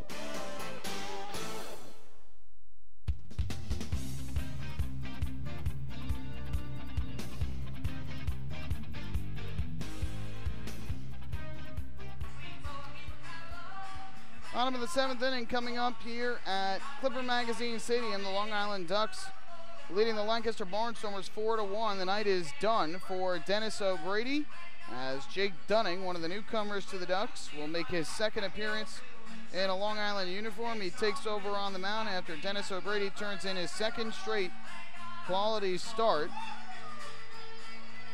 6 innings of 1-run ball tonight, and really should have had 6 scoreless innings if not for a lost fly ball out in left field in the bottom of the 6th that led to Cole Gardner's RBI single. But either way, still a very positive outing for Dennis O'Grady. I'm sure he will be happy with the way he threw the ball. And a big key was getting ahead with first pitch strikes throughout the game. So 6 innings of 3-hit, 1-run ball. He did not walk a batter. That was the biggest thing, was O'Grady had been having some trouble with walks of late. We mentioned it early on that he has 41 walks this year in 79 innings. It's the first time he does not walk a batter in an outing since June 2nd in Game 2 of a doubleheader against Bridgeport. And in that outing, he pitched just 2 innings in relief of starter Rafael Perez. First pitch here misses inside from Jake Dunning for ball 1. And looking back, this is the first start of the year for O'Grady in which he did not walk a batter. So that is certainly a big sign. He struck out 2. 1-0. That's fouled off down the first baseline for strike 1. The batter is Garrett Weber, who tonight is 0 for 2. So Dunning takes over on the mound for O'Grady as Dunning makes his second appearance with the Ducks. Former big leaguer who spent a couple of seasons with the San Francisco Giants. Now the 1-1. Breaking ball tapped into the ground, foul back behind home plate. Just catching a piece of it was Weber. And so the count 1-2. Dunning pitched on Tuesday night against the New Britain Bees and threw a scoreless inning in relief. No hits, no runs, no walks, and struck out 1. 1-2. Breaking ball misses downstairs. That'll even up the count at 2 balls and 2 strikes.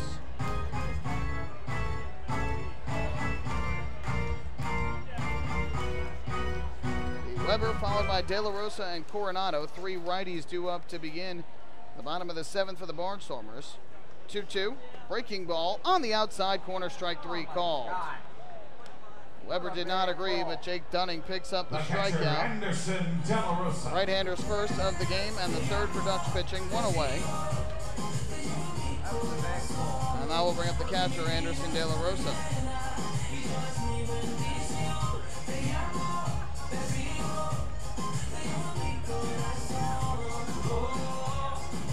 Well, we mentioned Jake Dunning, 2 seasons in the major leagues with the Giants.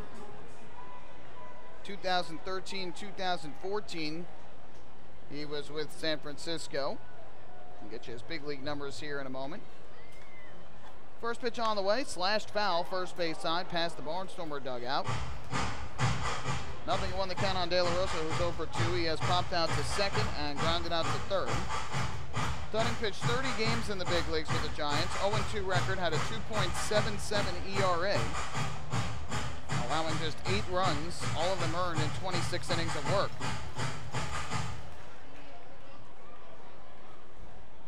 So that'll be an 0-1 pitch coming up here as Dunning looks in for the sign. He continues to work out of the stretch. Here's the offering. Fisted on the ground here to third. Ruben Gotay is there. His throw across the diamond in time for the out. Anderson De La Rosa retired 5-3. The shortstop, Nate Coronado. And with 2 away, that will leave it up to Nate Coronado, the shortstop and 9-hitter for Lancaster.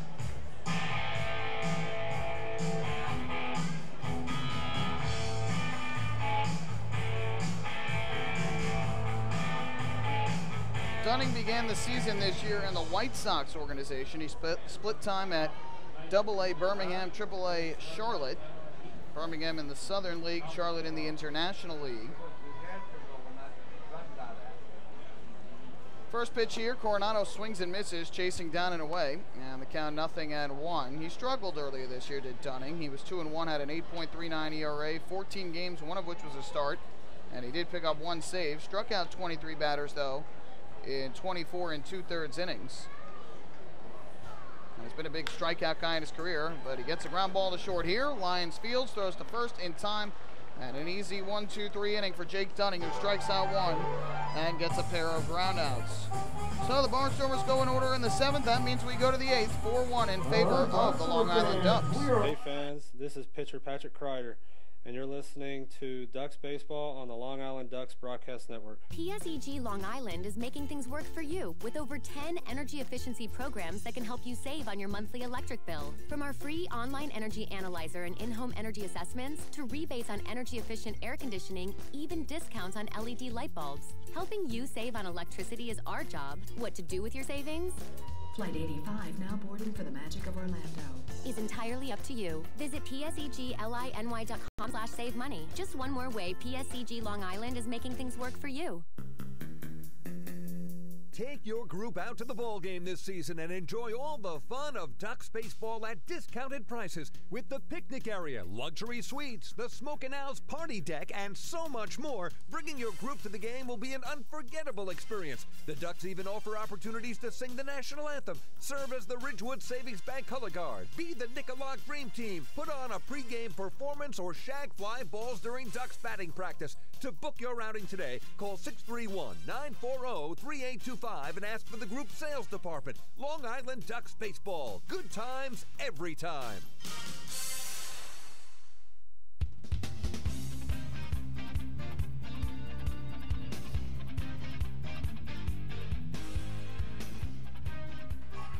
Ducks fans, do you want frequent updates on team transactions, scores, store specials, and the status of upcoming games? Well, then you should be following the Long Island Ducks on Twitter at twitter.com/LIDucks. With Twitter, the faithful flock will be able to follow their Ducks and find out more information regarding nightly promotions, player signings, league activities, and so much more. The Ducks are tweeting right now, and you can follow along at twitter.com/LIDucks.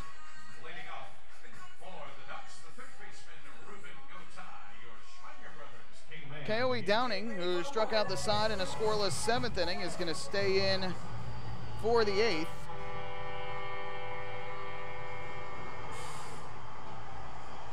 And Gotai will lead things off against Downing. It'll be Gotai, Alfonso, and Lyons. Switch hitter righty-righty. First pitch on the way to Gotai. He takes a fastball outside for ball 1. This is the first time that Gotai bats from the right side tonight. His first 3 at-bats all came hitting right-handed, because they were all against the lefty Rami Lewis.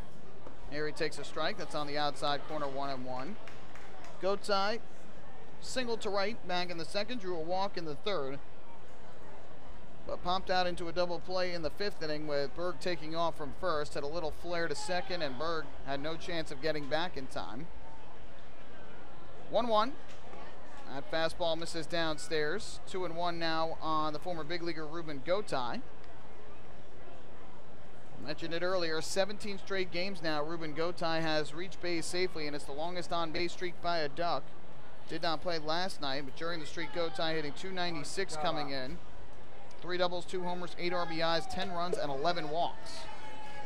2-1 is popped up foul, third base side. That's going to go out of play. And that will even up the count at 2 balls and 2 strikes.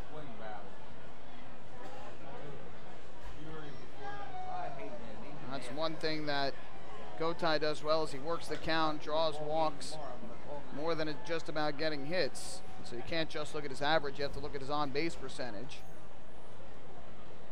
Downing's 2-2. And Gotai swinging a line drive down the left field line, slicing foul into the seats. Last row of seats before you get to the lawn seating area. So we'll do so yet again at 2-2.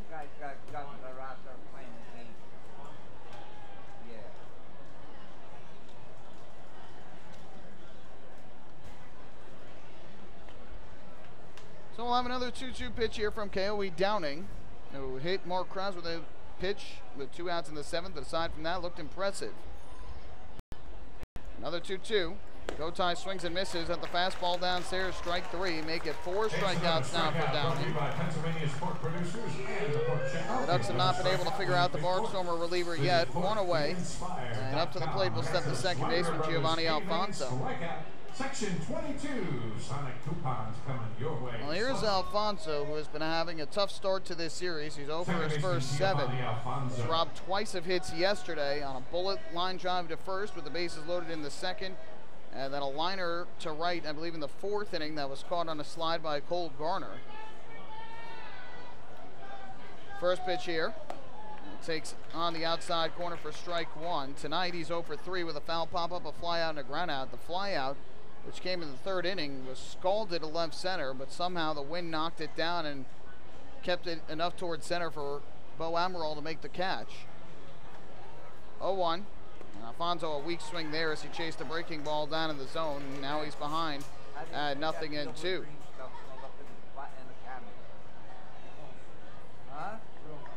Quentin Berry getting the night off tonight after playing last night. Anthony Vega has not played the first 2 games of this series, and with the righty on the mound tomorrow and Brad Bergeson, have to think that you'll likely see Vega tomorrow afternoon. Meanwhile, Amalio Diaz has begun to warm for the Ducks down the left field line. He'll likely come on a pitch in the bottom half of this 8th inning.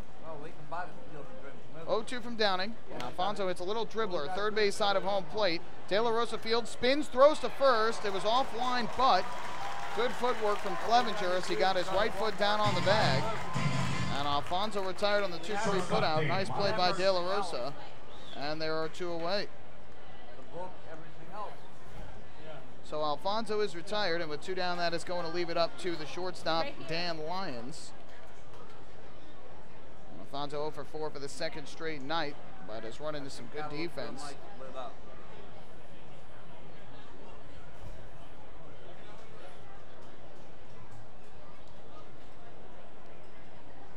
So with 2 down and the base is empty, here is Lions. Again, the Ducks have had at least one on in every inning of this ball game to this point.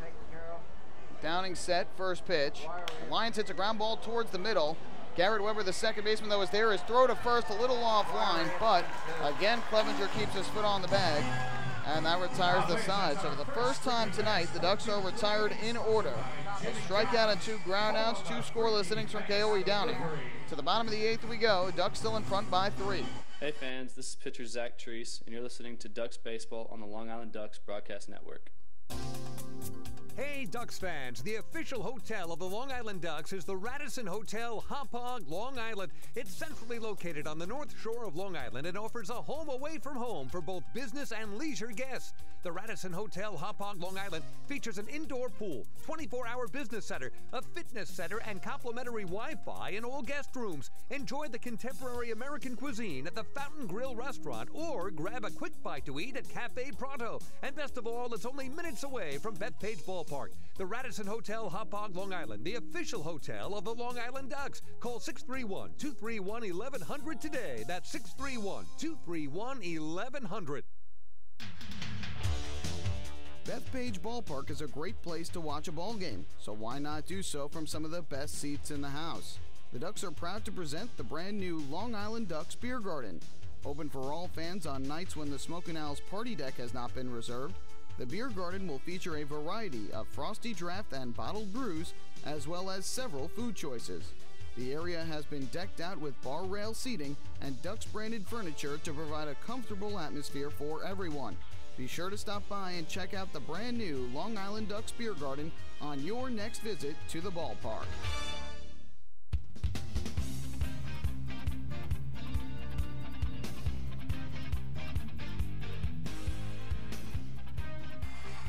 Bottom of the 8th inning here at Clipper Magazine Stadium. Long Island Ducks have the lead right now over the Lancaster Barnstormers by the count of 4-1. We have been rain-free through the majority of the night, but some rain has begun to fall here at Clipper Magazine Stadium, and that has sent many of the fans scattering up to the concourse for cover. Not a very hard rain, just a light rain that is falling right now. And the Barnstormers and Ducks seem like they will still be able to continue to play through it. Again, not that heavy. But Amalio Diaz scheduled to come on and pitch here in the bottom of the 8th inning, as he takes over after a 1-2-3 inning from Jake Dunning in the bottom of the 7th. Diaz will be facing the top of the order for the Barnstormers. It will be Bo Amaral to begin things, and then the pitcher spot scheduled to come up, which Trayvon Robinson had gone in as a pinch hitter for in the 6th inning, but Robinson cannot come up again because the pitcher, Downing, had taken over that spot. It looks like switch hitting catcher Tyler Clark has gone into the on-deck circle and will hit in that spot of the order. And just like that, it looks like the rain has just about stopped. It was just a little spritz. Might still be very lightly drizzling, but certainly has lightened up in the past minute or so. So here's Bo Amaral to lead things off from the left side against Amalio Diaz. First pitch on the way from Diaz, and Amaral swings and misses at a fastball over the outside corner. There's strike one. Amaral tonight is 0 for 3. Struck out swinging in the first inning, bounced to short in the third, and popped out to right field in inning number 5.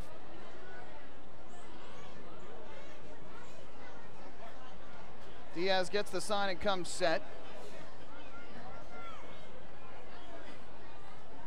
And the 0-1 pitch on the way. Swinging a pop-up in the air to left, shallow, towards the line. Long run for Anthony Vega, who has come in. He slides and cannot come up with it. They say it's a foul ball, though.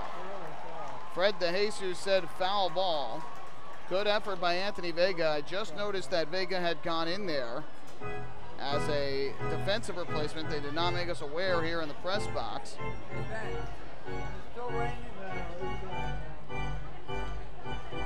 So it looks as though Anthony Vega has taken over defensively for Mark Krause.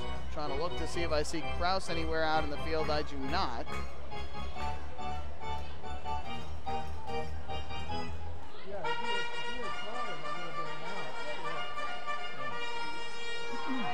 strike two, and the Ducks fortunate that that ball landed foul. It was close.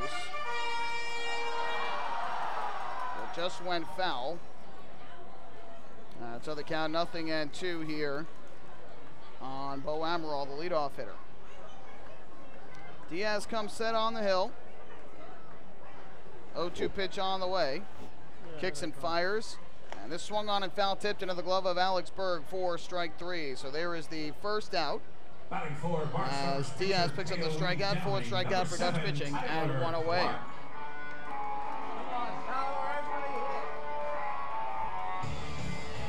So Tyler Clark, the switch hitting catcher, is going to go in as the pinch hitter here. Again, the pitcher spot in the order was scheduled to come to the plate. But after two scoreless innings from Keohi Downing, don't think they would send him to the plate to hit, although he's looked very strong on the mound. First pitch here to the switch hitting Clark. Diaz kicks and fires to the plate, and this swung on a line, caught by Diaz on the mound. Tyler Clark hit the ball right on the button, straight back up the middle, just like you're taught to do it, and good reaction from Amalio Diaz, who sticks the glove out and snares it for out number two. Well, prior to that line out, Clark was hitting 187 with no homers and 8 RBIs.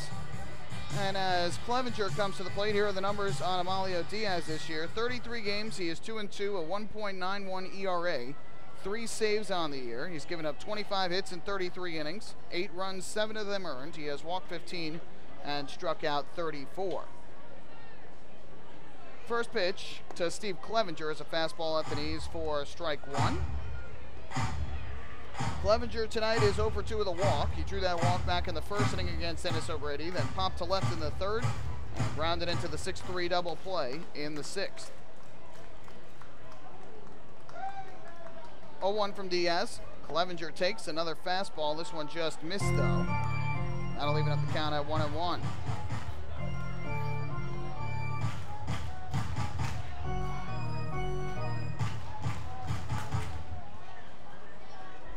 Clevenger, the lefty hitter. Diaz, the righty pitcher, who last threw on Tuesday night a scoreless inning of relief against New Britain. 1-1. There's a breaking ball that catches the outside corner for a strike. Good pitch from Diaz. He jumps ahead in the count at 1-2, trying to retire the side in order. Barnstormers have been retired in order in 3 of the last 4 innings. The 6th inning, where they had 2 hits and the run was the exception. And Diaz now trying to make it 3 of 4. There is a righty warming for the Barnstormers in their bullpen. The 1-ball, 2-strike pitch from Amalio Diaz on the way. Swing and a miss. Strike 3. Late on that was Clevenger. Amalio Diaz strikes out 2 and retires the side in order in the 8th inning. No runs, no hits, nobody left. We head to the 9th here at Clipper Magazine Stadium. Ducks 4 and the Barnstormers 1. Hey fan, this is the pitcher Amalio Diaz, and you're listening to the Ducks baseball on the Long Island Ducks Broadcast Network. Going way back is Joe Holden, and he is looking up, and that one is headed to field 5 at Robert Moses. The waves are gnarly, and the Ducks have tied it at 1.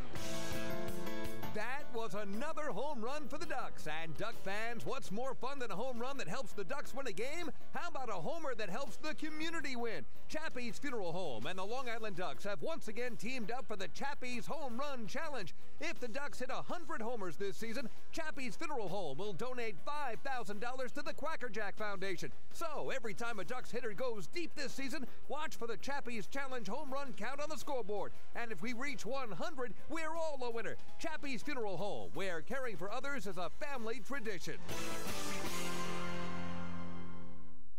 Can't get enough of the Long Island Ducks? Well, now you can get even more inside info on your favorite hometown team through Facebook and Twitter. The Ducks are constantly updating fans through social media with scores, transactions, ballpark promotions, and much more. You can even win great prizes. All you'll need to do is make a free account on Facebook and Twitter, and then visit us at facebook.com/LIDucks and twitter.com/LIDucks. Think you're Long Island's biggest Ducks fan? Get connected now.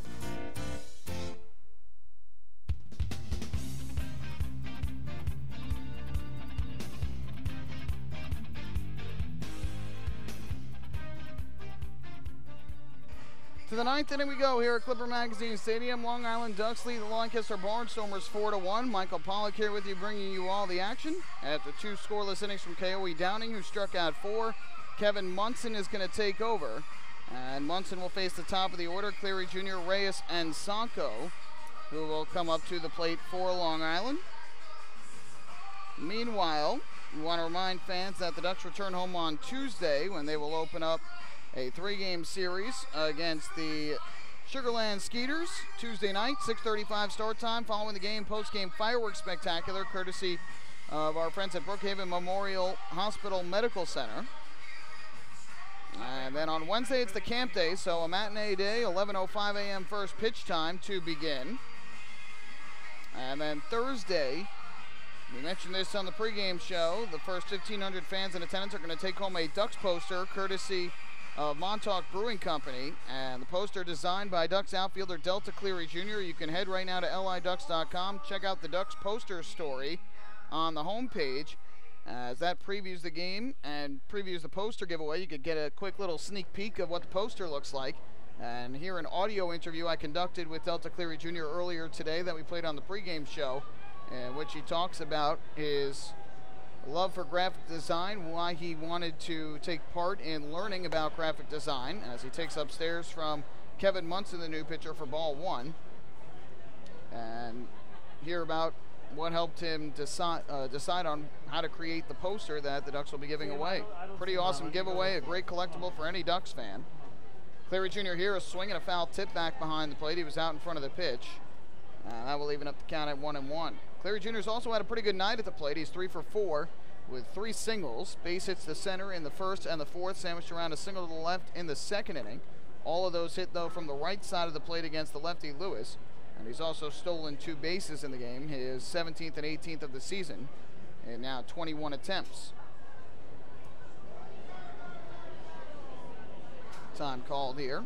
I was told, by the way, that when Dan Lyons was caught stealing back in the 6th inning, that he had overslid the bag. That was what the replays indicated and why he was called out by Fred DeJesus when it appeared he was safe. Swing and a miss here by Cleary Jr. as he chases the breaking ball downstairs. And that will run the count now to 1-2 on Cleary Jr. Again, he'll be followed in the order in this inning by Reyes and Sanko.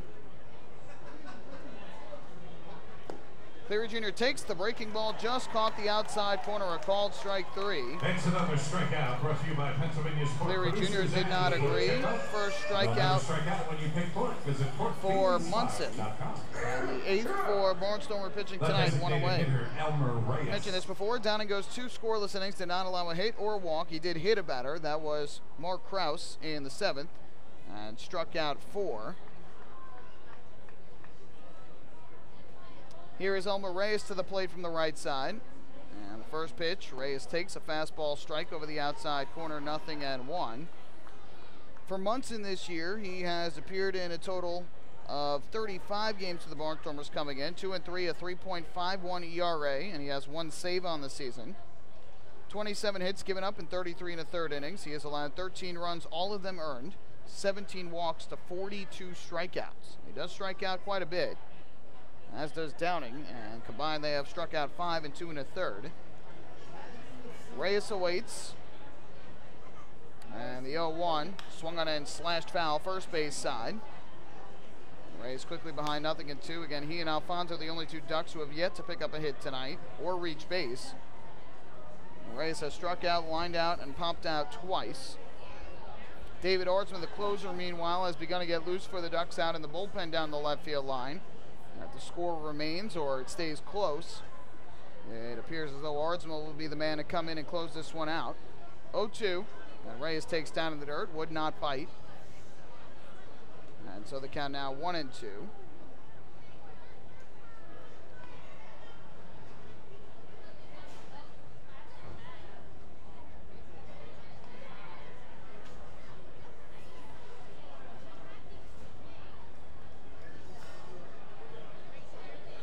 Infield playing straight away here for Reyes.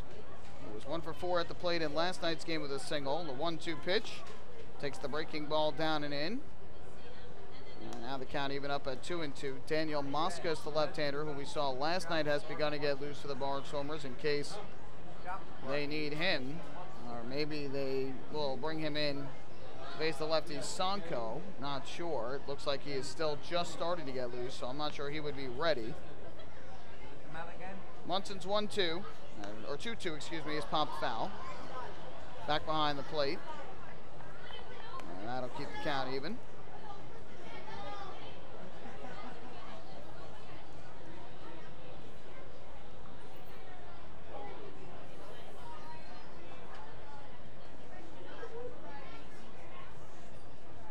Two balls, two strikes, and 1 out with the bases empty here in the top of the 9th inning.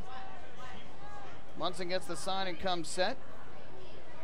Here's the pitch, and Reyes is swinging a miss, strike 3 as he chased the slider way low and outside.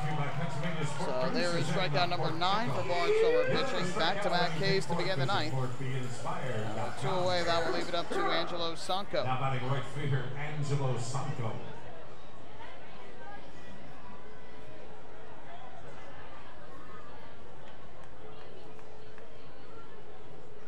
So with 2 away, here is Sanko to the plate.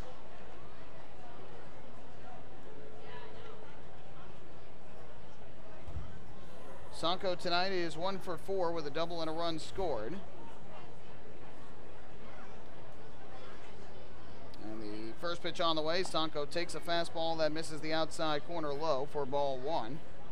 Fly out to center in the first, a double and a run scored in the third. Struck out swinging though his last 2 times up in the 4th and the 7th. Once against Lewis, once against Downing.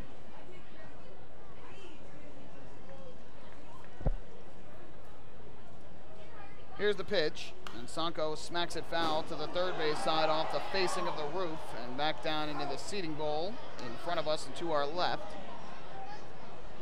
So that will even up the count at 1 ball and 1 strike.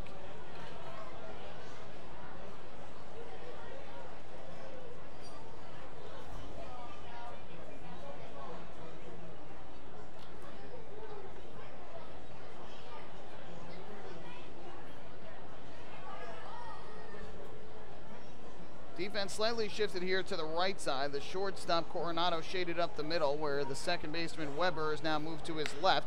And it doesn't matter as Sanko smacks one into right field down the line for a base hit. Over to cut it off is Garner, second hit of the night for Angelo Sanko.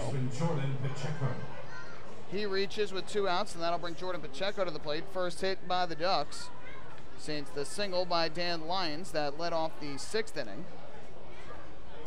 And for Angelo Sanko, he now has a team-leading 19 two-hit games and a total of 23 multi-hit games.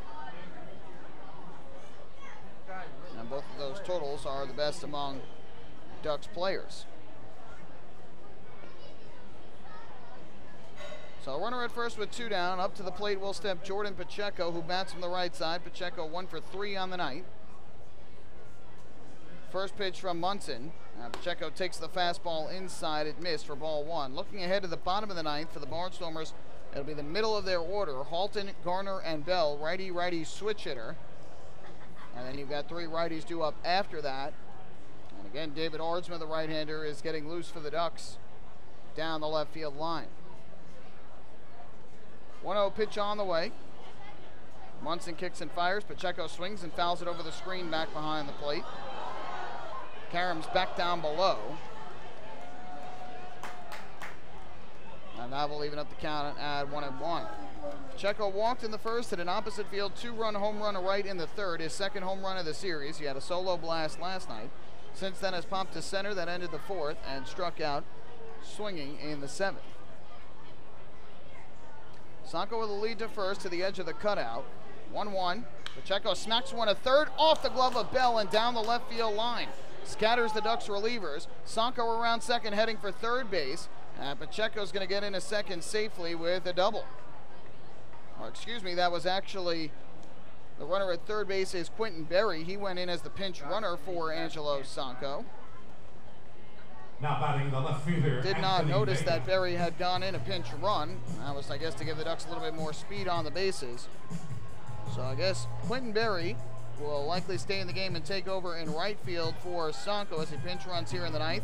Pacheco with his second hit of the night. He picks up double number 7 on the year. With runners at second and third and 2 away, that will bring up Anthony Vega for his first at bat of the night. But with the lefty coming up, Ross Peoples going to take the baseball from the righty Kevin Munson.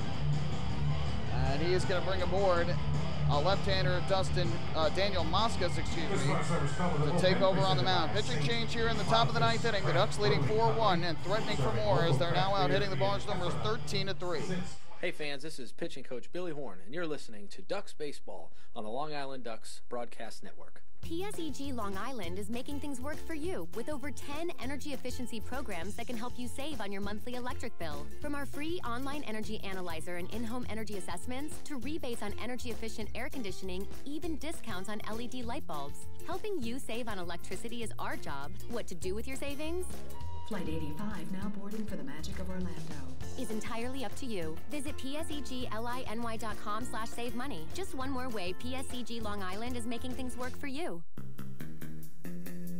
Take your group out to the ball game this season and enjoy all the fun of Ducks baseball at discounted prices with the picnic area, luxury suites, the Smokin' Owls party deck, and so much more. Bringing your group to the game will be an unforgettable experience. The Ducks even offer opportunities to sing the national anthem, serve as the Ridgewood Savings Bank color guard, be the Nicolak Dream Team, put on a pregame performance, or shag fly balls during Ducks batting practice. To book your outing today, call 631-940-3825 and ask for the group sales department. Long Island Ducks Baseball. Good times every time.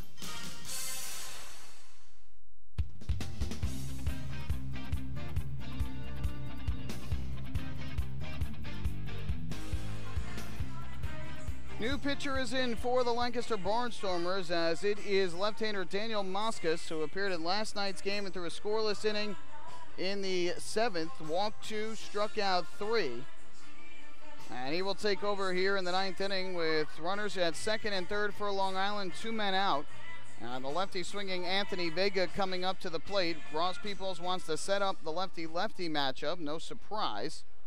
And so taking over is going to be Moscas. Anthony Vega, who went in as a defensive replacement for Mark Krause in the 8th inning, after Krause had missed a fly ball in left field. First pitch to Vega here is taken for a strike on the outside corner. Vega coming off a terrific performance on Wednesday night when he had 4 hits for the Long Island Ducks and became just the 2nd Duck this year to score 4 runs, joining Phelan Lantini. So Vega with an opportunity here to try and drive in a couple of runs. It'll be an 0-1 pitch. Moscas steals. Vega swings a line drive towards the middle and knocked down by the shortstop Coronado, but he can't come up with it cleanly. Scoring is going to be Berry. Here comes Pacheco. The throw to the plate is in time. Kevin Baez got aggressive and tried to score 2 on the play. Berry did score, but Pacheco thrown out at the plate. And Kevin Baez is going to have a chat here with John Grasso. The Ducks do add an insurance run and make it a 5-1 ball game on what I would think would be an RBI infield single for Anthony Vega, but we'll wait and see. Meanwhile, for the Ducks, a run on, if it is a single, 3 hits, no errors, and 1 runner left on base. We head to the 9th inning here at Clipper Magazine Stadium. Ducks ahead 5-1. Hey fans, this is pitcher David Artsma, and you're listening to Ducks Baseball on the Long Island Ducks Broadcast Network. Oh, I love it! The color of my new Nicolak patio is so vibrant. It's unlike anything I've ever seen. You're welcome. I'm just going to go finish that Nicolak walkway now. Make your pavers vivid Nicolak pavers. The best looking, most vibrant pavers with the most 3-color blends in the industry. Featuring Nicolak's exclusive paver shield and color blending technology. With color throughout and guaranteed not to fade. Live life in color with Nicolak. Visit Nicolak.com.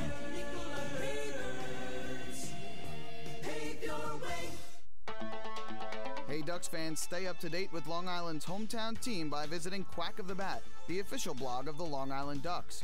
Quack of the Bat will bring Ducks fans beyond the headlines with in-depth feature articles, breaking news stories, game previews, post-game wrap-ups, and so much more.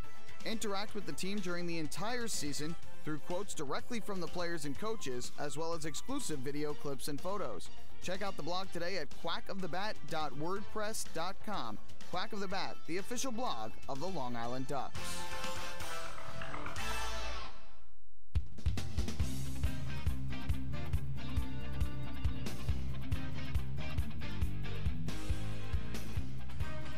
David Ardsma is on as we go to the bottom of the ninth. The right-hander will try and close this one out. No longer a save situation, though, because Anthony Vega came up with an RBI infield single up the middle in the top half of this ninth inning in his first at-bat of the game, facing the left-hander Daniel Moscas, who Ross Peoples brought in to set up the lefty-lefty matchup with Vega. And Vega hit a comebacker up the middle, and the shortstop Nate Coronado had to make a lunge at it to try and make the grab. Now, I thought he might have been able to get there. It was a tough play, but he had gotten there and it ended up deflecting off his glove. And when you think about it, it was key that he knocked it down. Kevin Baez got very aggressive and tried to score for Pacheco from second base on it. Pacheco has average speed, but he is not a blazing runner by any stretch of the imagination, and tried to score on the play. The shortstop Coronado threw him out as he tried to come home on the play. Just got him at the plate. Otherwise, it would have been a 2-run infield single for Vega. So instead, it's now a 5-1 game, and that play by Coronado to knock down that baseball saved at least 1 run. And by the way, it's the second runner the Ducks have had thrown out at the plate tonight. Ruben Gotay was thrown out by left fielder Sean Halton, trying to score on a base hit from Cleary Jr. earlier in this one. Sean Halton will lead off here in the ninth against David Ardsma, and the first pitch is a fastball that misses upstairs for ball 1. Amalio Diaz, a scoreless 1-2-3 eighth inning. No hits, no runs, no walks, and 2 strikeouts. Also snared a hard comebacker off the bat, pinch hitter Tyler Clark. 1-0 from Ardsma. He deals. Halton takes. That misses down and away. And Ardsma quickly behind here at 2 balls and no strikes.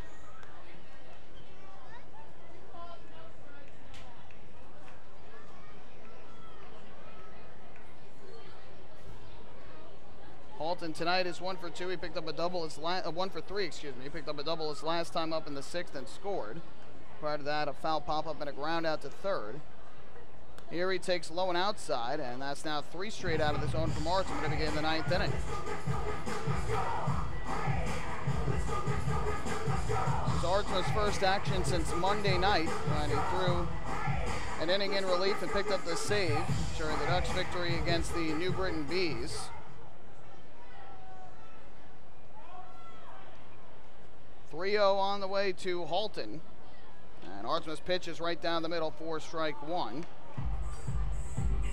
Ardsma also picked up the save on July 15th against Somerset with 1 1/3 scoreless innings. And a scoreless inning on July 9th in Southern Maryland to pick up the save. And again here, not a save situation thanks to Vega's RBI single with 2 outs in the top half of the 9th. 3-1 on the way from Ardsma to Halton, and this is a fastball that hits the outside corner for strike 2. Good job by Ardsma to battle back after falling behind 0-2. He gets the count full.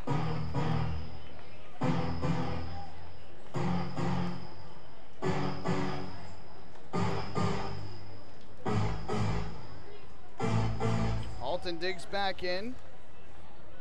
Ardsma gets the sign from Berg, and now time called at home plate. Halton wanted to get set up again. Quentin Berry, as we mentioned, stays in the game. He had pinch ran for Angelo Sanco in the top half of this inning, so Berry stays in and now plays in right field. 3-2 on the way from Ardsma. Halton takes way outside, ball 4. Pitch yanked by David Ardsma, so he fell behind 3-0, got it back to 3-2, but ultimately walks the leadoff batter Halton. First walk allowed by a Ducks pitcher tonight. Now the leadoff man is on for Lancaster here in the 9th inning. Right fielder Cole Garner. Lancaster thus far has managed just 3 hits, an infield single in the 2nd inning by Josh Bell that if Dennis O'Grady had not reached his glove out to try and snare it, would have been a double play ball. And then in the 6th inning, 2 hits. The double down the left field line by Sean Halton on a pop-up that was lost in the sky by Mark Krause. First pitch here to Cole Garner is a fastball that Ardsma misses up and in for ball 1. If you really think about it, there's been only just 1 legitimate hit for the Barnstormers tonight, and that was Cole Garner, who delivered an RBI single to right field off the base of the wall that brought in Halton for the lone Barnstormer run in the 6th inning. 1-0 from Aardsma. Pitch on the way. Garner swings and misses out in front of the fastball. That will even up the count at 1 ball and 1 strike.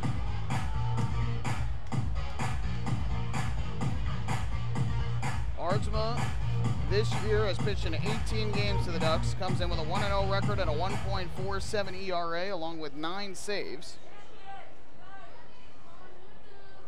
Here is the 1-1 offering. And this swung on and fouled back to the screen by Garner. Runs the count to 1-2. Garner tonight is 1 for 3. That RBI single, as we mentioned, his last time up in the 6th. Before that, grounded to third in the 4th and reached on an error by second baseman Giovanni Alfonso in the 2nd.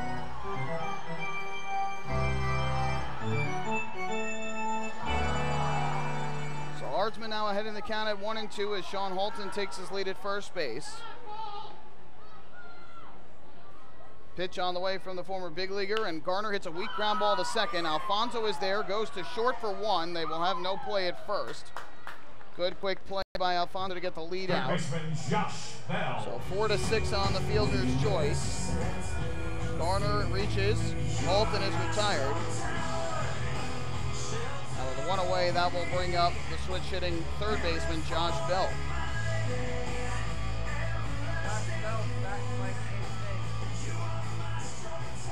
Aardsma might have been an all-star this year if not for the fact that he missed some time due to injury throughout the first half of the season.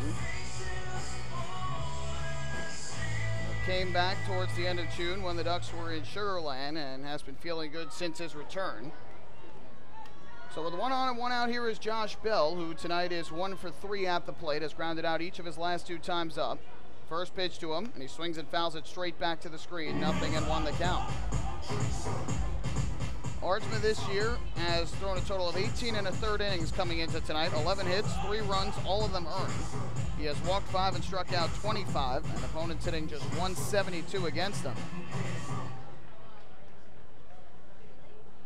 Infielders are at double play depth with Bell hitting from the left side. Gotye well off the bag at third.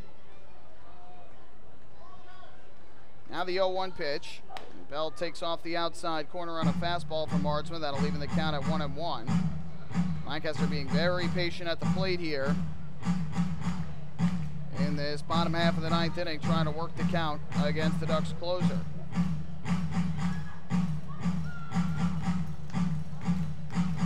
Aardsma from the stretch. It'll be a 1-1.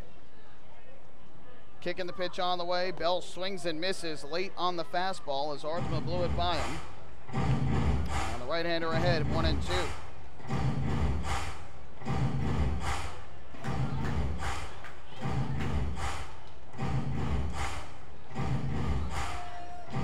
Garrett Weber will be next for the Barnstormers, barring a double play here from Bell. Aardsma will step off the rubber and wants to go through the signs again with his catcher, Alex Berg. Now Aardsma is ready. 1-2 pitch on the way, and Bell takes a called strike 3 over the outside corner. A nasty breaking ball from David Aardsma. First strikeout of the night for him, the 6th for Ducks pitching. And Long Island 1 out away from victory here on this Saturday night. Again, we told you earlier there are about 55 to 60 members of the faithful flock, the Ducks fan base here at Clipper Magazine Stadium that have been enjoying this one from the right field picnic area. They had a home run ball hit out their way, caught by one of their fans from Jordan Pacheco. They had another by Mark Krause that cleared the picnic tables. First pitch from Aardsma to Weber. He takes a fastball at the knees on the inside corner for strike 1. And they are hoping to celebrate a 5-1 Ducks victory here at Clipper Magazine Stadium, which would set up a rubber game of the series tomorrow afternoon. 0-1 the count. Aardsma comes set, delivers to the plate. Weber takes inside, and that'll even things up at a ball and a strike.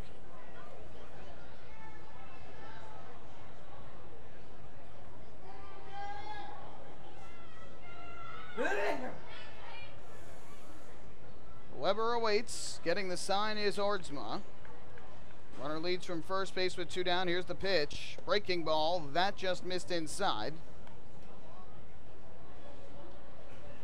now a 2-ball, 1-strike count on the Barnstormer second baseman, who began the night at third but made his way to second base after Rico Noel was ejected. 2-1. Weber a swing and a miss at a fastball for strike 2. And now David Ardsma and the Ducks are a strike away from victory. Ducks scored a run in the second, 2 more in the third. They added single runs in the 5th and the 9th. And Weber will step back to the plate with a 2-ball, 2-strike count, 2 outs, and Garner at first. 2-2 pitch on the way from David Ardsma to the plate. Kicks and comes home, runner goes, and this swung on and missed for strike 3.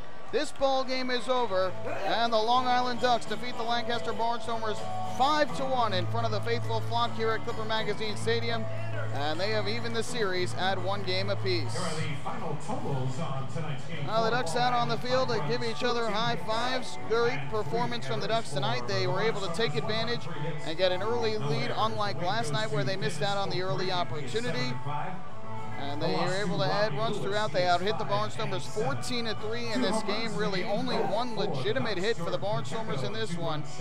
And Long Island with a good performance tonight. High fives all around as the Ducks win it 5-1. Don't go anywhere. Post-game shows coming up next. We're going to recap this game and hand out the Player of the Game award. Ducks win it tonight here over the Barnstormers. Hey fans, this is infielder Cody Puckett, and you're listening to Ducks Baseball on the Long Island Ducks Broadcast Network. M&V Limousines is the official bus company of the Long Island Ducks. Family owned and operated, they've been in the business for over 24 years. M&V Limousines offers coach buses with Wi-Fi and restrooms, party buses, exotic limousines, and also recently acquired Hampton Luxury Liner with regular service from New York City to the Hamptons. They also offer a variety of vineyard tour options. Whether you're looking for transportation for weddings, proms, corporate outings, or long-distance trips, they've got the right vehicle for you. Visit their showroom in Comac or check them out online at mvlimo.com. M&V Limousines and Hampton Luxury Liner, the official bus company of the Long Island Ducks. Family fun every time. Beautiful evening for baseball. Big action every time. He reaches up, it's gone! Great value every time. And the Ducks have won it 7-1. The Ducks schedule is loaded with new promotions this season, and with an average ticket price of just $10 and free parking, there is no better value on Long Island. For game times and tickets, visit liducks.com. Long Island Ducks Baseball. Good times every time.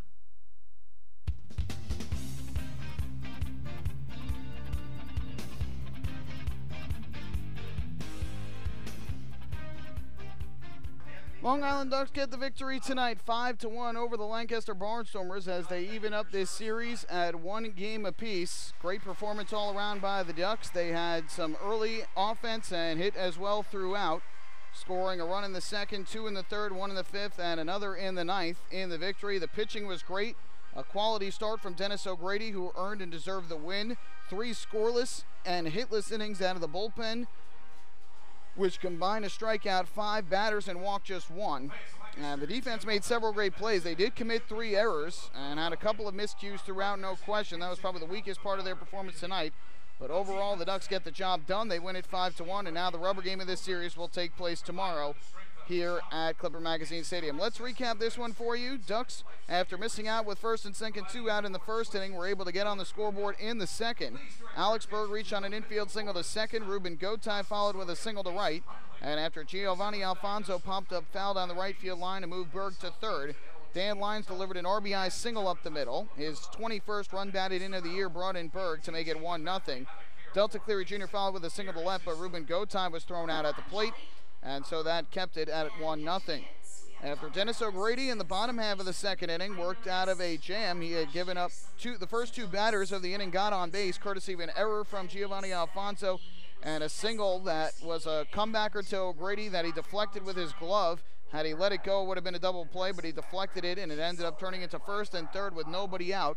but O'Grady struck out Weber, got De La Rosa to pop to second, and Coronado to ground to short.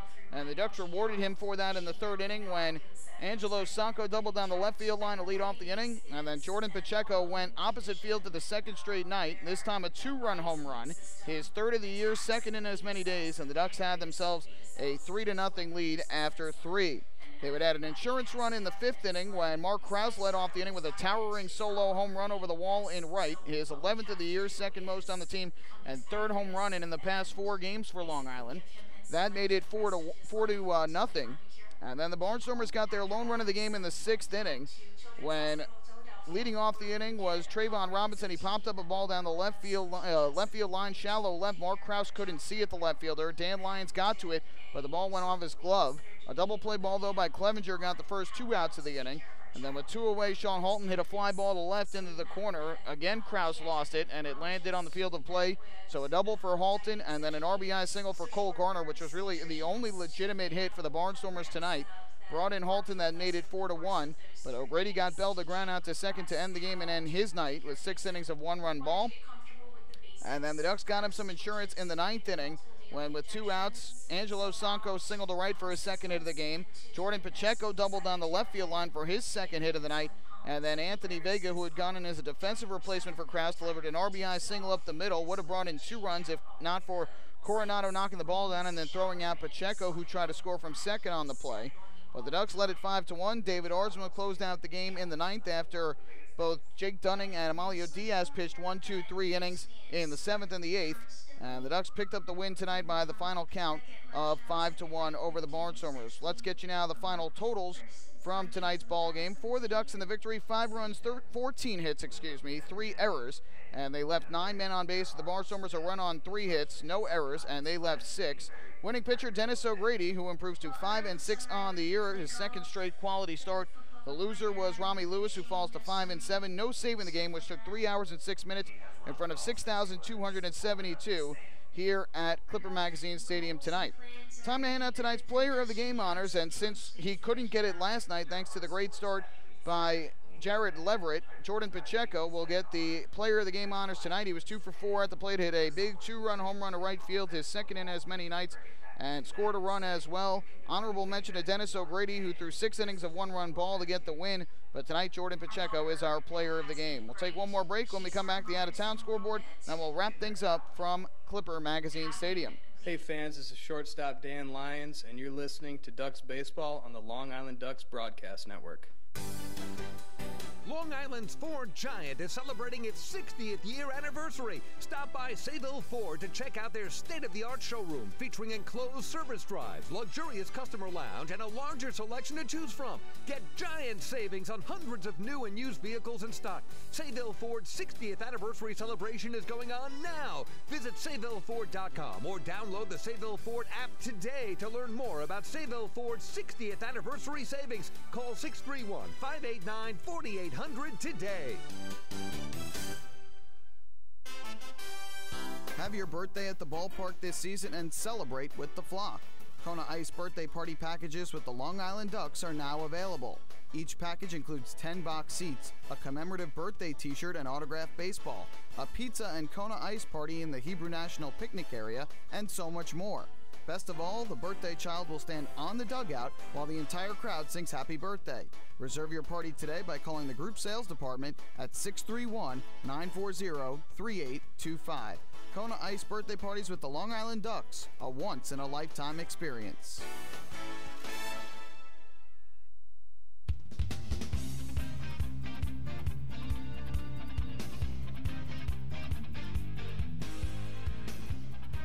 Back here at Clipper Magazine Stadium, where the fans are anxiously awaiting the fireworks show tonight. Let's take a look at the out-of-town scoreboard before we wrap things up. Bridgeport Bluefish got a win, so that doesn't help the Ducks. They remain 2.5 games in back of first. Bridgeport 6, Southern Maryland Blue Crabs 3. The winner was Charles Brewer, who improves to 6-3. Darrell Thompson, the loser, fell to 5-5. And the save, no save in the game. The Bluefish were led by 3 hits and an RBI from Jose Cuevas, 2 RBIs from Darby Myers in the win. RBIs, meanwhile, for the Blue Crabs from Garcia, Wilson, and Bistain. Also playing tonight, the Skeeters and the Revolution in York. Sugarland with a 3-1 win. Mitch Talbot, the win, improved to 4-2. Mark Haynes got the save, his 5th of the year. And the save went to Steve Janis, who the loss, went to Janis, who fell to 1-5. For the Skeeters tonight, 2 RBIs, 2 hits from Joe Benson, who hit his 4th home run of the year. The lone RBI for York coming off the bat of Alexi Casilla. Somerset and New Britain were delayed by rain to start, tried to play, and then they eventually got postponed due to the inclement weather. So that game never ended up happening. Mets were trailing 5-0 to the Athletics, but scored 4 in the 6th. It's now a 5-4 game, bottom half of the 8th inning at Citi Field. Sean Benea started for the Athletics, and now Liam Hendricks is on a pitch. Zach Wheeler started for the Mets, and Josh Edgin is now out on the mound. Jay Bruce, his 25th home run of the season for the Mets. Matt Joyce, his 13th for Oakland, and Matt Chapman went deep for his 3rd of the year. Yankees and the Mariners out in Seattle. Yankees have an early 1-0 lead as they play in the top half of the 3rd inning. Todd Frazier double play that scored a run, accounting for the lone run. Masahiro Tanaka going for the Yankees, and Ariel Miranda for the Mariners. Local soccer action today. Red Bulls in Minnesota, 3-0 shutout victory, their 3rd straight road win. Daniel Royer, Bradley Wright Phillips, and Alex Muyo with the goals. New York City FC at Yankee Stadium got the win 2-1 over the Chicago Fire. David Villa and Frederic Briant with the goals. David Acom scored for the Fire. U.S. men's national team is about to get underway down in Dallas. They will take on Costa Rica in the semifinals of the Gold Cup, and that will do it for the out-of-town scoreboard. Selfishly, I do want to also mention that Tottenham Hotspur in the International Champions Cup playing down in Florida against Paris Saint-Germain, and Tottenham leading 4-2. So as a Tottenham supporter, have to throw that in there as well. Ducks and the Barnstormers will play the rubber game of their 3-game series tomorrow. It'll be a good pitching matchup, too, with start time at 2 o'clock p.m. John Brownell will make his first start post-All-Star break. He has been terrific, the All-Star this year. 7-1 with a 2.95 earned run average on the season. Right-hander Brad Bergeson will counter. The former big leaguer is 5-6 for the Barnstormers this year with a 4.22 ERA. The Ducks with a win tonight improved to 7-8 in the second half, 43-42 overall. The Barnstormers with a loss dropped to 8-7 in the second half, 46-38 overall this season. That'll do it for us tonight here at Clipper Magazine Stadium, where the fireworks are going off behind the right center field wall. Once again, the final score, it was the Ducks 5 and the Barnstormers 1. We invite you to join us for our next Ducks broadcast, which will be tomorrow afternoon when these two teams close out the quick 3-game series. Pre-game show is going to begin at 1:45 in the afternoon. The first pitch at 2 o'clock. You can follow all the action here on the Long Island Ducks Broadcast Network, liducks.com, Facebook Live, and youtube.com/DucksBaseball. My name is Michael Pollack. Thank you so very much for spending your Saturday night with me. I hope you enjoyed the broadcast and the Ducks' victory. Have a great rest of your Saturday night. We'll do it all over again tomorrow afternoon here in Southern Pennsylvania. Good night and so long from Clipper Magazine Stadium.